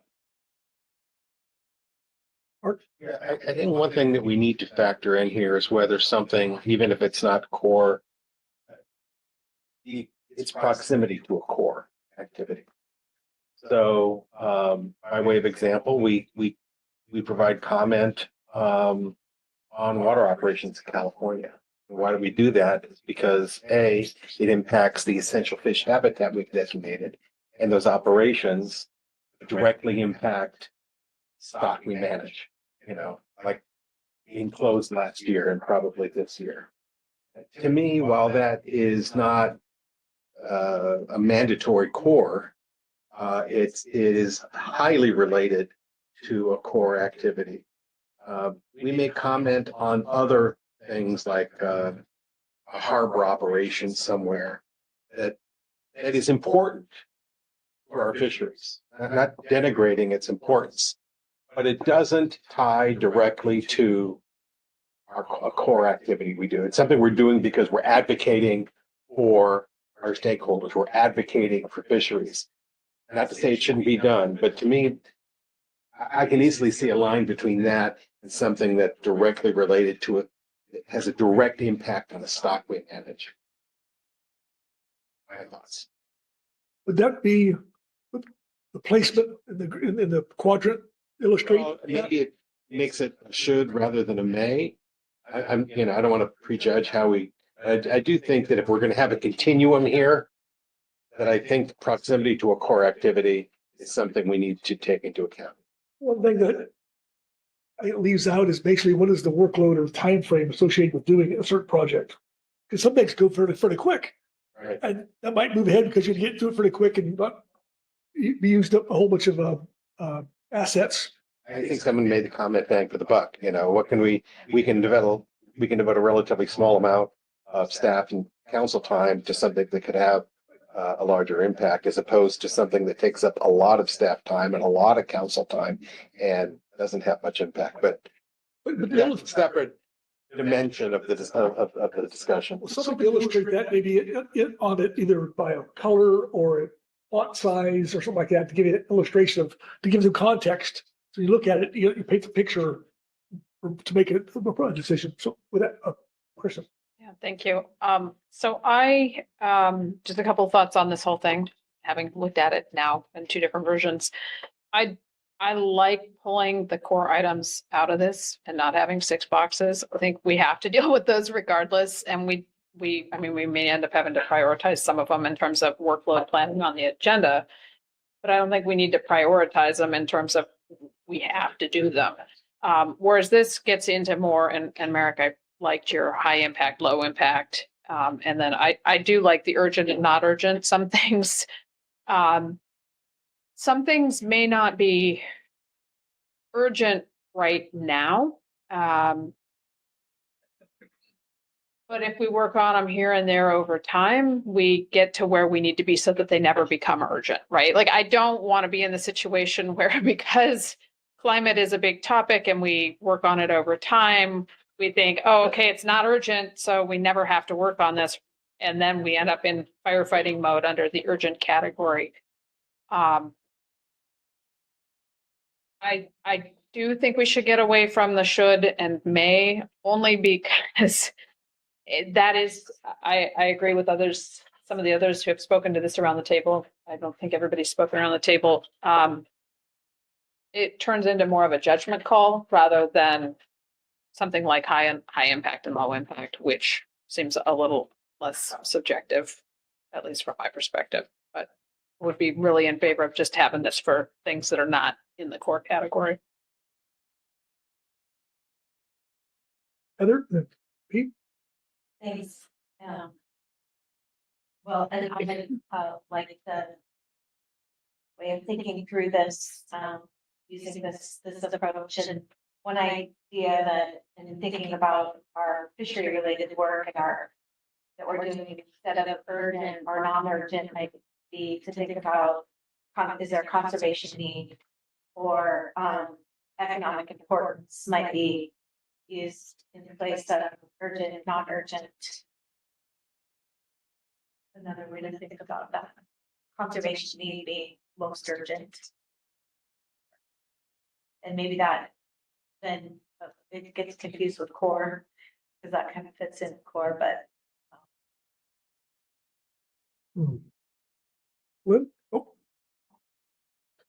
I'm sorry, Pete. Thanks. Well, I'll agree. I guess I'll go back with what Krista and Heather was saying. Krista, take out the core things out of this matrix because it just, I guess I don't see them fitting there. And it creates a better way to look at that host of other things. In my mind, I still see this very fundamental or structural difference with things like international activities, some of the highly migratory species in that versus other things, getting at what Phil was talking about. Our fisheries are in trouble. What can we do to help the fisheries? And, going back again to the groundfish prioritization list, there are very specific things there. And there's a big difference between taking on something like the non-trawl RCA, which is in the past, but going through a process of changing those regulations to create more opportunity versus what we're doing under the FEP topic or the EFPs or something else. Very fundamentally different types of work. This approach gives you a chance to spread those out across the four quadrants and think about them. I still see this, vast difference between those two, and for a while there until John corrected me on the definition that should. I thought these are things we should do to make fishing better, and then somebody comes back, well, why aren't you doing them then? Versus they're not.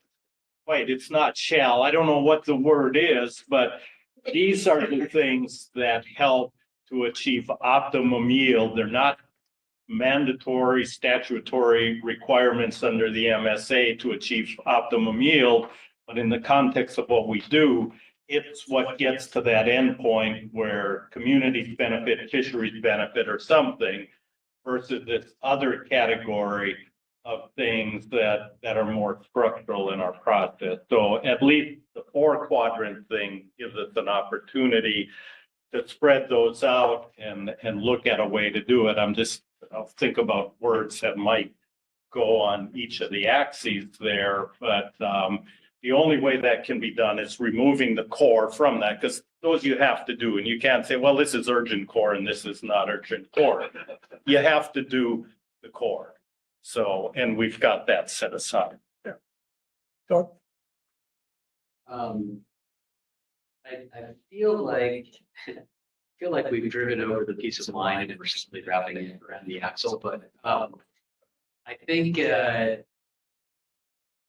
we could spend the rest of the day trying to define core, or we could take a look, for example, at table 2 and say, these, and this is in B2 report, take a look and just say, okay, well, like in my mind, the left 2 columns are pretty obvious things that we got to do. And then we get to the second, the third, fourth, and fifth column. There are things that I would recommend we spend less time on. And others here may feel differently, but those are specific items we could have some discussion.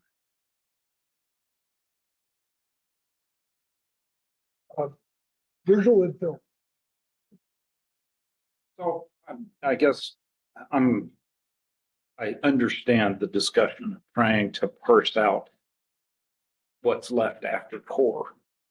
But if I understood what we heard Merrick say, those first 2 columns take up all of our budget and staff resources based on the financial models that were laid out. There's not much left. After that, unless we begin the discussion about how to save dollars staff's time on those core activities, so that we have some discretionary resources left to allocate. And that's where I'm confused. Pete, I understand what you're saying about take the core stuff out, put the rest of it in the matrix, and that'll help us decide that. But until we free up additional resources, based on what I've been hearing and seeing here, there's anything left after core. Now, we need to go into those core activities in each of the budgeted items and talk about how are we going to save dollars so we can move some of it into the other items that we're talking about. Am I misunderstanding something here? Did I miss something along the way? Merrick? Yeah, I would just say, well, you got the top line message. That's right. But in between that are some question marks, right? So periodically we'll get supplemental funding from NIMS. Sometimes that doesn't have many strings attached to it and we can use it to do other things.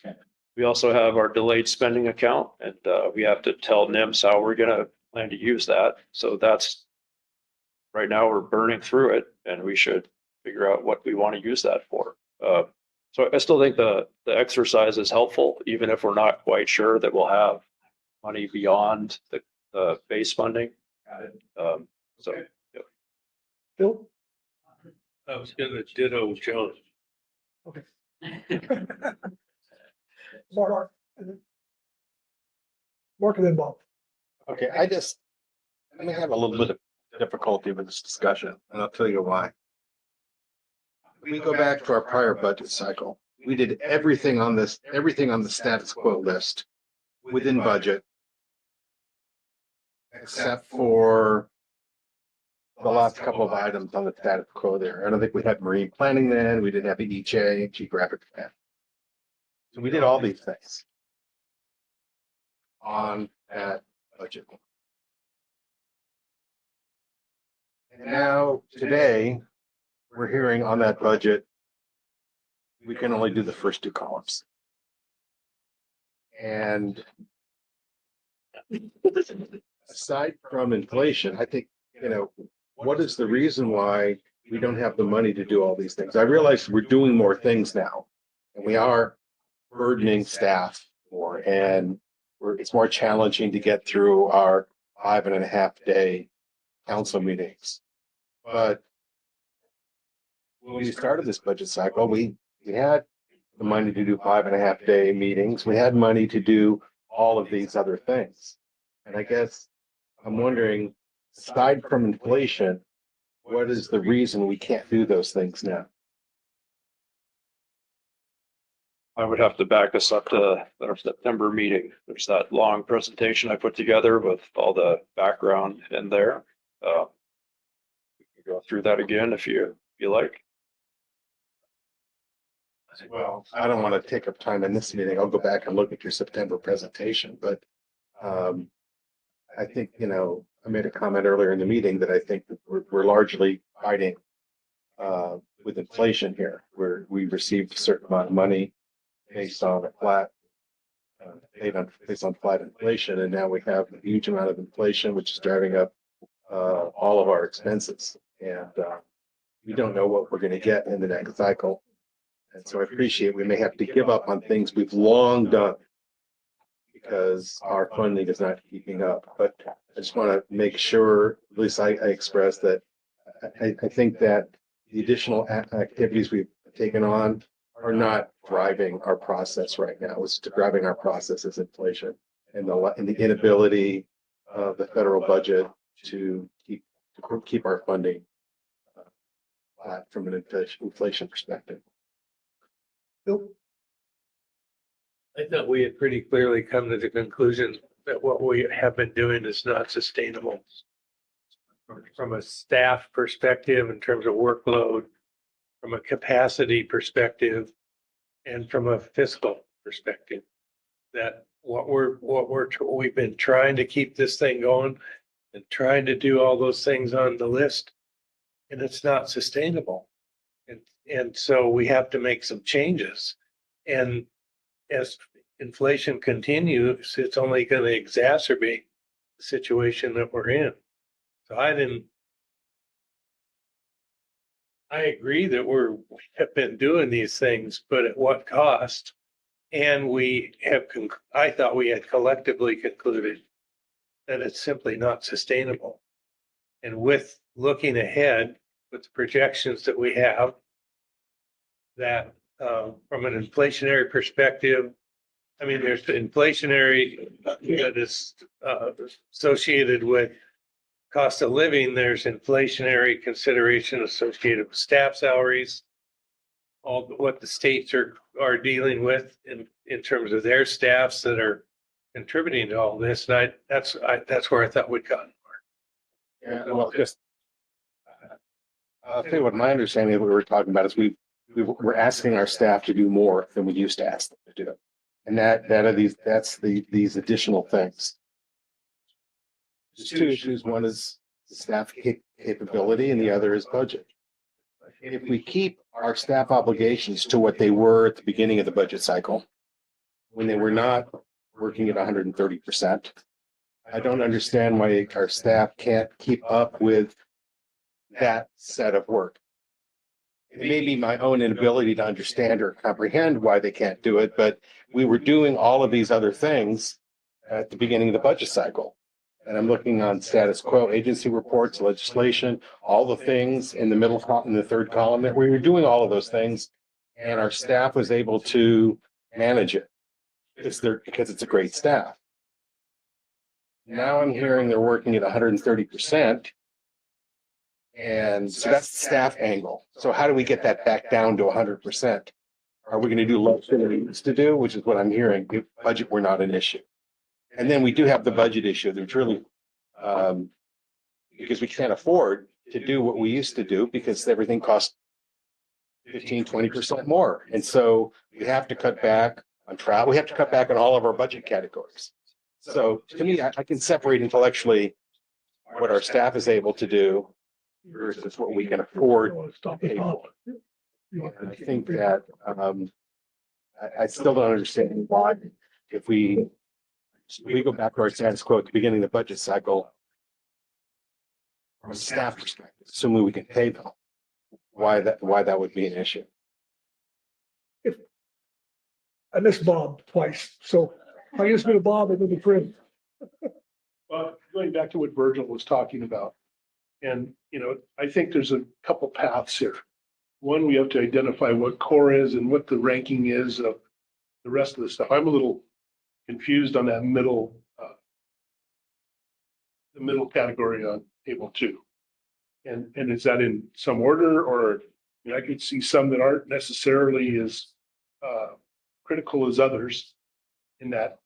So it seems to me that's one focus, is to figure out what we're doing, what's critical, what's core, what's important, what we might be able to, not do as much on, and talk about that. But then the whole other track is the whole funding thing. He's absolutely right. We only have money to do with them without dipping into our reserve, do the first two columns. But, and I get it, we've been doing more than that because we've been dipping into our reserve. And that's the problem.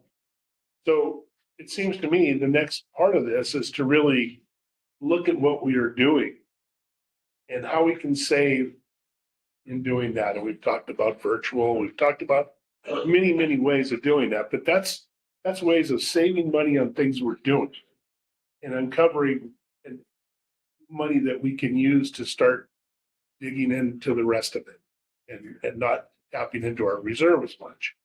So I think there's two different things here. And you can't focus on it all at once.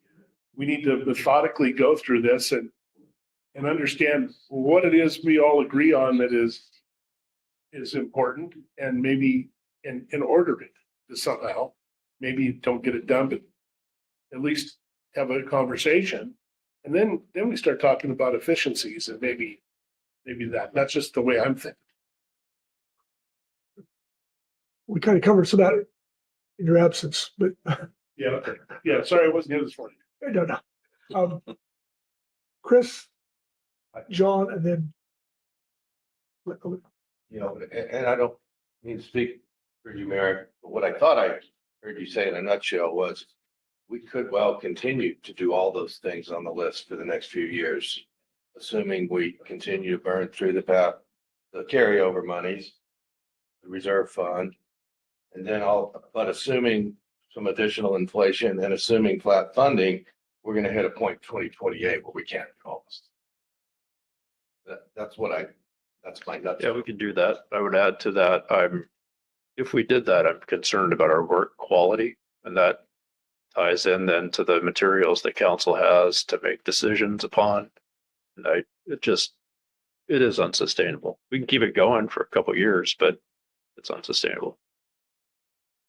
And so 2 more, and then we're gonna take a break, I think, we've been on 2 hours, so. Yeah, Don't- so, well, I was gonna talk after Virgil, but going back to what Virgil said about, what is it we're doing? And it's, in my mind, and it goes to what Mark is saying, we cannot balance our budget. I don't think that is a realistic possibility based on the mandates we have, the cost of doing work. We can slow the bleed, right? And if we get it far enough out in the future, then hopefully some of that budgeting changes. I mean, honestly, if I look at our 10-year extra account, whatever the heck we call that thing, the delayed spending account, we're exactly where we were in 2015, which, I mean, if you tell me, hey, you're where you were 10 years ago, that's actually pretty darn good. Yeah, that went up and then it went back down. But again, slowing its decline right now is probably very important. Mark, to your point of we're doing the exact same stuff, and don't be doing more. Since 2013, we've added a bunch of work groups and advisory committees and additional bodies on advisory committees. We've taken on initiatives that are in addition to what we were doing back. And I think that maybe hasn't increased the 5.5 days of council meeting, but it's increased other associated meetings that are costly. And so, that's kind of where we have to look. And like you said, I mean, you were making my point for me on that table 2 again. There are actually some things out there that didn't used to be doing. And I'd like to talk about it, see whether we should keep doing. So one more? Rich, did you have some? Yeah, I've been pretty quiet here, so this is probably the stupidest question of the day, but I don't mind that. I'm used to that. I'm used to saying those questions, but I sit here and listen to all this, getting ready to, try to come within budget, carve our arms up, cut people by the wayside, whatever we're gonna do to justify that. But, we're part of the NOAA family. And some of us in this room helped them get their biggest budget they ever have, allow them to do their business. While they ask us to do more things, we're taking on more things, whales and whatnot we've done. And I'm wondering where the partnership is to go back to show that on paper to Senator Cantwell's office or others, or the NOAA Office of Budget Management to, have we been back there? Have we got the no to that answer? And if we have, then maybe we should be given a different route. But I don't, I come from different budget processes. I don't, although I've been around here for a long time, but never dove into how or it's done. But it seems like in lieu of those, I understand if NOAA was, surviving on, Spam sandwiches and chicken noodle soup. I understand how everybody get cut, but they're not there right now. I wonder why they're like this council or the councils are. If that's a fair question or not, but question I have.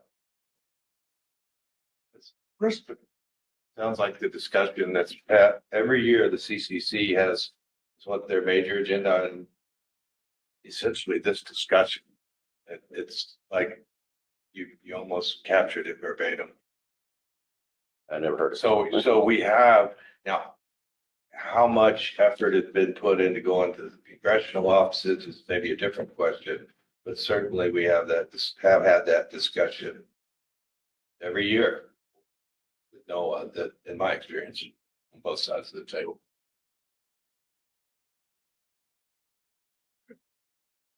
Good. Let's take a break. Let's take a break. 2 minutes? Yeah.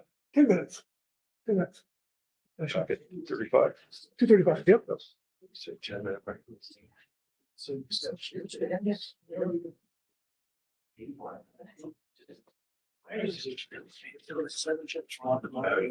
CCG check. So I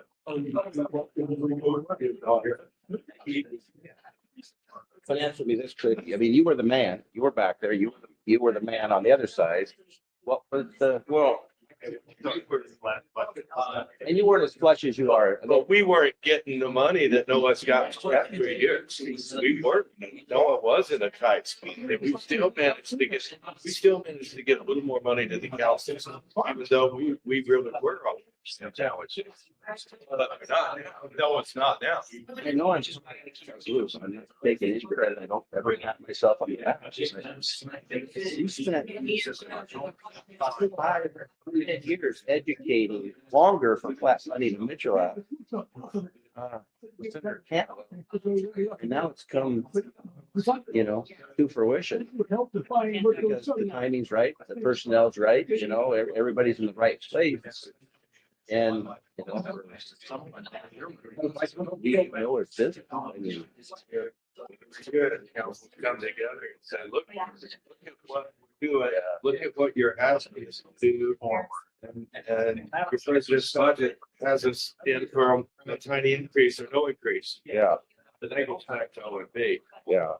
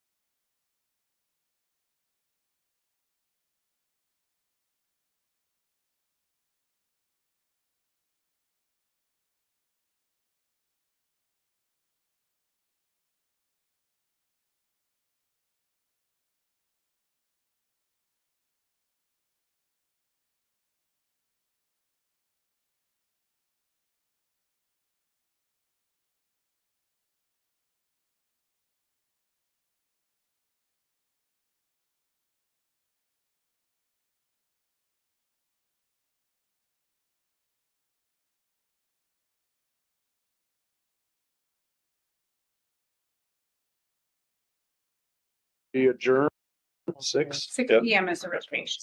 People that do it. Yeah, that's good. No, reservation was 6. I'm telling them, but. We're back in, we're back on B3 and, Barrett, did you want to? Can't petition. Yeah, I will, maybe do a quick recap here just to recenter ourselves. So, we've agreed to a definition of core.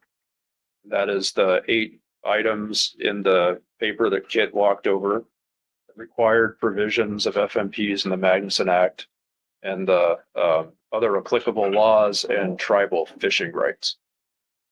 So now what we're talking about are the other things, and had a fairly wide-ranging discussion to recenter us and reground us. What I would like you all to do is go back to the 2 papers that support this agenda item. So B2 and B1 and B2. And first one is the spectrum, the green, yellow, each orange, red spectrum. And the other one are the tables that list out, it's table 2, that list out the different scenarios and the different agenda topics according to scenario. And what I think would be helpful is to talk about these matters specifically rather than conceptually like we were doing a minute ago. And that'll maybe bring the discussion home a little bit more.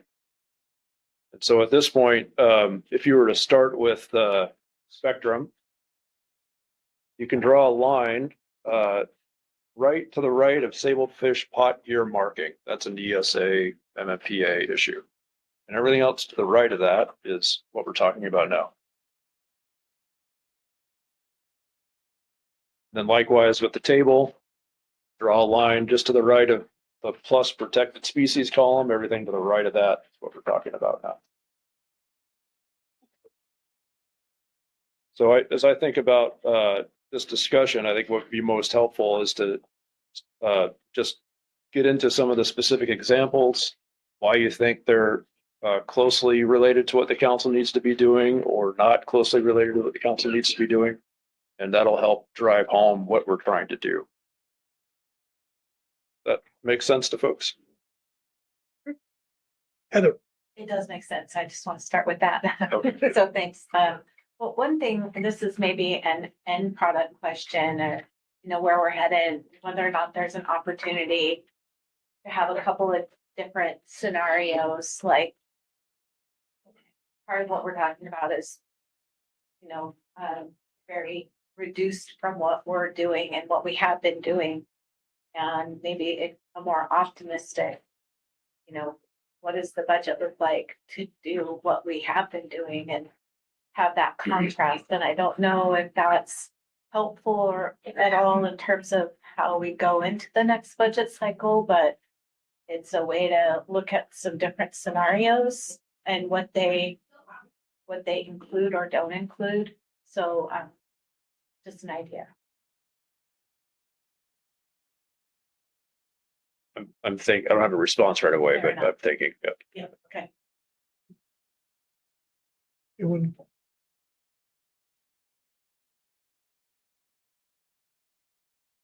Bill? Well, if you want to start talking about specifics, I'm willing to start on one. Unless you want to take them in some particular order. No, if I gave you an order, that'd be implying I've already made up my mind. So, yeah. Well, not an order as in, Bill, I want to do this, I want you to do this, an order of things. Never mind. I wouldn't know whether maybe number 1 was your least important and could be reversed. All right. I just would speak to the halibut piece. I think we should adhere to what our responsibilities are in the 1992 amendment to the Halibut Act, which is where the responsibility for domestic allocation fell to the council. We're obviously doing that with our catch share plan. Also gave us authority to, limited access have the regulations for the commercial fisheries, all that stuff is included in that language. I would not, have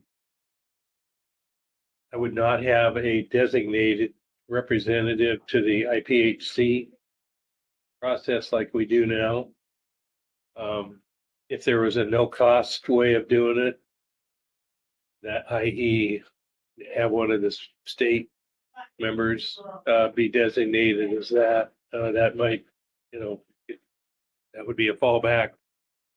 But I don't believe, I think we can fulfill the statutory responsibilities that we have under the act by doing our catch sharing plan and doing our commercial regulations, conveying those to the Halibut Commission through National Marine Fisheries Service, along with specifying the halibut bycatch mortality that occurs in Area 2A and fulfill our responsibilities.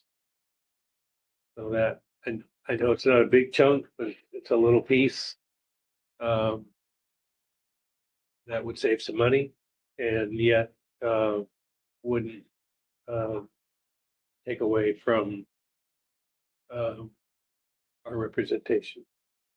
And we also, I know I find myself every year trying to give the report as the designee, and I'm usually following the report that comes from David Wilson or his staff member, and it's all duplicative. I think our states have been participating actively in that, as are the tribes, with an emphasis on the tribes. So that's a place where I think we could cut back. Good. Thanks, so. Lynn? Would that be just the council designate to the IPHC meeting or to the MSAB as well? Because I know the MSAB is a different process. Sorry. The MSAB for IPHC, the Management Strategy Evaluate Advisory Board, which meets twice a year, once virtually. I think Heather is our current designee.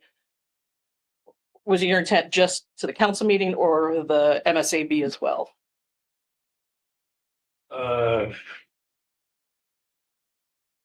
I would probably consult with, hear from Heather what her thoughts are, and are you supported when you go there from the council, or is that WDFW paying for that? No, I am supported by the council. I am the council's MSAB rep and not. Yeah. Who pays for the travel? Council. The council. Was the MSAB, is that an indefinite body? I thought they had a term. Winding down. Winding down. Yeah, it was brought up at the interim meeting too about posing some new questions to the MSAB. So I think that is a little open and will probably be talked about next week. We could keep it on the list, but it would be toward the bottom of the list. There are other things that I would want to keep that are on this list if there was a trade-off.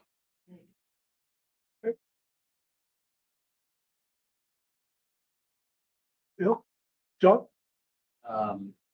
So kind of following on Bill, throwing things against the wall, see if they stick. And Bill, are you working from the table or the colored thing? Actually, I've got it so I can flip to either one. Okay, that's kind of what I'm trying to do, but I guess they're on both.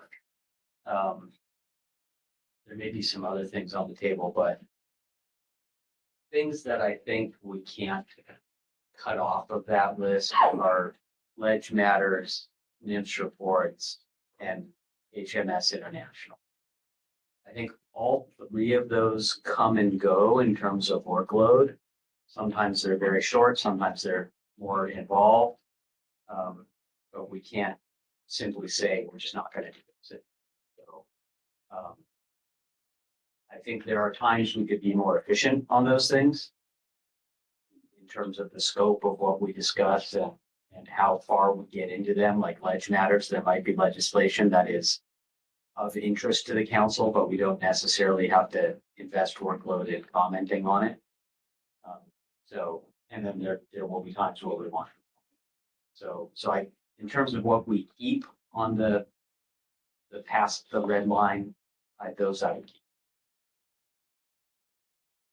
keep. Yeah, just a word of caution in terms of the graphic in that paper that you're referring to. The items there are not comprehensive. They're just cherry picking from recent agenda titles. So it's maybe a guide to thinking, but I would be a little cautious about sort of using that as your primary way of picking specific items, and probably the table in the other, the B2 paper, the finances paper is better. I think that's more of an attempt to comprehensively cover the categories of issues the council has been putting on their agendas. So that's maybe more reliable thing to consult. Yeah, and looking at the table, it's the agency reports, legislation, and then it's got that lumped IPHC, WC, PFC, IATTC. Now, how much effort we put into those international things, I think is maybe what Phil was kind of getting at, is that, we need to consider if we're sending people to things or if we're monitoring and commenting on things. I don't feel like we always need to send someone places. Christian, actually, you have some. Well, I think I have one little germane piece to that conversation around international. And that really depends on what it is. I mean, WCPFC is an example. It's really easy to say, dude, we sent somebody to the Cook Islands, or we sent 2 people to the Cook Islands.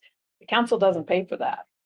So when we're looking at trimming the budget, having a clear understanding of what the financial cost on some of these are, I think is important. And as I spoke to earlier, I would be in agreement. I think all 3 of the items that you put out are important and we should keep those. But I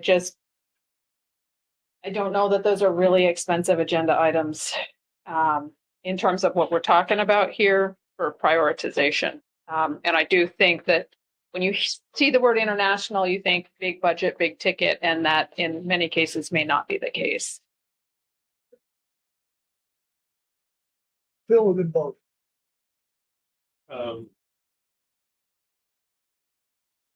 I would want some more specifics on those, on the international items. I don't know what we're spending. I don't know what, I mean, it would, so that would be good information to have in making, I think keeping them on the list is fine.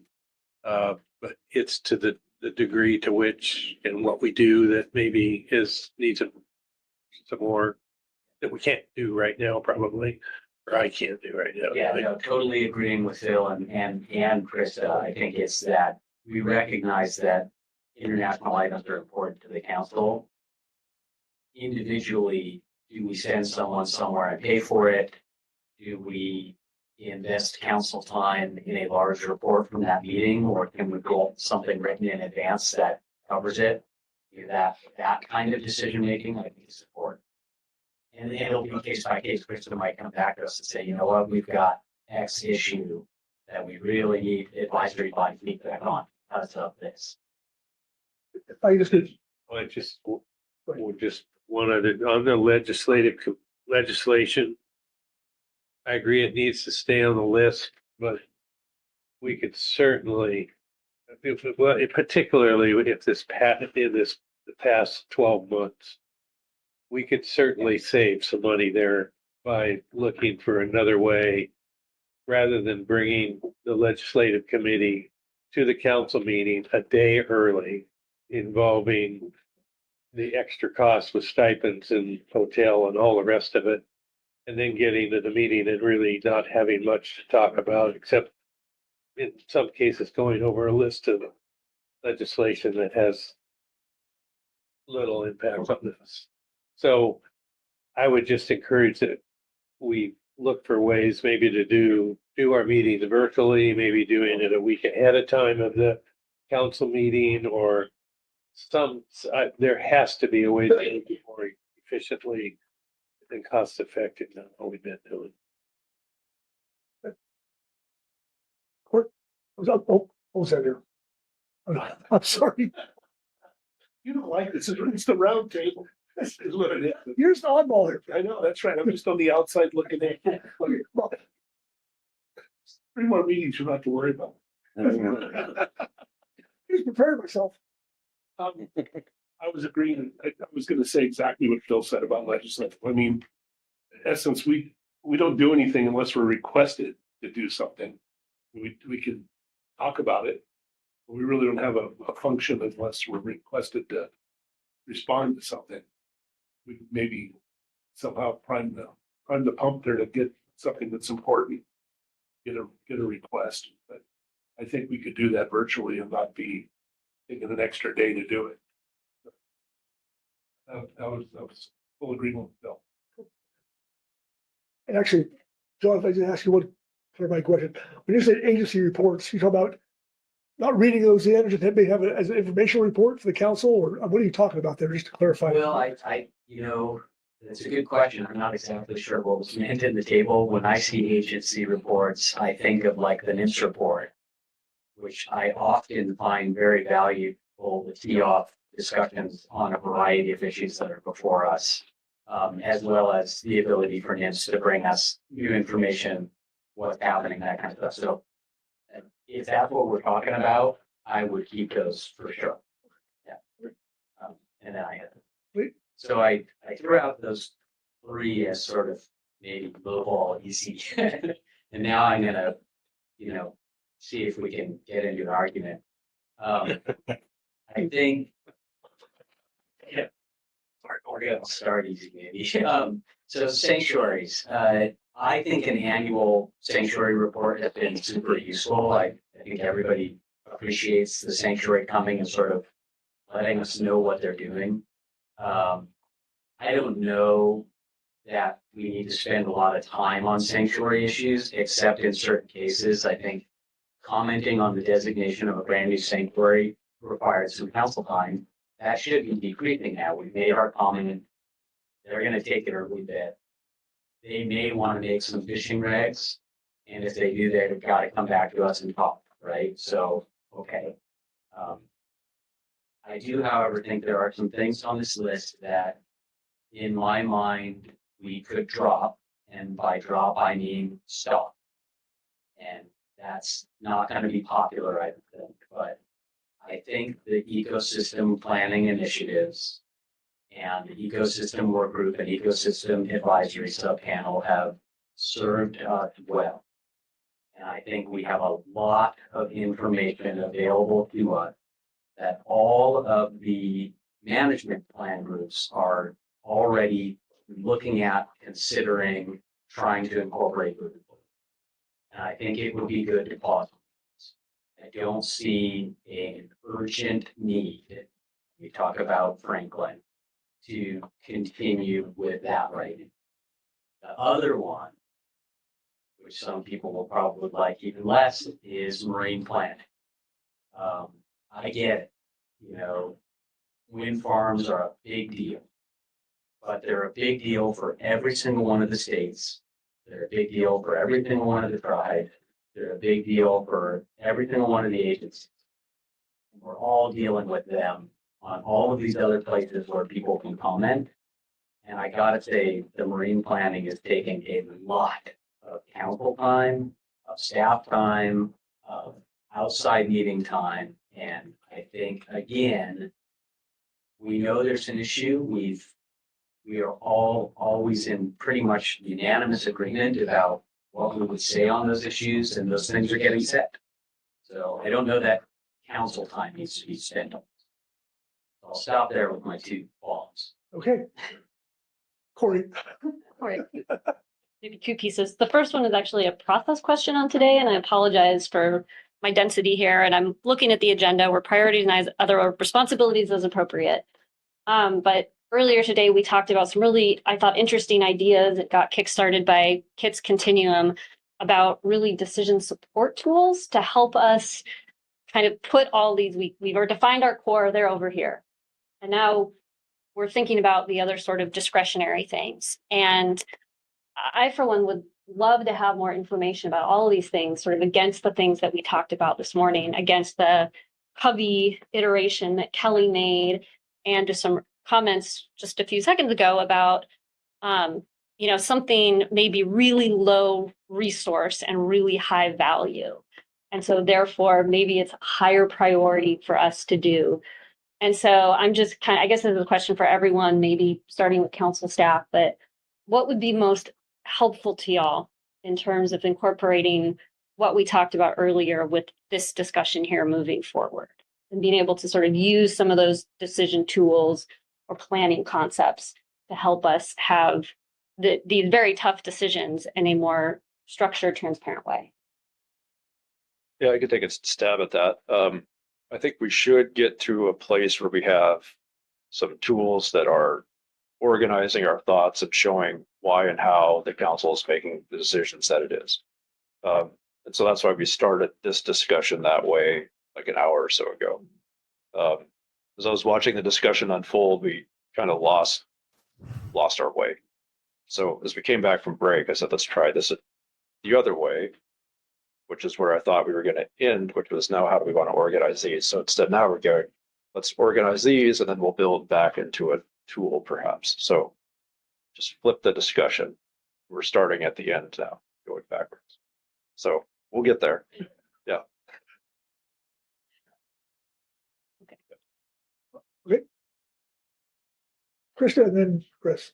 Yeah, so I share Corey's concern in terms of it's hard to justify how we're doing this if we don't have the tool to get there. I think in terms of beating up on these items, I'm tentatively okay for it, but I'm a bit unclear about, hey, we're gonna poke through these items, which are based on table 2 and the framework that Kit put together, both of which are representative or selected items, meaning we're not even looking at the whole list if we're gonna really get down and start pulling out which babies we're gonna keep for approximately the next 12 to 18 months. So I think the framework in terms of long-term for, when we get the passionate plea for emergency action or the passionate plea for somebody under open comment, for how we're going to prioritize that moving forward is going to be an essential. Do we need to decide that right now? And we can start with the end, which is working through this list. I'm amenable to it, but it's not like when we walk in March, or maybe we'll get lucky in March and not have any of that, and it's April or June, we're going to have people come in and asking us, and how do we quantify that if it doesn't fit within the core, which it's frankly unlikely to fit within the core. So really, I need a little clarity about what the activity is here for. Are we looking for longer term, or are we looking for minimizing the amount that we are planning on spending out of our extra savings account or extra checking account, however you want to define that, when it's falling outside of what we defined a core, which would meet our current budget. So is that the activity that we're trying to move from the $1 million difference between those items down to more like 300,000 that we may be overspending this year? Is that what we're functionally doing right now? We're not making budget recommendations right now. The way I would characterize this discussion as what I'm looking for is, as we go through each of these items, I'm making notes and paying attention to the rationale that's being offered by everyone for each of these items. That rationale then helps us think about what's on your collective minds about how you are prioritizing things and why. That's something we can use as staff and say, here's a tool that captures the rationale of these council members. when we get to a point of having to ratchet back on our budget, which could be in June or it could be in November, depending on when we want to make that decision, we can use that to help us say, how do we start ratcheting back? So maybe to recap, looking for rationale here now, that's going to help us think about how the tools get created. After this meeting, we can think about developing those tools and what they look like. That'll go to the council in April there's a committee report. It'll go to the council. Then when we need to make those budget decisions you're referring to, we'll have that rationale, that framework to help us. I am still unclear. And so I'm going to use the tables just as working through this. So hopefully I get clarified and can clarify myself. Looking at table 1 for our core items, and this is out of agenda item B2, if you need to follow along with me. When we line those up, we come up with a potential sum, and I realize these are not final, but that's a sum of $5,172, or sorry, $172,000, some change.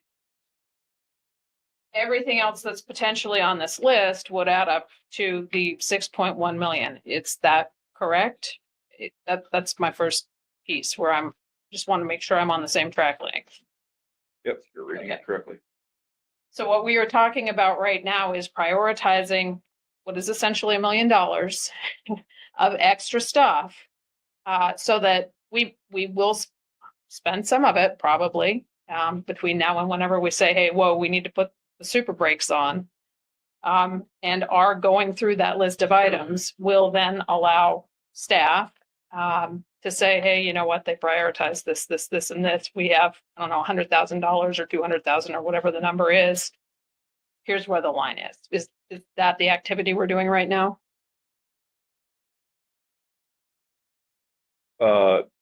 Yes and no. So we have a budget number right now, provisional budget. That number is about 6.1 million. So right now we have time to start to ratchet back in on our budget. We have time for the next couple of years. So I think that's the context within which you should think about the budget exercise.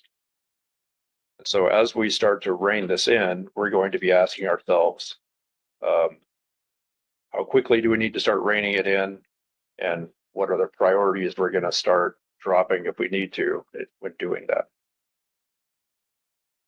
We're on the same page there. I think we are on the same page. I have one more follow-up question on this now. Because everything on the list in table 2 would essentially be under this 6.1 million budget that we currently got. There are a number of items on there, such as gear switching, which would likely be resolved this year. So have there been any calculations done on what the differential would be with those items out? Meaning, okay, legislative is an ongoing thing. But if some of those numbers are really big numbers that we're dealing with this year, what are we really prioritizing? Well, let's see, as the paper outlines, it's really difficult to tie specific agenda item to a specific number. And so that's why you see these aggregated, they're like programs that we're building. And so there isn't a number tied to gear switching specifically. We can get there, but doing all of that in time for this meeting just wasn't possible. Your point is right, that as we drop gear switching, there will be savings, we'll free up staff. We could channel that to something else potentially, but what that number is, we don't have it at the moment. Okay. I mean, I guess I'm advocating like in the sense of what we're looking at for all of this. When things fall off of this list, if they fall off, then we're not looking at $1 million. We're looking at, I don't know, 700,000 or whatever it is. We should be not planning on taking new things on if we're prioritizing this list. And then at some point we would get to the conversation about how do we prioritize new items that are not on this list.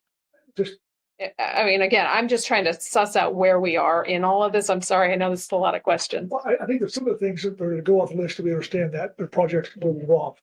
Some of these things are ongoing that we are gonna cut back or modify, or those two things we'll maybe be looking at. So anyway, I saw some hands up here, so you good? Yeah. I had a couple of comments specific to wind. And sorry, John, but some of the wind seems to be falling out of the sails of the wind movement recently, but I personally, and I know a lot of people share this, feel that wind energy development is the biggest threat to fisheries on the West Coast that we possibly ever seen or will see in our lifetime. And while you have a lot of voices saying the same thing, the council's engagement and voice provides tremendous leverage to all those other voices, leverage to BOM, leverage to congressional offices, and maybe most importantly, leverage just to NIPS. Because I guarantee you they share all the same concerns about wind energy development, but their voice is being, how shall I put it? Well, obviously, they're being pushed. And any help, support, leverage they get, and the council's engagement and voice provides a tremendous amount of leverage to all the other voices, and I'll just leave it at that. Well, just clarification on that issue. I think the big problem we had, said at the MPC, we wanted to get it from one body, but everybody was on, every AP wanted to chime in. And I think we've eliminated largely a lot of that input from those advisory bodies, I think. And I think that's helped for the time. So, but, Butch, Mark, let's go Ryan. Respond just because we're talking about my topic. So just again, not disagreeing. Wind is important. Wind energy development is a potential risk to a lot of issues. I totally agree with that 100%. I don't know that the council is the most effective venue, or have been proven to be the most effective venue given for a response to many of our inquiries to engage in that. And I think we're spending an awful lot of time on it. So that's what I'm saying. Butch? So, it's a side comment, John's, eco management, comment intrigues my interest. Say that, say a full support or a full, but it does. But I guess the question I have is working in through budget items, including the WDF&W budget committee I'm on. We always get we're asked to, what was that? Prioritize and whatever those new words are on what's how important is it at this value? But I guess the question I have is the piece of the puzzle that I'm missing here from normally the way we look through stuff is the monetary value that each item has. So I might think saving gigawatt fish is important, but is it important for $1 million? Or is something else maybe now become a little bit more important because it has more value for the bang? And I'm not interested in seeing the personnel breakdown, but within these topics that you have on page 3, they sure could be if you, and I'm not on the budget committee, and so maybe this is just for a budget committee person, but within those topics they can be broken down a lot more, and that way we can see what is a greater value or more than we expected or less than we expected it cost the council. But just saying that I disagree with I don't think this group should come every meeting, or I don't think this should be, I don't know if I don't know what monetary value is put on it, what it costs. And maybe that's where I'm confused in this whole process, but it sure would have been me, but maybe it's just me from Milwaukee. Happen not be able to see that as we make these decisions is kind of make this, adds more mystery to this event. I'm sorry if I'm off base, but that's the way we've done things now. Be happy to respond to that quickly. Yeah, ideally, I'd love to do that.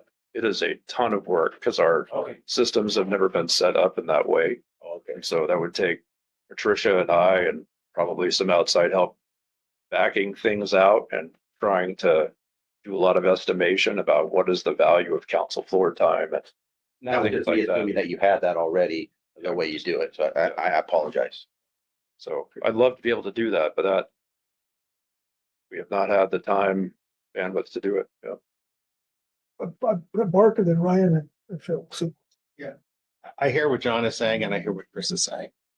And I think that there's another way to look at it, and that is we don't need a marine planning committee for the council to offer public comment on wind. We have a habitat committee, right? So just because we're going to try to pare down, say, the number of advisory bodies or whatever steps we may take, doesn't necessarily mean the council can't respond. It just needs to be more efficient in the way it does it. And, we use the Habitat Committee for all our other comment on those things. So I just wanted to lay that out there. It's not an either or situation.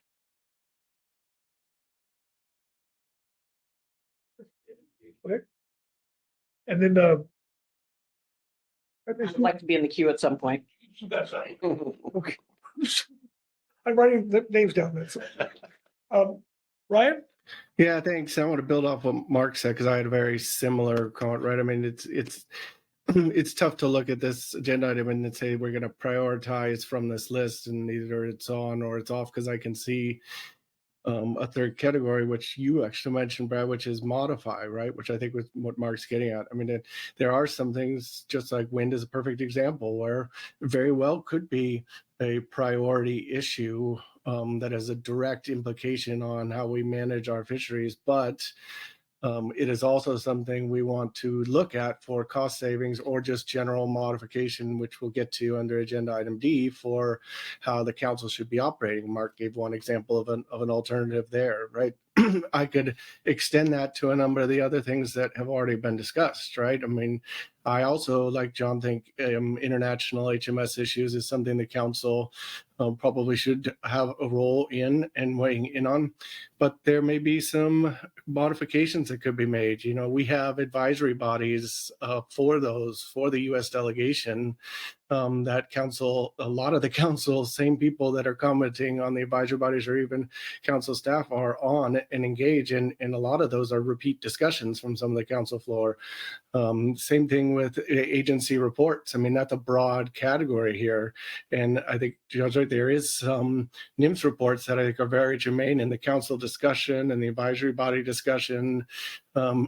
Is very helpful and worthy of its own agenda item, but there may be modifications here too. There may be things that the council requests NIMS to bring updates to the council on that doesn't need its own separate agenda item, that doesn't even have a council action under it, but it could be submitted as an information report, for example. So I also think that there are some categories that could fall into both, I guess is my point, right? Something that should stay in some form, but not necessarily in the form or format or the amount of time, or maybe there's other cost considerations that could be dropped, like Phil recommended as it related to IPHC. So I put that pin here because I think it will, all of the discussions in the paper that's out for agenda item D, I think is directly relevant to the further we go down this road. He's right. Phil, Lynn, Bob. Two things. I largely agree with Chris in terms of wind. You've heard me use almost those exact same words in terms of the threat I think it poses to our West Coast fisheries. I also agree with Mark. Make a note of that, please. That where we talk about it and how we respond should be on the table. And if there's better ways to do it than having a separate marine planning committee, and we do it through the Habitat Committee. As long as the job gets done in terms of us keeping our foot on whoever it needs to be to help support the fishing industry and the things that we do and our resource assessment and all the rest of the stuff that goes with it. And of course, I agree with Chris. It does make a difference if we are in there with a voice and we're supporting, we're helping coordinate all those things. So on this topic that Butch brought forward, and others have expressed, it's, I guess maybe it would have been possible, I don't know, possible to bring forward all of the information on each one of these topics to the level of detail that you all want. But I think the first step is us expressing our thoughts to them about what particular areas that we think we can make some improvements on, either cut down on what we're doing, be more efficient about what we're doing, or some things that we ought to consider not doing. And I think having that expression of those thoughts around this table, then they know where to focus their attention on to bring that more detailed information back to us. Because remember, there's going to be a report coming out of the committee meeting. It's all going to come back to the council. We're not making any decisions here. And we're saying that before we are able to make a decision, we need some more information about, what it all means. But here are the areas, the topical areas that we think have merit to consider in terms of making some modifications to efficiencies and or outright eliminations. I'm going to switch from marine planning to ecosystem with a couple of questions, if that's all right. What was the impetus for us creating the FEP? I seem to recall there's something scratch in the back of my brain that there was some directive that we had to start taking into consideration ecosystem issues. I know we didn't just create this ecosystem work group, the FEP, because we didn't have enough to do. What spurred us to create this? And then I have a follow-up. Well, I can get us started, but it predates me. I do know we received some special funding, and that resulted in us pursuing, I don't know if that was the original climate initiative or not, but that also then led to the creation of the two working groups that we have, the EWG and the EAS. That funding has since gone away. Yep. I don't know if Kelly or Kit, if you have more to add to that. Yep.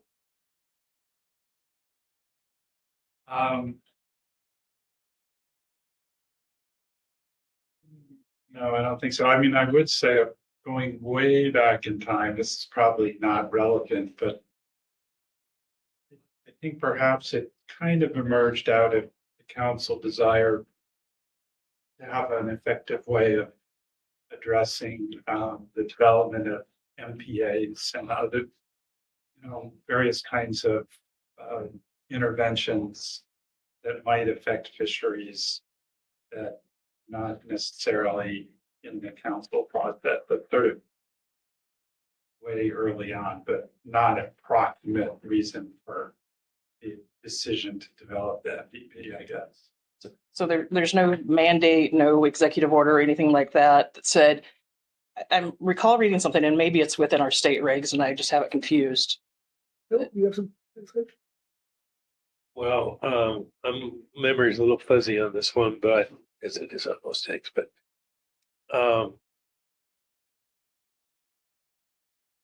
when the term ecosystem management came along a decade ago, or if I have my timelines correct, it's probably longer ago than that. And climate change was beginning to take on more meaning, and the potential for changing productivity for stocks, acidity levels in the oceans, all of those things started to get more and more focus. we thought about making amendments to each one of our fishery management plans or develop the fishery ecosystem management plan, which is what we chose. That's the path that I remember us choosing to go down. And we sought funding for that and got it, and started down that road to prepare ourselves to be in a better position to meet the challenges associated with climate change and fishery resource management. And the next piece, my understanding when we adopted the FEP and kind of how I've been mentally treating it, and maybe this is just me misinterpreting things, is the fishery ecosystem plan was on par with an FMP. It just had an E instead of an M. It could have been the ecosystem fishery management plan instead of the salmon fishery management plan, because we've got a prohibition on a lot of forage fish in there, so it does impact how we fish. So in my mind, saying we're not going to do anything on the FEP anymore, it's the equivalent of saying, but we're not going to do anything on CPS anymore. I understand the workshops and the workload with it, but to me, that FEP is on par with our groundfish or our salmon FMPs. And maybe I'm misinterpreting what its intent was. And I don't know that there's a question there, but it's a thought that's been percolating as we've had this discussion. Is what, compared to an FMP, what weight does that FEP carry? And is it one of our mandates to follow it like it is under Magnuson for the FMPs? Well, I think in response to your last question, I don't, this is my personal opinion after being a fisheries professional for a couple decades. I don't think a FEP has the same statutory legal requirement or force that an FMP does. You could take the route that I believe it's the Western Pacific Council takes, where they call all of their FMPs an ecosystem plan. So it is essentially an FMP. That's not what we have. We do have this nuance that you've indicated where we've passed down a regulation or two through it, but I think that's the exception rather than the rule. And instead, it's a strategic document rather than a tactical implementation document like an FMP. That's my thinking of the organizational structure. I appreciate that discussion. Yeah, I just say, I think early in its development, there was a discussion around that.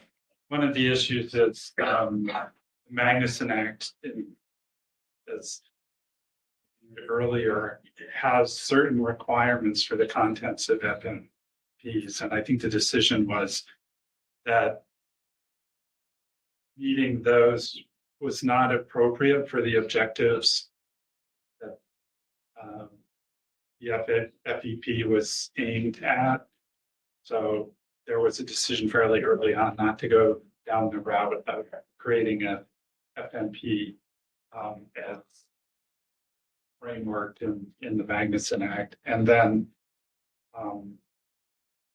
as I noted in my talk, that the overall objective or purpose of the FEP does reference using the FMPs as a mechanism as needed to, actually do management. And as Merrick said, it's kind of an umbrella or framework to help inform those kinds of decisions and actions that are implemented through the FMPs. That's good. Thank you. Okay, Bob and Corey, then Heather. Well, my comment's going to shift gears just a little bit. We had a couple other on that list in the middle of table 2 are EFPs, EM, and gear switching. And I look at those as really, they're brush fires that come up periodically, and there'll be more in the future like this to talk. There's no end to those, but they support our FMPs. I mean, EFPs are really a really important thing. Maybe not every one is important. That's when we talk about them during that agenda item, that's what we try to do is accept the ones that are good and will build into the program. Ones that we don't think are as important, we don't. So there's that. EM and gear switching are basically in their sunsets, hopefully. I mean, EM, but very, very important work. I mean, EM, if we ever get the policy changed and then we could actually use it in other fisheries, is a really important tool. But it's, those are things that we should be doing to support the sustainability and the efficiency and everything else of our FMPs. And I don't know that it even fits in, it doesn't fit with sanctuary regs and things like that. It's a different thing. And so I almost look at it as a middle ground of actual things that we're mandated to do or that we consider most important. It's right up there, but it's a decision the council makes to pursue those things and sees the value of them.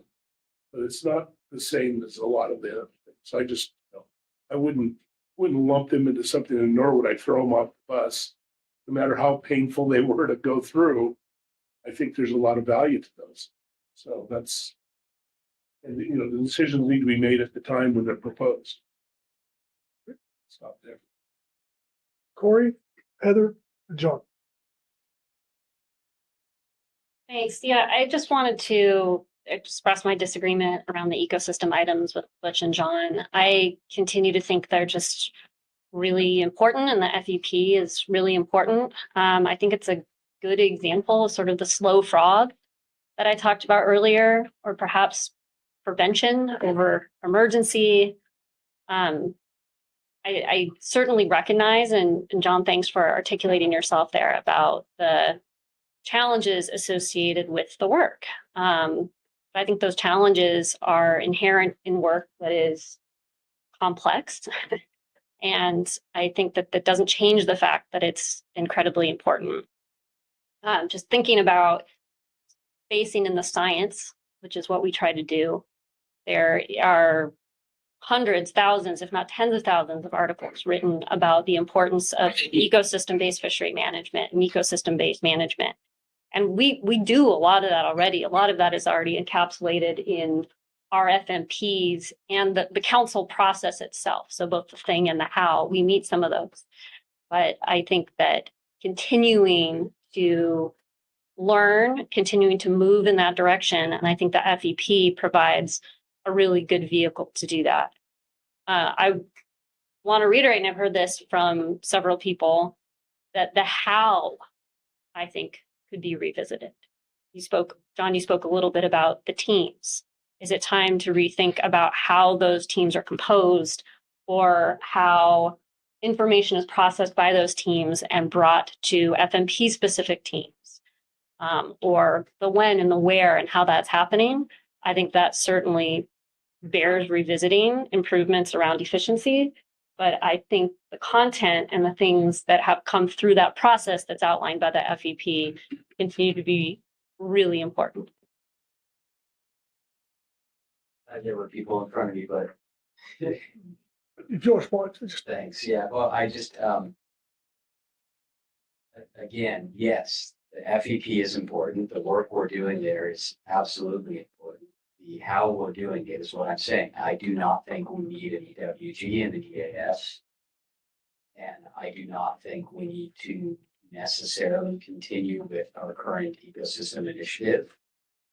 I think we have a lot of information that the teams are already adapting to and applying. I think the groundfish team is looking at a stoplight approach that's similar to standard, that is consistent with what the ecosystem groups are recommending. I think that, CPS has made strides there. I think that we could really take some time, call it a pause if you want, and see how we do with our existing teams in implementing all the good work we've done, so that we can move forward on the slow boil and that we can address these things now. I do not think we should immediately look into changing our teams. I think let's see if they can do it. If they can't, if they're missing something, if we feel like we're not responding to the information that was developed by the ecosystem work group and the sub-panel and the initiatives, then yeah, revisit it. But we're dealing with limited funds, and I'm trying to come up with things that are not required. So, you know, to me, that's a big workload. And I also think that, well, I'm going into another topic, so I'll let other people go and I'll go back to it. Thank you. Great. Heather? Then Thanks. John. Yeah, just going back to Phil, I was getting a little bit, this conversation was getting a little bit hard for me to track, and how Phil kind of suggested that thinking about these on a high level and providing some input that, you know, council staff can use was really helpful to me. I think as we've gone around here a little bit with some of the comments, I'm feeling more comfortable about how we're approaching it. And it's also contrasting that with appreciating the way Krista is characterizing, you know, us trying to narrow this $1 million gap, if that's oversimplifying, and I understand, but in the grand scheme of things, that almost isn't a whole lot, you know, and are there some things that we can do to, again, this is like the more optimistic view of our ability to be able to continue to do the work that we're doing. And it's the how we're doing it. So also, so many different thoughts chime in as this has gone around, but the discussion around the fishery ecosystem plan is, I think, a great example. And we hear from our stakeholders that in a changing climate, what they need the most is flexibility, and a lot of that is regulatory flexibility. We're at the point where we're starting to bring that ecosystem information into the council decision-making process, which I think is really great. I think it informs how we can be more flexible. We have this great coordination with the science centers. And again, John, I think what you just said was really reassuring to me, that it's not taking it off the table, but thinking about how we do it, and in that way, addressing some of these where we're putting a lot of money toward things, and can we be more efficient in the how we're doing it, seems really a reasonable way to go. I think that covers what I wanted to say here, but yeah, thanks. I'll just end right there. John? I wanted to go way back. It's indicative of, it's a good discussion because we're getting lots of things, but Krista said something about when she was asking questions and mentioning that certain things are ending, right? We're wrapping up some long projects, and I think it was gear switching or something like that. I know there's, you know, troll IQ out there that California has regularly said, let's not work on the same. But there are some projects that are wrapping up. That's great. That will help us if, and only if, we don't immediately say, well, that frees up time. Let's do this next new one. And so I really want, you know, something that could come out of this discussion is that whenever we talk about the what's next, the, you know, HMS roadmap workshop, the CPS looking at some new, you know, discussions about stock that are additional, maybe not necessary, maybe lower urgency, that we really think about when we engage in these things, and how we engage. Do we form whole new teams? Do we have big workshops, or do we just let our existing advisory bodies give us some advice on some topics on a timeline that makes sense for them, and come back to them? Yeah, thank you. And appreciate the support on that one, because it gets to my whole, hey, I think we need a quadrant for future projects as we work through some of these. Just in terms of numbers, because this is a budget committee, and like Butch, I struggle with, hey, if I don't have a number in front of me, what are we talking about? One thing we might want to consider or think about, again, I'm looking at table 1 from B2. And I brought up the, hey, it's about $1 million between what we got versus what we think we would like to spend on. But when you start looking at the categories, so the categories on the right, about 30% of that is in the first category. So 270,000 is the difference between that agenda item, or those agenda items. Then there's another 396,000, or about 40%, in the middle one, status quo. And then there's the IRA trawl cost, which is an additional 295,000, so about 30%. And I think, if we're going to have the conversation about where do we want to cut or how do we want to cut, really understanding that, hey, if we make 100% of our cuts in one area, I mean, that'll get us somewhere, but it might not actually get us to whatever number that is that we need to be thinking about could be really beneficial. And then I'm going to admit a little bit of ignorance here, and hope some people can help fill in the blanks. In terms of the adding IRA and trawl costs, just what specifically that is. Nobody's thrown that out as a, hey, we could get rid of this. And I'm looking at it going, whoa, it's $295,000 that we haven't even talked about. So, is that we're wanting to look at trawl cost recovery, and that's something we've put on that we're wanting to budget for. And that's this year and maybe next year, will we resolve that? It's a shorter term thing, or is that, again, when I was asking before about, hey, which of these are short term items versus long term items, and what does that look like? Can we winnow this budget down where we're going to spend $960,000 and some change this year to go through all of this while we resolve this, but longer term, if we don't take things on, we're really looking at what does that $500,000, or what does that 400,000 look I like? think there are additional monies for the trawl cost. Right, we have a contract for that. Yeah, the last column are essentially our 2 special projects. So we have Money for that. special funding for IRA coming and for the trawl cost investigation project. That's outside funding. Okay, no, that's good though, because that right there moves you from $1 million down to 750 as an example. So, just $300,000 better.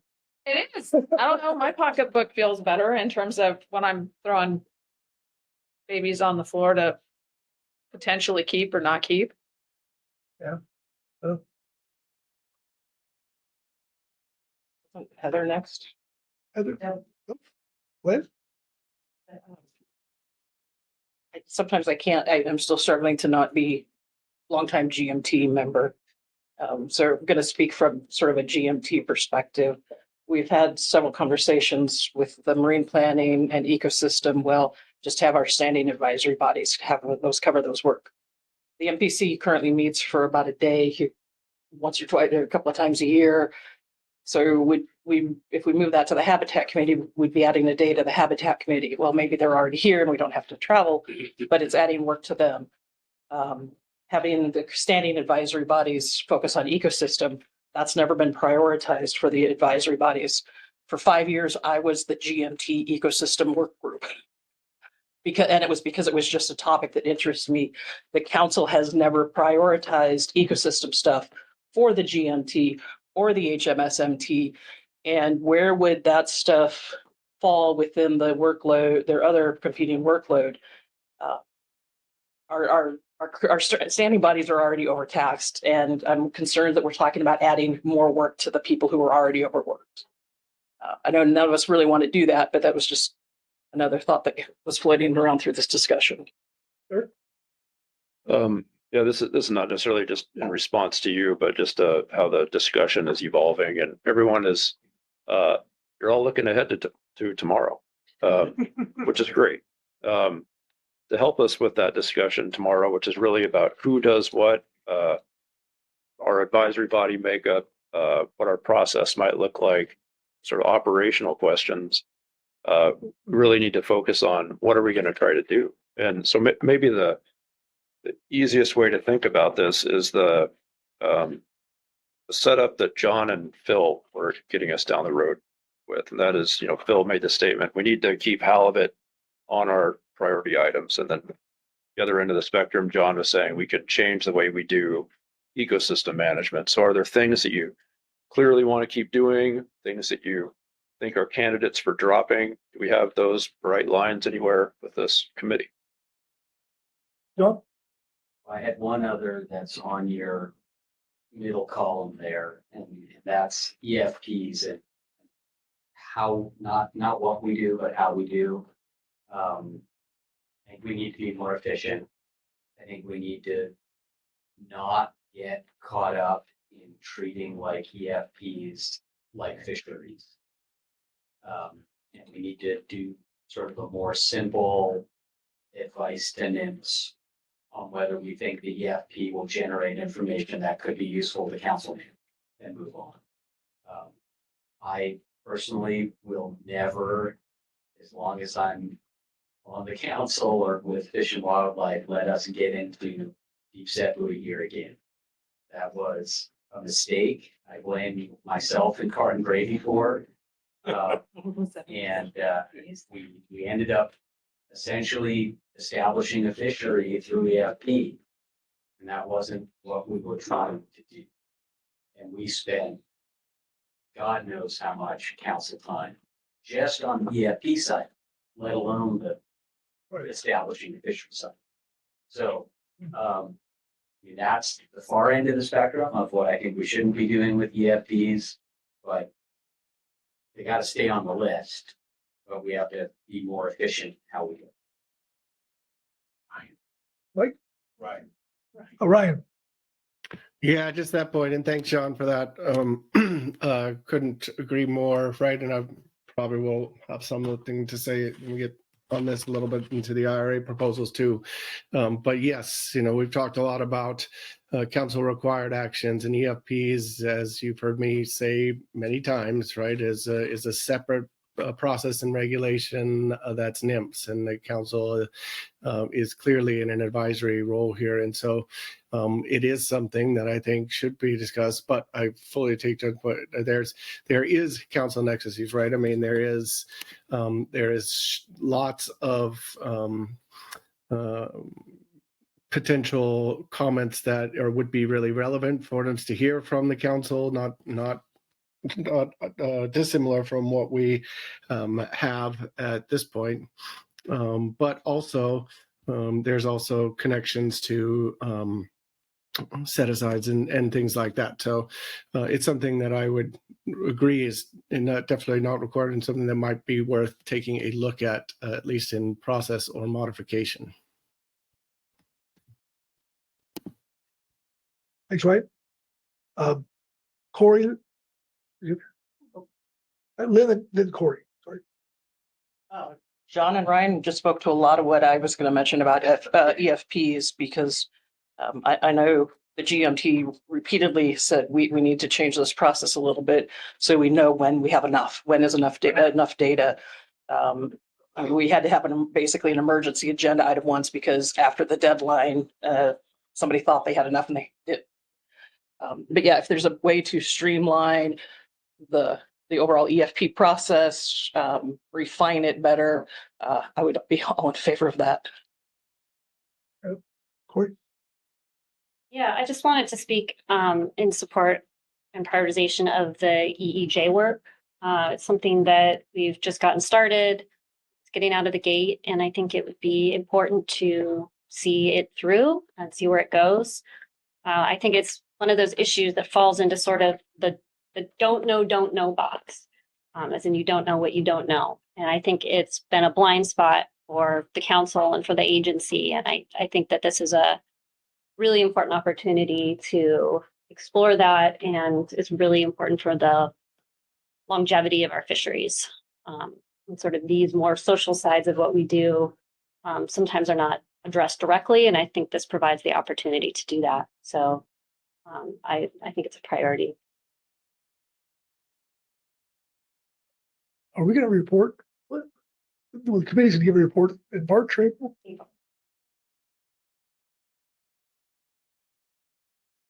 Okay, now that I've given all my numbers stuff, in terms of content, I think this is a really difficult topic for the sense that everybody's got favorite children. And it's really been why I've pushed hey, if we have an idea of what's coming off, then that will give us a better idea of the longer term and the evaluation of how we may choose to spend money in the future. I would be supportive of Ori and the EEJ concept. I think that is not a particularly expensive topic in terms of meeting, etc., or floor time. This is not an 8-hour agenda item. I think it does guide us as we move forward through some of this. And I think in terms of communities and social input, it is extremely relevant. I am supportive of marine planning. I'm appreciative of both the gentlemen on either side of me who are in favor of that. I think it is important to have a marine planning committee, which is remarkable considering I was one of the ones advocating for not having it when we started down this path. But I think our habitat committee is amazing. They do incredible work around habitat. They are not necessarily as fisheries focused. And I think in terms of fisheries voice into other forums, this is the place. And so having the space for that is important, even though I do recognize that when I'm talking about 40% of the budget, that is arguably one of the larger costs in there. So just wanting to put a pin in both of those. International, dependent on how those different organizations are. If we're funding people to go there, that is a very different animal than if we're not funding people to go there and getting a minimal report. So I think, again, digging in on some of these items to really understand where our costs are is going to be important as we move forward when we're really having to figure out what we are going to have to cut, unless we have to cut it all and just stick with core.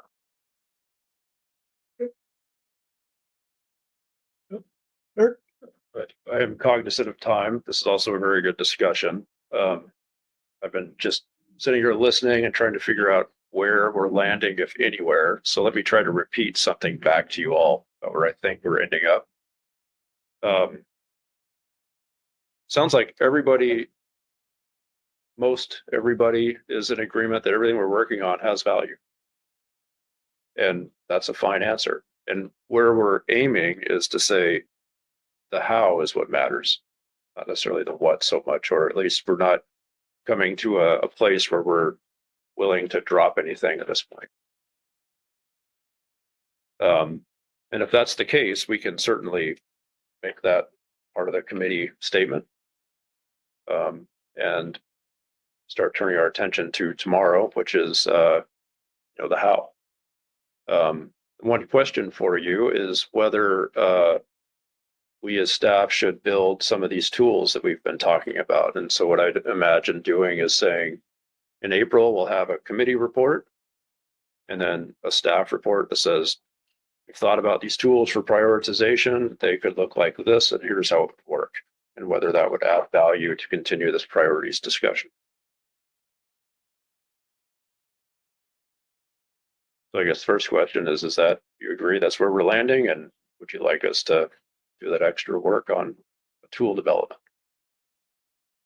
The only comment I have, Merrick, is it may not be entirely the how, because when you look at discretionary things that you could choose to do, I think, and they all have value, but I think when you're looking at that category, you have to think about relative value. And so there is a whether to proceed, not just how, that I personally think you should take into account.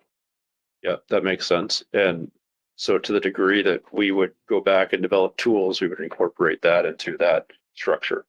Right? Here's a tool that'll help the council prioritize the non-core activities, and one of the factors to consider in that tool is the value. Yeah.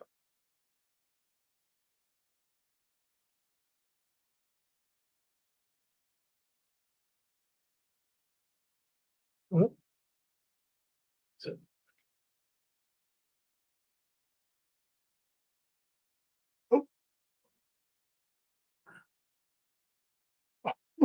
Round table again. No,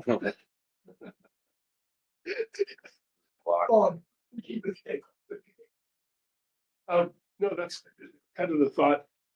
What Chris was talking about is what I was talking about earlier. It's the matrix or whatever to a decision table of trying to help us understand whether something has a value to go forward with and has to go forward with.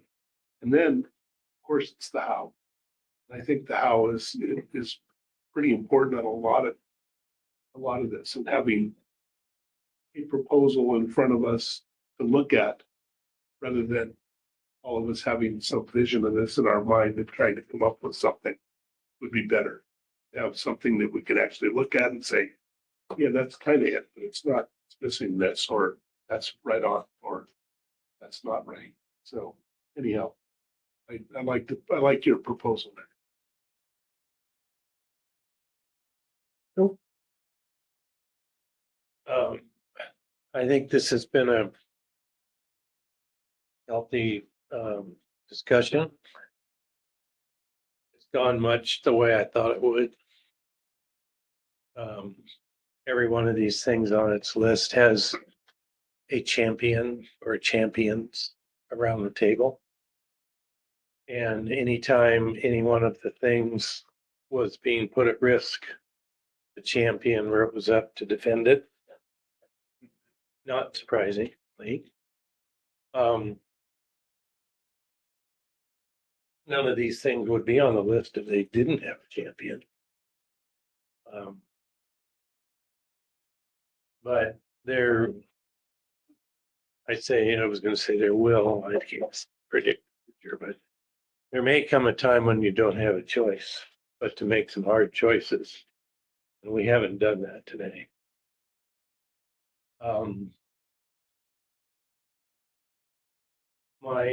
I think some additional information, and that's such a broad statement that if I were you, I wouldn't know what the hell to do with it. But I think some more information in these topic areas that were put on the table for some further discussion and deliberation would be helpful. One of the things that we have, I don't know that we've always done it, but we've sure done it a lot lately. Every time something new comes along, we create a new committee. We can't help ourselves. And maybe it's the right thing to do. I don't know. I mean, from EEJ to green planning to you name it, when we get a problem, we create a committee. And I've been guilty of, the pot's calling the kettle black here. And I think we ought to take a good hard look at the committees that we have developed on these kind of what I'll call special projects or special initiatives. And ask it, and we've also we created 2 new ones dealing with Sacramento. We created another one for Klamath. I mean, they just proliferate crazy, and they cost a lot of money. Maybe not individually, but you add them all up, and it's a lot of cost. It's a lot of staff time for the council. And I think as part of this process, I was going to say exercise, but part of this process is we ought to be taking a hard look at how many committees we have, whether they're doing what we design them to do, whether there are any cost cutting measures we might take and not undermine their ability to carry out what their original objectives if we want to maintain them. Um, That's it. Heather, Corey, John. Thanks, Brad. And just wanted to support what you were saying, Merrick, and I think add on to what Bob was saying a little bit too, with a little bit more information on some of the trade-offs with, where we're thinking about the how of what we do, or some of these ideas, and the discretionary work that we do is some opportunity to understand the trade-offs of not doing it or eliminating it would be really helpful. And maybe with that, I've brought this up idea, if we have a couple of different scenarios that we can look at, if those kind of details can help us with that, maybe having a couple of different scenarios, optimistic or middle of the road type things to look at. Corey? Just spirit of discussion here, maybe this is going the opposite direction, but just noting what Merrick said, I agree. I think staff report's appropriate. The council process is complex. There's a lot of how we do things, and we're going to talk a lot about that tomorrow. And Merrick, to what you said, we kind of agreed it all. We all see value in different ways of everything we do. It's a lot of it. We're going to have to make tough decisions. I think that's clear, but also the how is very important. So prefacing a question about, would it be appropriate or council staff be interested or find it helpful to have some sort of kind of external consultant help to look at the process and make suggestions, or be able to provide as a resource to how to be more effective and efficient in what we do. And I say that as someone who has never run an organization or kind of dealt with the complexities from a procedural standpoint. So wondering if there's a resource that can help us get through this.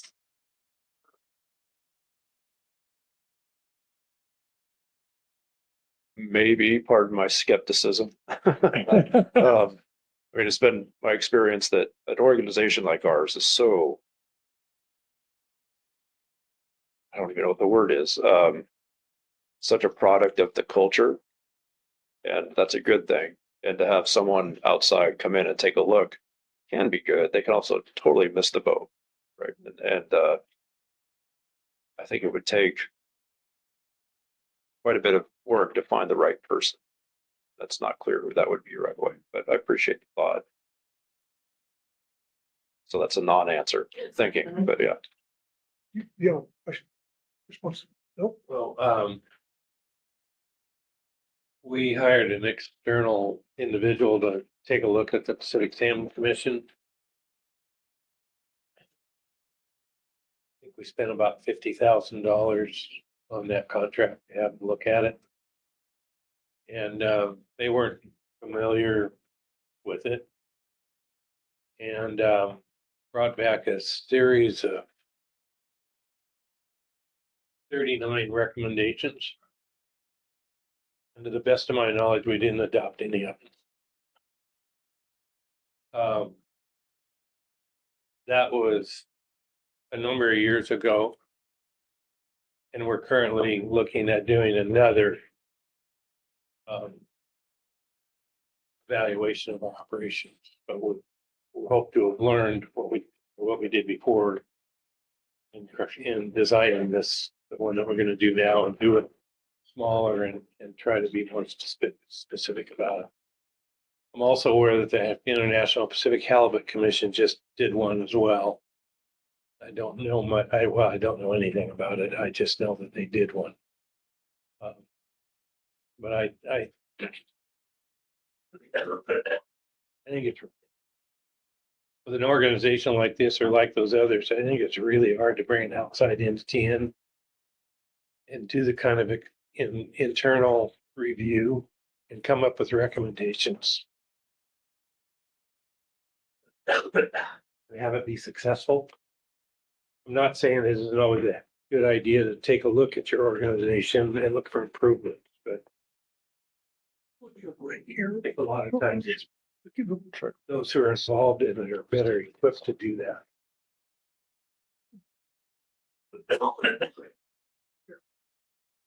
So, John?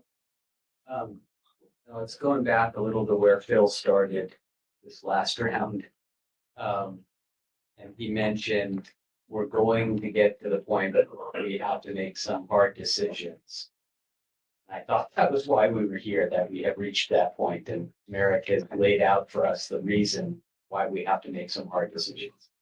And so when I look at this and exactly agreeing with Phil's point that we seem to make committees at the drop of a hat.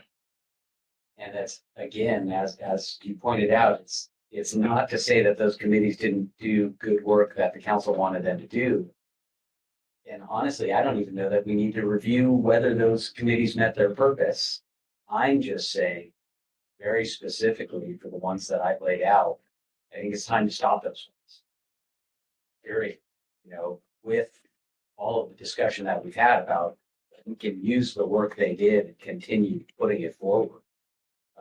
But yeah, I think we're there. I think we need to make the tough decisions. I'm hoping we make some of them, and Merrick, to sort of your point about some tools to make decisions. I don't know that tools will help us. I'd have to see what the tools are, I guess, but yeah, I think it's more about one, using the list that we're talking about and making some cuts. And two, moving forward, keeping all of this in mind so we don't go down the path of engaging new things, more things that we don't have the time and money to do. Mark? Thank you. And I think maybe some of our discussion about maybe fit in better with council operations, but I just wanted to address the notion of our, I'm looking at ad hoc committees here. We've, in the last 10 years, we've created 4. It seems like a lot because we did 3 of them last year. 2 of them are the Klamath River and the Sacramento River Fall Chinook work groups, which I believe are tied into our obligation to rebuild those stocks. And I'm not sure, I have a vague recollection that we might be able to use some IRA funding for that. So those are, by definition, I think, short-term work groups that are directed to developing rebuilding plans. And if I misunderstand that, I apologize. The other 2 committees we've created in the last 10 years. One is the Marine Planning Committee, which we've discussed at some length, and the Equity and Environmental Justice Committee. There are other ad hoc committees that I don't think have met, and I do think we do need to prune that list judiciously. But and we should take great care in forming these committees. But I just don't. I think that our impression of these committees is I think largely a function of the fact that last year we created 3 of them. We don't, and it's not the creation of committee that incurs expense. It's what are we asking that committee to do? So I just wanted to interject that, and maybe we can have more discussion tomorrow when we talk about council operations. Okay. Well, That was what Mark was talking about, was something going through my mind is that actually when we do create a committee, we ought to have a term and a product that we expect out of that committee in this particular timeline. And if we wish them to go on beyond that, then perhaps we readdress that. It seems like if you start a committee and it just go forth and do good things, I think you really, they tend to have a life of their own. I mean, so that's the distinction between ad hoc and standing committees, right? These are all ad hoc committees that should be limited in duration. yes, and we should state that to begin with, have that product and date and time, and it's finished unless we tell them to go on from there. I mean, I think that would be reasonable. Okay. Anybody else?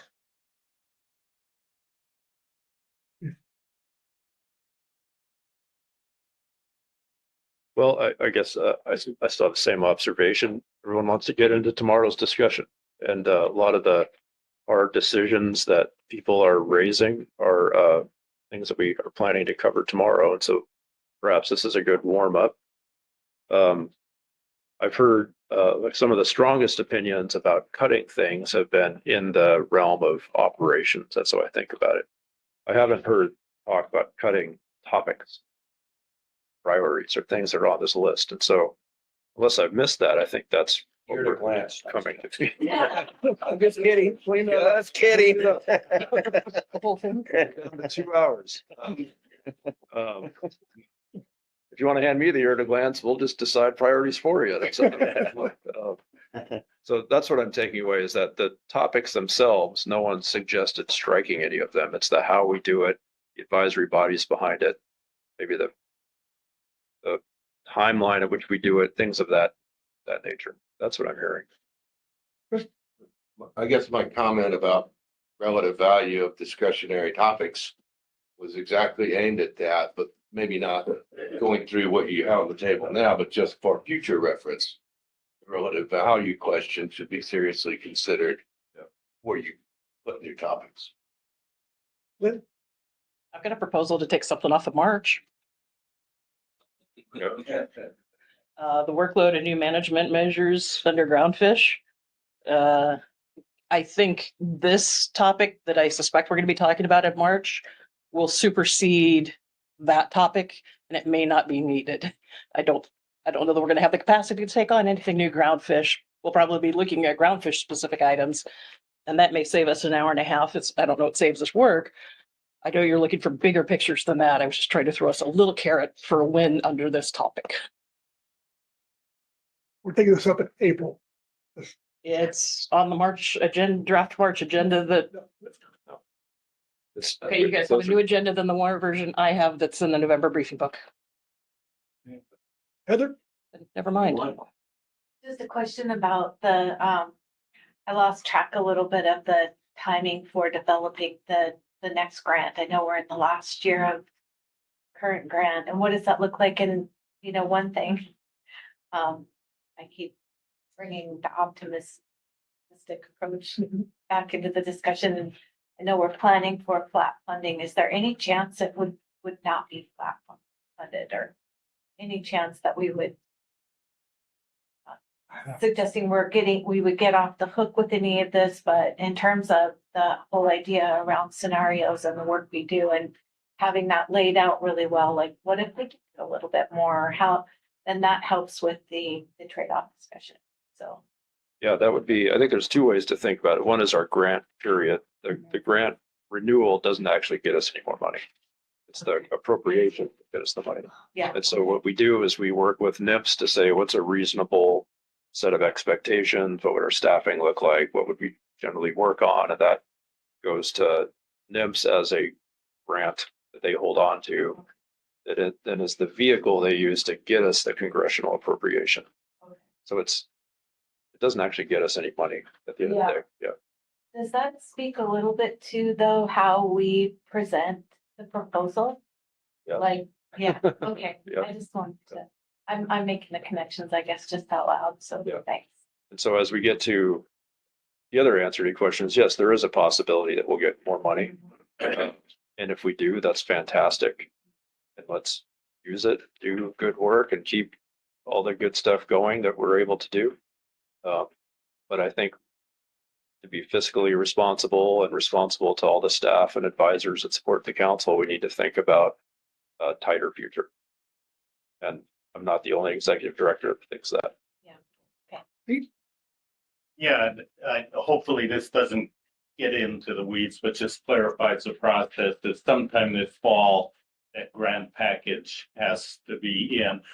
What has been done in the past, and can only assume they will require the same thing, is you lay out 5 years of budgets, but there are some sideboards, and one of them is the first year's budget, which would be 2025. So we have to build, just like we do in our normal annual process for the grant package, that 2025 budget has to be in there. And in the past, they said it cannot be more than I don't know what it was, 5% than what you had in the previous year. So right away, you're capped at that amount.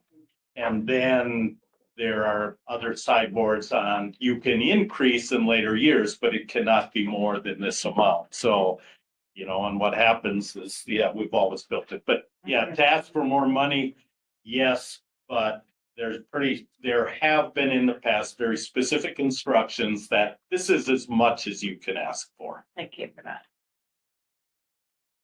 And this goes to NIMS, which in turn goes into the president's budget request.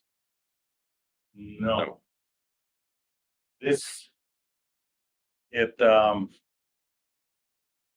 So I'll take a shot at it because we had this discussion about what's in the grant versus what we actually get. So the grant is our forecast of what we need to do the work within those sideboards. And so in the current grant, and I know Patricia had put this together in the past, we asked for this amount in 2020 and 21 and 22 and 23 and 24. What we were funded at is this amount in 20, 21, 22. And it's based on, you know, we asked for the money 5 years in advance. They approved the grant, saying, yes, that looks good. But then based on the budgets, NIMS gives us the money to spend, which has been, as you know, pretty static. And I don't know if Ryan or, you know, somebody can add something to that, but I don't know any connection between the president's budget and the grant process. We're just laying out a 5-year, you know, they're creating the vehicle, the bank account for us to receive money over a 5-year period. What I'm hearing is we can't ask for what we think we need because we are constrained by NIMS to 5% over the last year. And the reason the background for my question is it's not up to NIMS in the first instance, how much money the councils get, it's up to Congress. And so several of us do interact with congressional members. I do recall in 2019 or 2020, NIMS actually got more money for the councils than it asked for. And I assume that money then flowed into the councils. And I'm just thinking ahead, how are we going to strategically try to get the funds we need to do all the things we need to do? And if we ask for this much, but we need this much, how do we go to Congress and say, well, we can't go as council, council can't lobby, but stakeholders can. How do we ask for more if we only told NIMS we wanted this?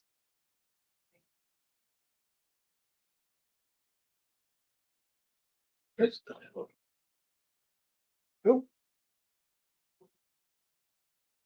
that the same conundrum we found ourselves in the salmon management line item where we were advocating?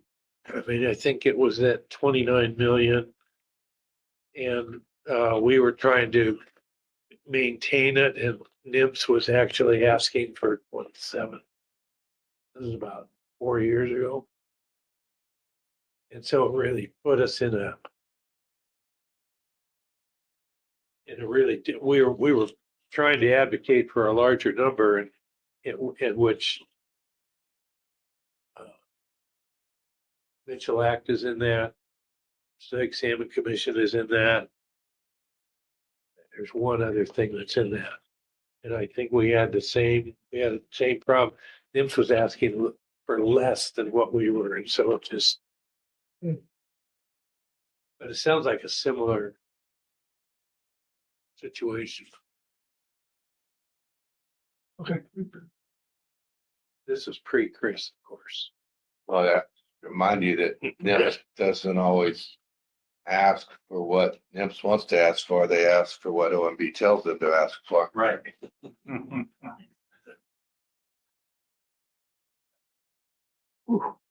Okay. Well, so this is all good, but I do want to make sure we get what we need out of this agenda item. So reiterated a few times where I think we're landing, which is doesn't seem like anyone's ready to strike any priorities, but people are interested in talking about the how of the priorities.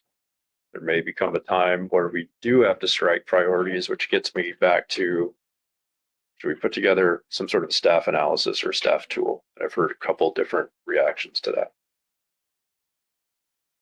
I'm ready to strike. Yeah. I want to be really clear about that. I think we as a group should like say yes or no to that. If the rest of you aren't, that's great, but I don't want it to be said that I'm not. Maybe I'm misinterpreting what you've been saying, John, because what I've heard you say is, like we think about the ecosystem topic, right? You've said the FEP has value, and then we should strike the EWG and EAS. Correct. Those advisory body makeups we're taking those up tomorrow. That's why I'm holding off on that. That as a strike. You're talking overarching this full list of things. Yeah, I don't know that anybody's identified a single thing that we can get rid of entirely as a cap. Not that I'm advocating for this thought, but looking at ecosystem in March, we've got the climate and community, and I think I just jumped in front of Krista. I think we get the update from the Science Center on this California current. And then I'm going off of what was in the November briefing book for the March agenda. And then there's two more ecosystem agenda items that are initiative related, how we go forward with the initiatives. So kind of what I'm hearing, maybe, I'm not trying to put words in John's mouth, but do we keep the California Current Ecosystem Review, but then we remove the two initiative items? Is that the kind of level that you're looking for? Not right now. Okay, thank you. Big broad categories.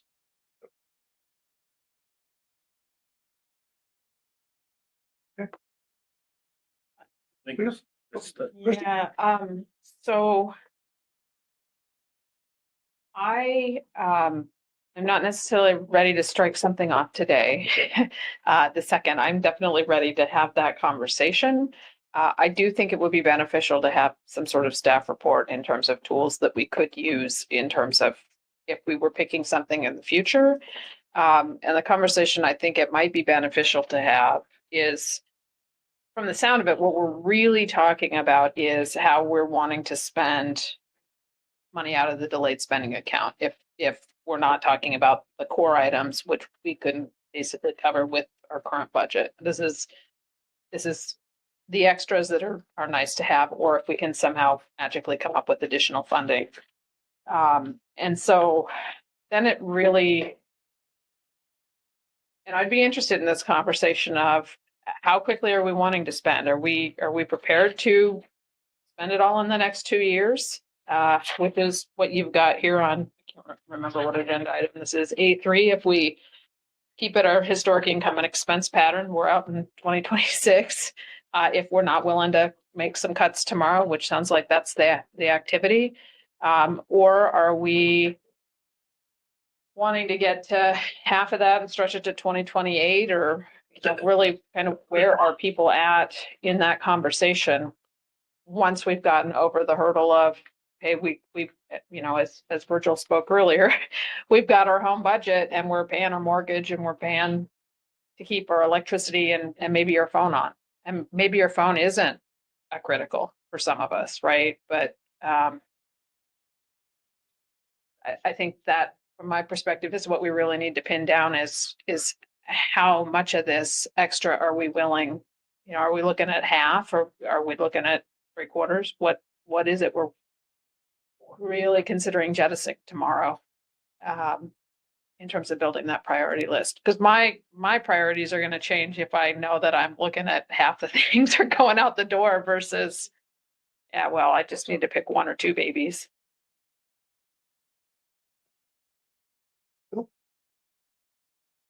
I think in order to make some progress on this piece, we need to make we need some more information. Well, first of all, we need to make sure that the categories we have on our list is complete. The ones that are on the right-hand side of the line. Is there anything there we're missing? Or is there any of those topics that need to be broken down into finer areas? The next thing we need to do is, you know, I say make a decision, not in a final way, but make a preliminary decision on the topic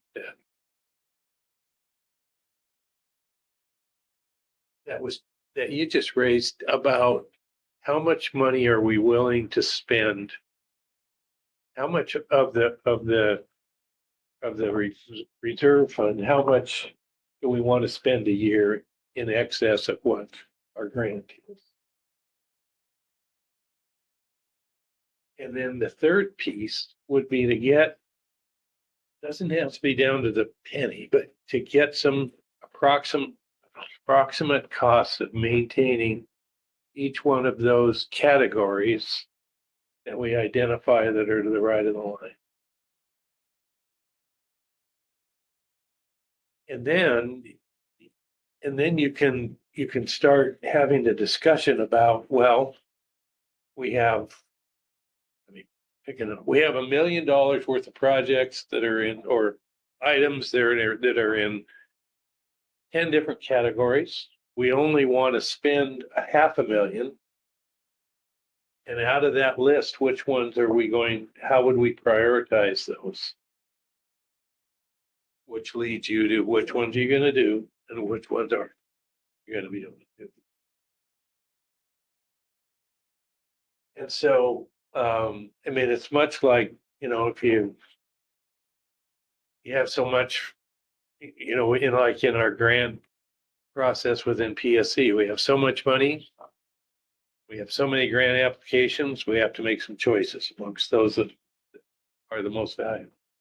And it's the same, to me, the same kind of process that we need to do here. All that makes sense to me. Question is, would anything help you in identifying priorities?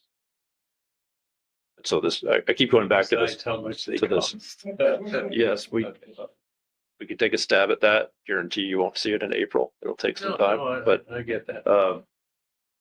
just in the interest of not only this group having that discussion, but everybody monitoring this discussion, understanding how priorities are being set. You know, a few hours ago, we were talking about that quadrant table and saying, this is how we're thinking about the universe. So if that kind of thing isn't helpful, we won't do it. If it is, we can. Bob? So I'm, you know, this whole conversation seems to revolve around the first two columns on table one being the fixed number. And that's not my impression we've gone in. I think we're going to be identifying ways to reduce that cost as well through remote meetings, other types of things.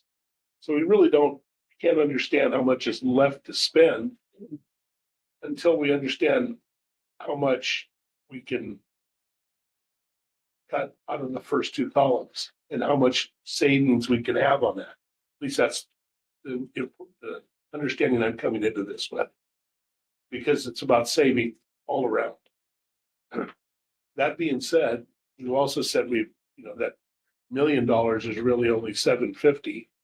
And I get prioritizing and maybe identifying things that we throw off the bus, but and there may be some things just arbitrarily we just do that, not arbitrarily, thoughtfully do that we justify that we need to change and we can do things different, much like John had just reiterated there. I don't know the degree of things that we need to cut until we get to way farther down the line. But I think it's useful to understand what what items we would sacrifice or how we would readjust them, should we have to. And so that's what I'm thinking about this. Am I missing something? Is that kind of where we're going? No, I don't think you're missing anything, Bob. But I think there's some important context here, which is us as staff, we can only take so much latitude in cutting before we have to come back to you all and say, what would you like this to look like? And there are a lot of different ways to do that. And so for us to line out, if you took this approach, it costs this, take that, that's just too much. So we need to hear from you all. And somebody, I think maybe it was Phil, like, we need a little bit of guidance from you all. What do you want the future to look like? We can say, all right, the 4.8 million for core or 5.1, we've got that down to 475. We could do that, but we need some guidance.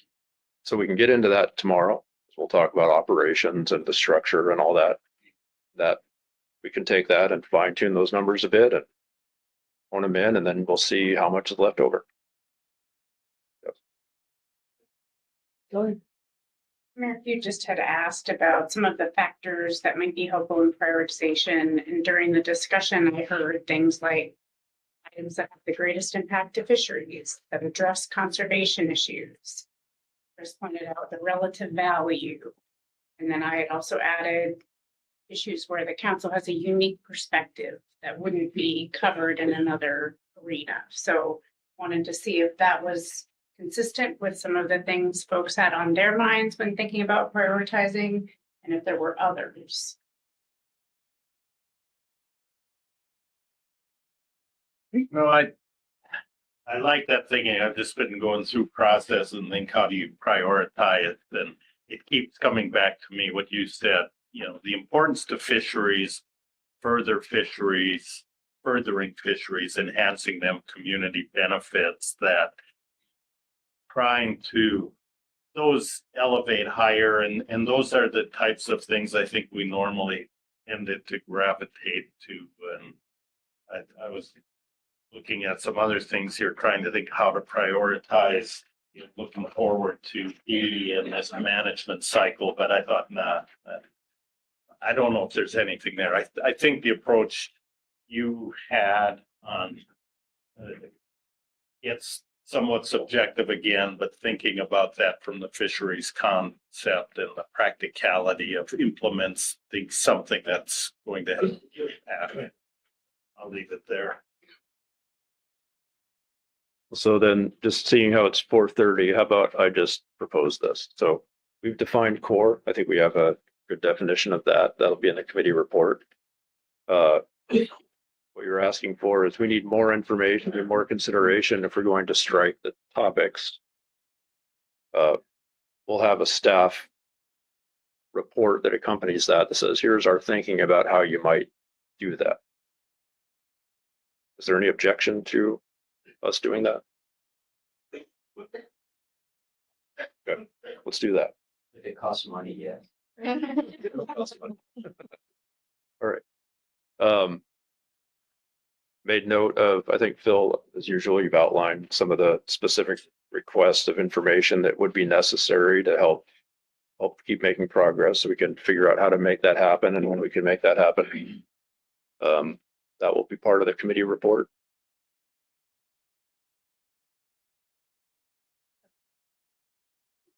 Can I ask one question? And this is, I'm a little nervous about asking this, but just wondering about people's appetites for not taking new items on. I mean, sometimes staunching your budget is just saying, hey, we're this year while we're figuring this out, we're going to put a pause on bringing things in, which would allow us to take some of the items that are short-term off and really see, if we can't get at those numbers, really see it kind of what that remaining overage would be looking like. I'm not necessarily advocating for this. I'm just interested in getting some feedback around the room, because that has been thrown out in terms of, hey, just because we take something off of our agenda, we don't necessarily have the room or the bandwidth to get us back from 130% down to closer to 100 or maybe 95% capacity.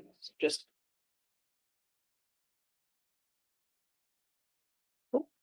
I would certainly be willing to think about that. And, a little voice was in my ear a little bit ago and said something to the effect that we've already added things to take the place of gear switching once it's gone. Is that a fair, did I hear that little voice correctly? We have continued plans for an economist. And so, That's a yes. it's, yeah, but these are also, some of our core tasks, like the Trawl IQ program review, right? So there are things that will land on the docket that are scheduled to land on the docket. Yep. Okay, Court? Just gonna, when Kelly mentioned looking through and sort of like, what are some of these things to think about? I'm kind of thinking of it in my head as different axes or different metrics by which we can take in information and try to pull value, what help us identify what rises to the top as value. And some that we talked about, I think, were tribal fishing. So understanding its importance to tribes across the coast. Also, I think someone said, I'm going to misphrase it, but kind of closeness to core. We're now obviously not talking about core, but the relevancy to core and sort of that closeness to the core, I think is something that would be good to understand. And also, someone earlier mentioned sort of the legal sensitivity. So again, going to the closeness of the legal mandate or sensitivity to legal action. So again, understanding if a particular topic or issue area has specific legal needs, I think that is an interesting metric to help us understand the relevancy and relative importance of an item.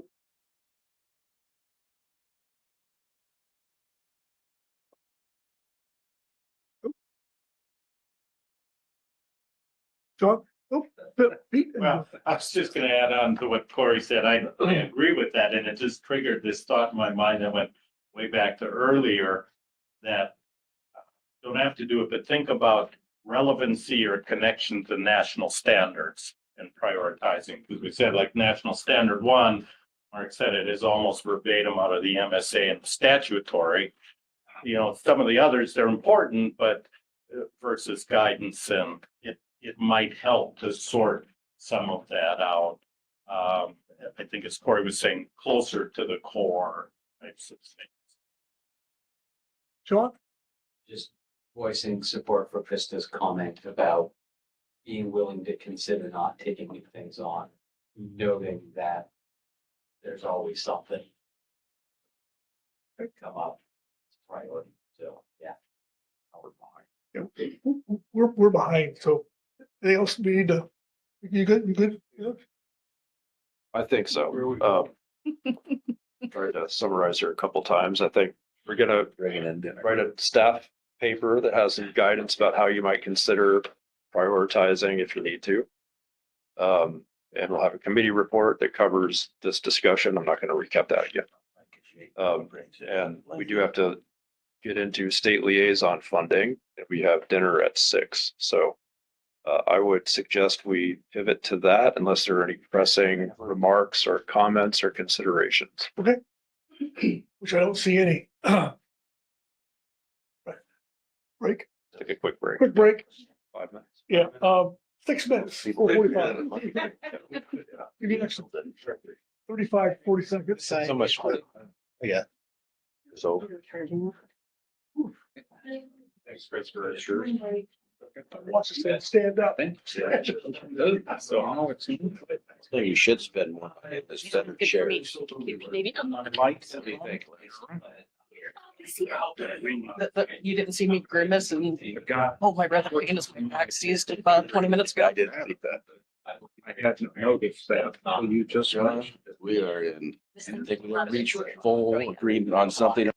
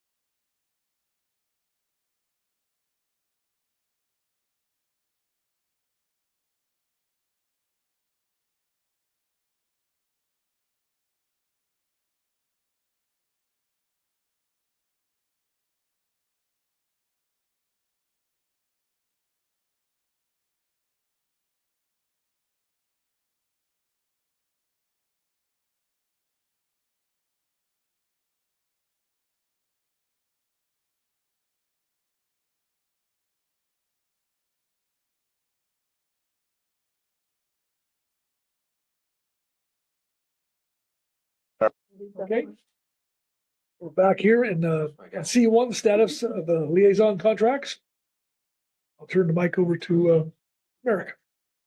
Okay, so we will at least get this one started, if not wrapped up today. What we're doing here is just looking for some understanding of how the state liaison contract funds are used in support of the council process. And it's the first time really asking for this information in my understanding at least. So what we're expecting to do is just go around the horn and ask the state reps to give us a briefing on how the funding is used and what it goes toward, be it staff or travel, things of that nature.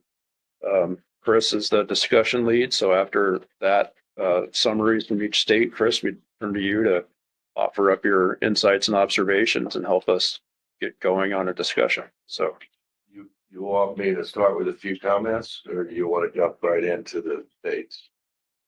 if you have, I'll leave it to you. If you want to make some comments right away, we can, and then turn it over to states. That'd be fine. Yeah, I mean, I'll make a few, I'll be brief. I know and my comments come from my experience in North Pacific primarily. So when I talk about, if I say North Pacific did this or that, that doesn't mean to imply that's what you should do. It's just where my experience comes from. But I've always felt like the states felt like their liaison funding was critically important to their robust involvement in the process. The things that I typically see the states using, in my experience, using that monies for, or off of compensating the state for some portion of either council member or SSC's time, salary, if you will, travel or participation in time for people on the ground fish plant teams, which I guess is analogous to the GMT, and paying for the time and travel expenses for either alternate members or support staff to participate in the process, either directly or perhaps even on the side. And those amounts have been fairly steady to the states in my experience. There have been a few ups and downs. I recall, a year when the council budget was extremely tight, and we noticed some of the states weren't spending all their pass through. So we asked them to voluntarily take a reduction for the next year, which they did. And other times when one or the two of the states were in a very extreme budget crisis in their own state, that the council brought those back up. And in fact, there's a case where one of the states voluntarily said, look, we're not spending all ours. We'll give it to the state, at least for a 1 or 2 year basis. But other than that, fairly steady. I'd be curious to hear if that's similar to how the other states are spending their money. I think as people go around, they might not only speak to how they spend it, but how they get reimbursed. Because the way we did it was the states would periodically, I think quarterly, send basically an invoice to the council, and we would cut them a check. And then on the other side, and the question of how you spend it, I believe the council is still required to file either quarterly or biannual reports to NOAA grants on how they spent the month, what they accomplished the last 6 months, how they spent their money. And I remember one time we were asked, we need more by NOAA grants. You're not showing us how the states are spending their part of that money. And so we had to go back to the states and ask them to give us a little more detail on how they were spending their money in basically in their invoice. And we in turn passed that information on to NOAA grants. So there should be some paper trail, if you will, to some extent of how those funds are being expended. And but I don't know how y'all do it here, if you give them a lump sum or if you do it on an invoice basis. But like I said, there were years in the North Pacific when some of the states or even the commission wasn't spending all of their pass-through money, but they were carrying it over to the next year, and some of them actually got quite a bit of surplus. And so I guess the question is, how important, what are you spending your money on? how are you getting that reimbursement? And how critical is that to your operation? How would you be impacted if, for example, funds were reduced? I was in a budget committee, finance committee meeting at the North Pacific last month, having the very similar discussions about how to cut costs and operations. And one of the ideas the staff put in their discussion paper was potentially reducing or even eliminating the liaison funding. Wasn't a real popular reaction from the states. But they're having these very same discussions. And so, yeah, I'm curious to hear how the states here do it, and what the mechanism is for reimbursement, and how they spend their money. I think you asked the commission to report too, and I'll just start by saying, in the commission's case, it may have been a little different when Dave Hansen was in this position because he was a full-time employee of the commission, and I suspect they were covering some of his benefits too, in terms of basically reimbursing that portion of his time that he spent at council meetings. In my case, I'm on a contract to the commission, and so they pay me for my time to attend meetings, and a little bit of prep time and reporting time, but mostly my time sitting there on the table or traveling to and from. They're paying me essentially by the day. And the only other expense, but my understanding from the commission, other than my time, is a very modest overhead they charge of something. It's less than 2%. I think it's 1.75%. So that's how the commission is using its pass-through money. When I look at the budget, by the way, I was looking at your budget documents from the last meeting, and I believe the amount that, I can't remember each state, but the commission's amount was 50-something thousand dollars, 56, 58. And that, if you add up my time, assuming 5 meetings a year and a few committee meetings, budget or legislative or things like this here and there, that's about exactly what it costs. So with that, I'll turn to, I don't know how you want to start this side and go around, or start with that and go around. We can start with Washington if you'd like. Go ahead. Okay. So we use our liaison contract to fund 3 staff that work on council issues. It doesn't fund any of their time full time. So it's about a third of their a third of an FTE that is used. So, well, it's a little bit different, 0.38, 0.33, and 0.37 of an FTE. So our total contract supports a little over 1 FTE. And that covers 4 to 4.5 months of their time. So it doesn't come close at all to the amount of time that they're spending on council related issues. I did a little bit of digging into the actual months that they spend on council agenda topics, and it varies between the different council staff. So the coverage equates from the liaison contract to about 12.9 months or 1 FTE. The actual time that we spend on council work, and this is just for these 3 staff, is about 27 actual months. The liaison contract doesn't include other staff that are working on salmon, highly migratory species, coastal pelagic species, and other staff, and they probably contribute a total of about another 20 months of time to that work. So it's used solely for salaries and benefits. And then Chris, I think you said if the liaison contract was reduced or something like that, the impact it would have, it would result in our ability to contribute to the council work that they do. At Fish and Wildlife and in the fish program, we're working through a budget exercise. There is no ability for our state budgets to absorb any offset of this work. You know, so if it's not coming off this contract, we can't absorb it. And some of the discussions are going as far as what work will we not do.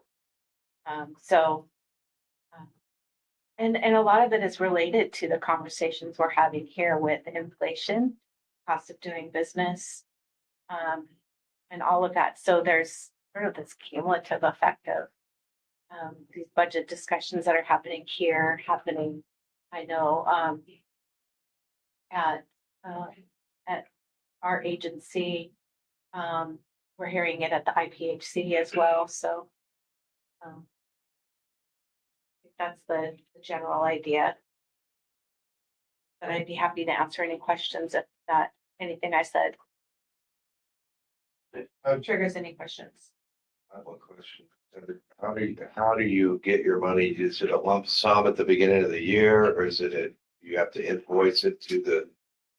Yeah, our contracts office does that, and they deal pretty much directly with Patricia.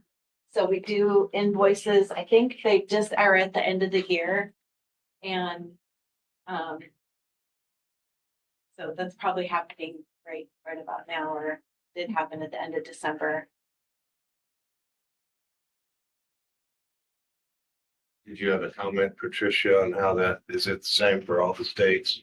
Yeah, all of the states and entities have to submit an invoice and break down what the costs are from the contract.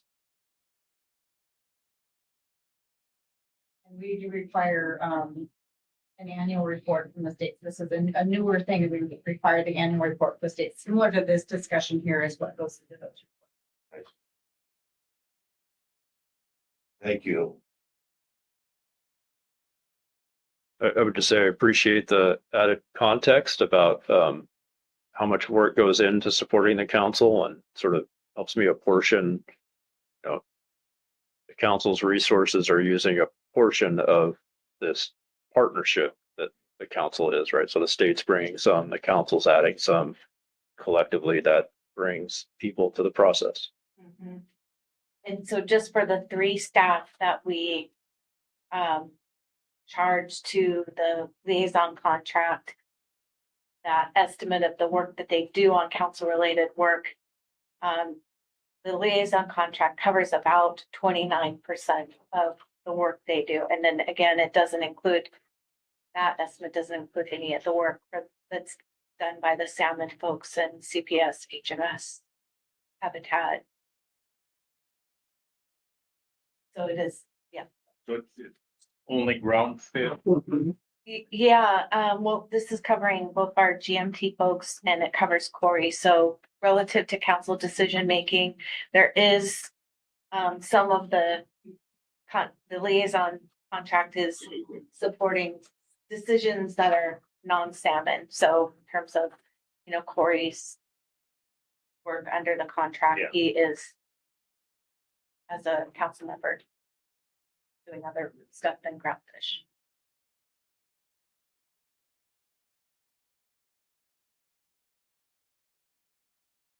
Volunteer to go next. Jump in for California. And thanks, Heather. That's about the level that I was expecting to talk at, so I'm glad you went first. So we received just under 190,000 for California.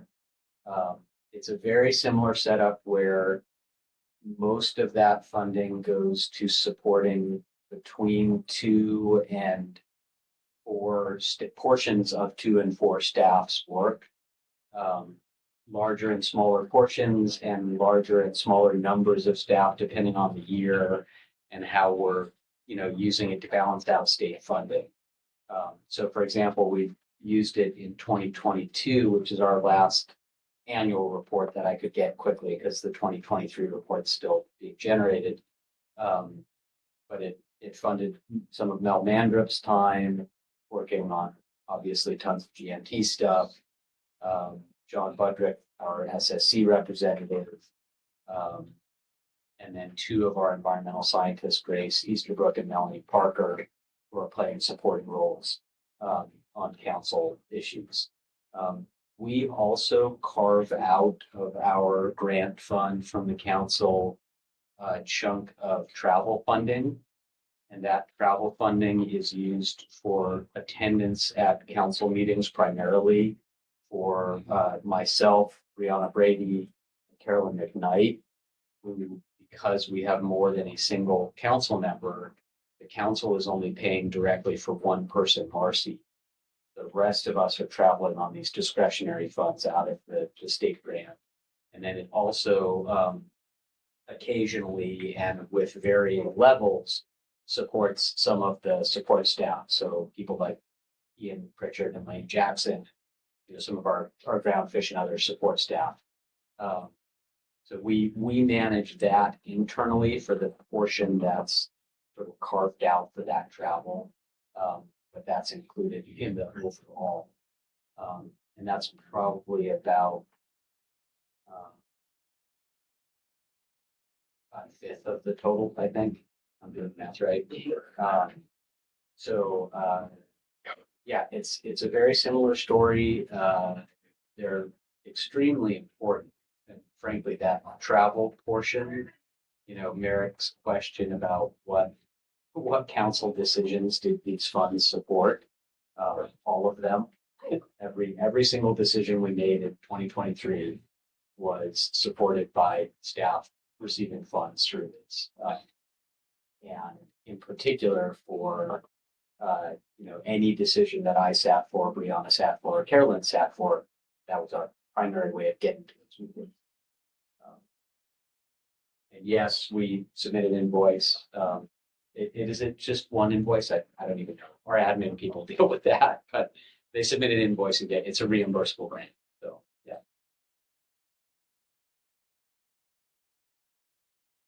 Questions? Anybody got a question for John? Lynn, you want to go? Sure. Similar to the other states, we received the grant. 48.2% of it goes to salmon, 51.8% goes to not salmon, ground fish, HMS, MPC, and ecosystem. 76.2% of our grant goes to salary and benefits. We don't charge any travel expenses to the council account. We use some of our other accounts. Like for this trip, I drove a state vehicle up here. So the mileage and the gas will come out of a different account. We just chose to spend it on salary or in benefits rather than travel. 1.4% to goods and services and supplies, and then there's the indirect costs that all agencies have to deal with. That out of that funds 7 2/3 months for our STT member. It funds 4 months for one of our 2 GMT members, and it pays for 2 months of somebody who's on the HMS, MT, MPC, and EWG, as well as a little bit of support staff for groundfish and CPS 1 month. To use the FTE equivalent that has been some of the documents, our current budget covers 1.2 FTE equivalents. As an agency, we spend just under 5 FTE equivalents on council activities. So the council liaison contract covers up just a little under 21% of just salaries and benefits. Covers 14.8 months out of 56 months. And we purposely do not have our council designees covered under this budget because I'm a little more expensive than I was this time last year as a PM something principal executive manager as opposed to an NRS 3. We can get more NRS 3 months than we can months out of a PMD. So that is how we have done our budget. I do want to note, we have somebody on the CPS MT, somebody on the Habitat Committee, the SSC, and a second GMT member who get absolutely no funding from the council to be in part of this process, even though they're involved. Just because I was working on it last week, speaking to our North Pacific contract, we have 2 people involved, an SSC member and a council member. We get about 3/4 of an FTE. We get about 8 months for our SSC member from our North Pacific Council, and that's all it covers. Just as we have, with all of their time put together, probably 1.5 FTEs for the work, and we get 3/4, so about half of their time.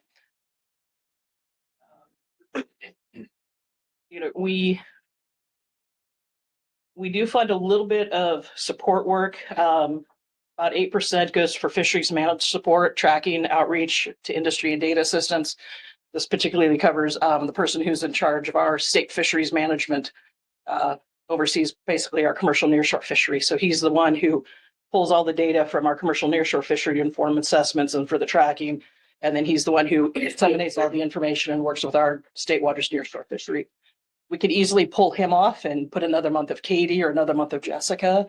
That's just the way we've had it structured when he was more involved in the council.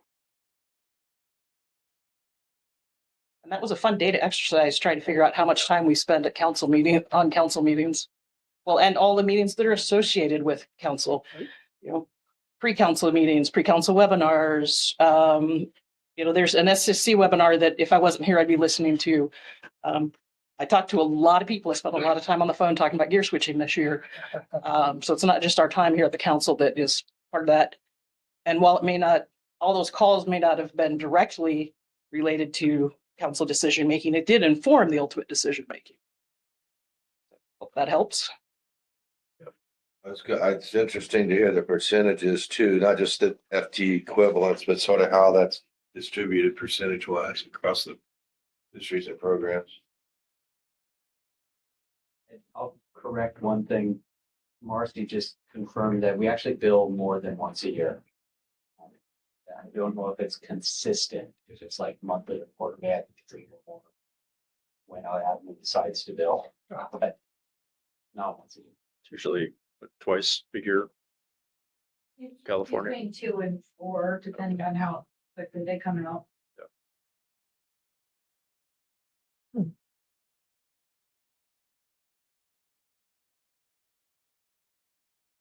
Any other questions for Lynn? Go ahead.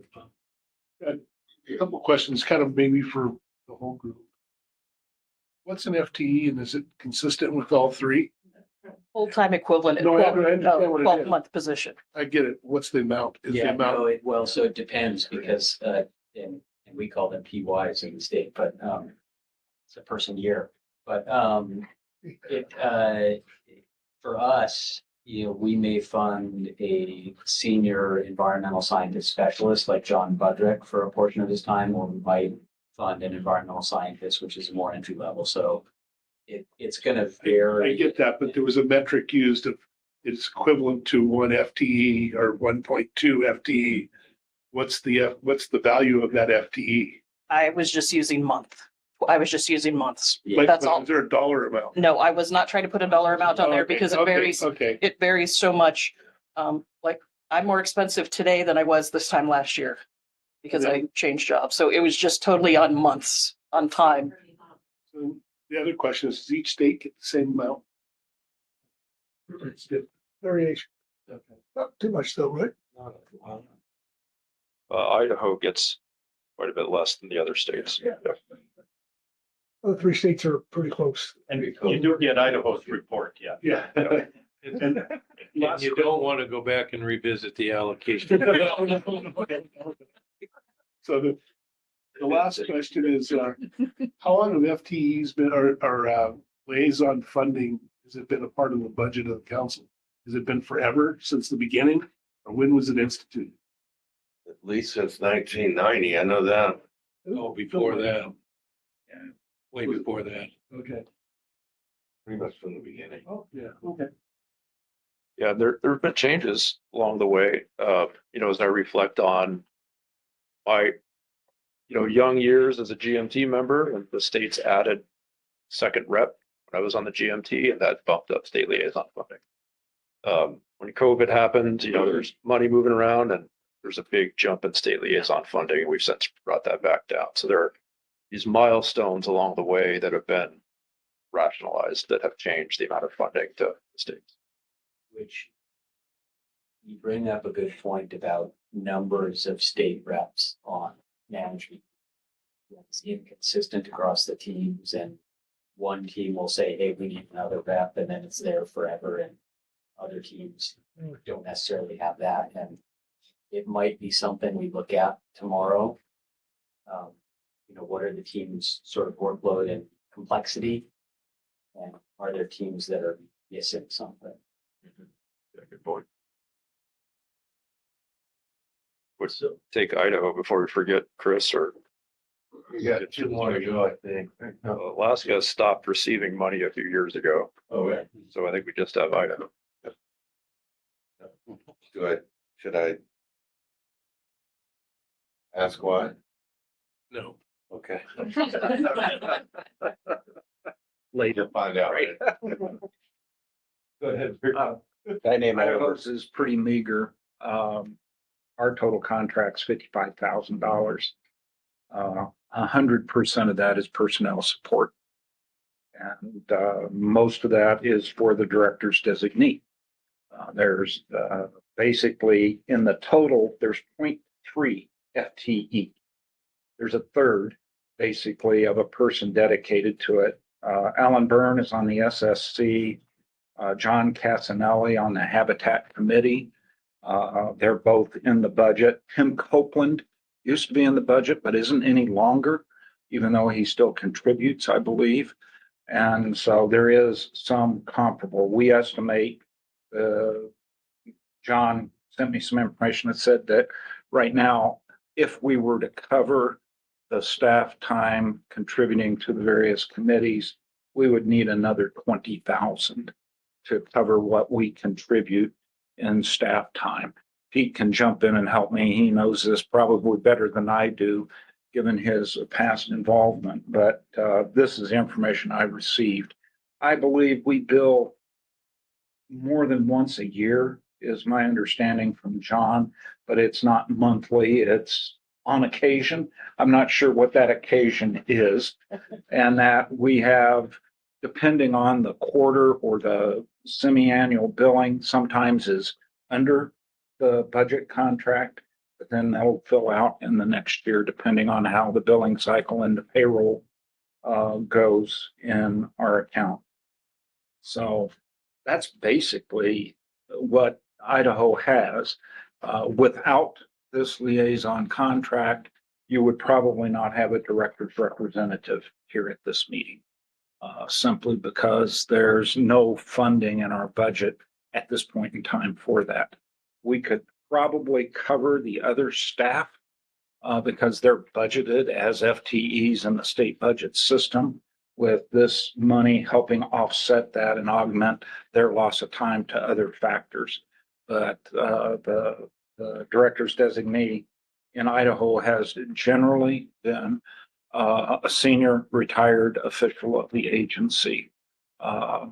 Pete did it. Jerry Mallett years ago, I think, started that. I don't know if there was somebody before him, but Herb Pollard, Dave Ortman, the line goes through, all very knowledgeable, contributing a lot to the council process. And so that's where we're at. I don't think we're a heavy drag on this process.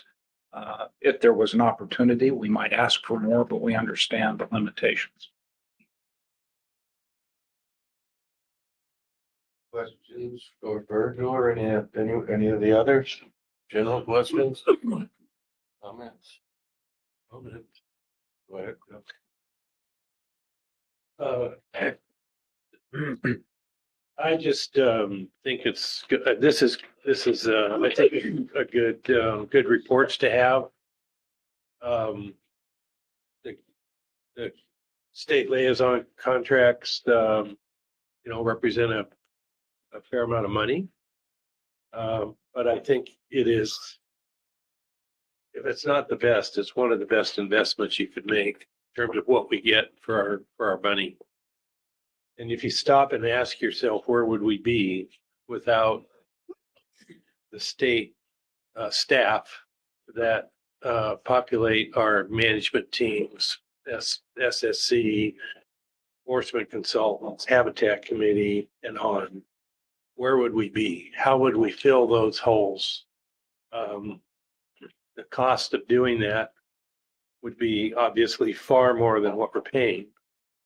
And the cost of not having them there, I can't imagine how we would do our business. And each species or each FMP is a little bit different, certainly. But and I know that not all councils are built like this one, where there is this level of funding that go to the states, and in turn the level of service and contributions that the council gets from the states. I think I don't know the specifics of all the other councils. I believe that National Marine Fisheries Service plays a more leadership role in some of those activities that the states do here and other councils. But there are other models. Well, there's at least one other model that utilizes a similar approach, and that's the Pacific Salmon Commission. There is a significant amount of money that goes to each one of the states to help populate our technical committee, Chinook Technical Committee, COTW, and on. And again, without them, the Salmon Commission would not be able to do its job. And again, in that case, it's a very wise investment. So while this may be a unique model in the council world, it's not the only model that utilizes this kind of a partnership between a federal responsibility and for managing fisheries in federal waters, but relying and utilizing the expertise that comes from the states in doing their work. So I think it's good to pause every once in a while and take a look at this and recognize what a great investment it is for the council in terms of the return that they get and the contributions that the state do.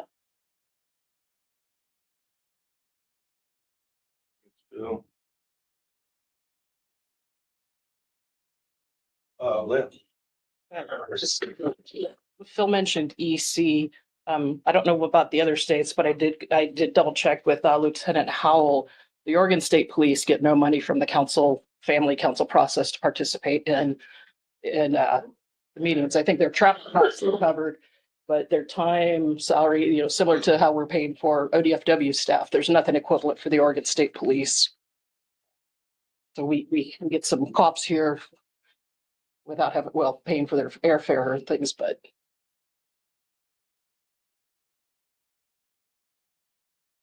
Yeah, I would just say, I appreciate the discussion and the transparency within the budget committee and with some others. I know the topic of state liaison funding was a curiosity, has been a curiosity. So I just appreciate the transparency here, especially as we're talking about some potentially difficult budget situations and budget decisions. In my experience, that those are really hard to do without transparency and understanding. And so I think we've taken a big step here, and I appreciate that. I'll just leave it there. Anyone else? I'll just add one thing, and is that without the reimbursement for travel, at least the way it's done through the council, in Idaho, at least, I know it could be very difficult to attend these meetings, even just because of the periodic, that very often constraints on out-of-state travel that our legislature levels. The last one that was done that I'm aware of, we were able to get the governor's office to basically say, oh, because those are paid for and necessary government interactions for management of our you guys no longer have to clear your travel with our office ahead of time. Every state employee was having to clear out-of-state travel with the governor's office. We got a buy on that because of all of the activities that are caught there with partners. And so that's very important to have, in my mind, that separated from the contracts the way we're doing it right now. Yeah, and actually on that note, so we do for California have to get out-of-state travel approval. It's an annual process. We have to for each meeting, including meetings that haven't been scheduled yet. So we kind of guess every year that we're going to have a meeting in Seattle for this team or that team, but whatever. We have to get the out-of-state approval. We do it as state time only. So the state is only paying our salaries when we're out of state, which makes it fly through the system a little better, but we are questioned every year on these meetings. Why are they necessary? Can you show us the agendas, etc.? And like right now, not a full travel ban for state of California, but a very strict mission critical only travel. We are getting questions about council meetings, about why are staff attending these meetings, even though the state's not going to support them. So, yeah, that's the having the for travel is, I'd say, absolutely critical. And then in state, when we go to California meeting, we used to not charge our contract for the staff who were not on campus when we were in state. And it became problematic because we had to stay in different hotels. We had to, it just doesn't work. So we ended up saying, no, we'll want to use those discretionary funds within the grant to use that travel. So very important. Other comments? You gotten what you were looking for out of the discussion, Eric? I would say I'm mostly looking for understanding and transparency so that Yeah. we can have the discussions we need to have. And then I would leave it to you if you all have questions that you think still need to be answered or that you'd like to see when we go through our next budget process. That would be good to know, but I don't know that those questions exist. So I mean, just, what I heard was these funds cover participation across a number of fisheries and issues that the council deals with, both supporting travel and portions of salary that the states can't really afford to replace, and it's critical. And it really actually covers a portion of the state's actual cost to really engage, do what their staff do to support the process. And I guess to paraphrase Phil's last comment, it's a heck of a good thing for the buck. Yeah, maybe just one more thing to add to that, and especially for the GMT and where they are right now in the specs cycle and the work that they're doing. Whitney is one of the key analysts that is contributing to the specs analysis. And I think back, Merrick, from when we were on the GMT, I think a lot of that analytical work is on the state GMT reps and maybe a little less spread around than it was before. I don't know. I did it all before, Heather. I know. And that it's been that way for several cycles now that especially the commercial GMT reps Right. Take on a lot of it. They do. I don't know how it is with the other management teams, but yeah, like I said, Katie's been in a cave and she pops out every now and again to run around like a chicken with her head cut off. We talk her down. She goes back in her cave and works some more. But it is a lot of pressure on those state people And having a second person there does allow a little bit of, divide and conquer on stuff. One can focus maybe on more commercial, one on everything else, all of that stuff.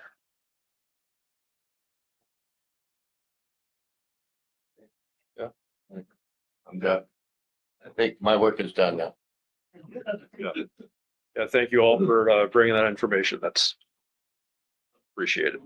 Really appreciate Let's see, we have, most of us have dinner at 6. So I think unless there are any closing remarks for the day, I think we end here and pick up our IRA funding in the morning. And is this a walk to dinner or? I will need to drive.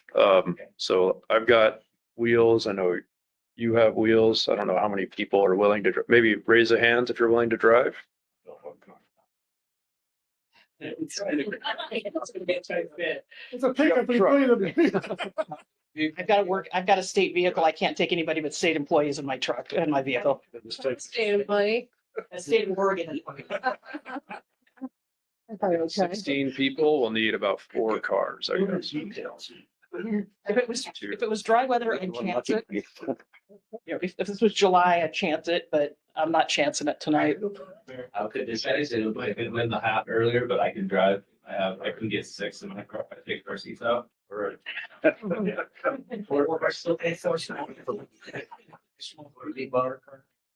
to order an Uber. Maybe in the lobby. I think if we go with me, Brad and I, So I assume quarter. See, we're one person. we'll pull up out here at 5:45. I got my rig's clean, so whatever you want to do. We get covered though. They're not gonna go have monkey brains this No season. monkey brains here. We're gonna go to steak. There's 3 going elsewhere. 4. We got Chris. All right, if you want to go to the Thai restaurant, 5:45 out here, we'll have some cars. Thank you.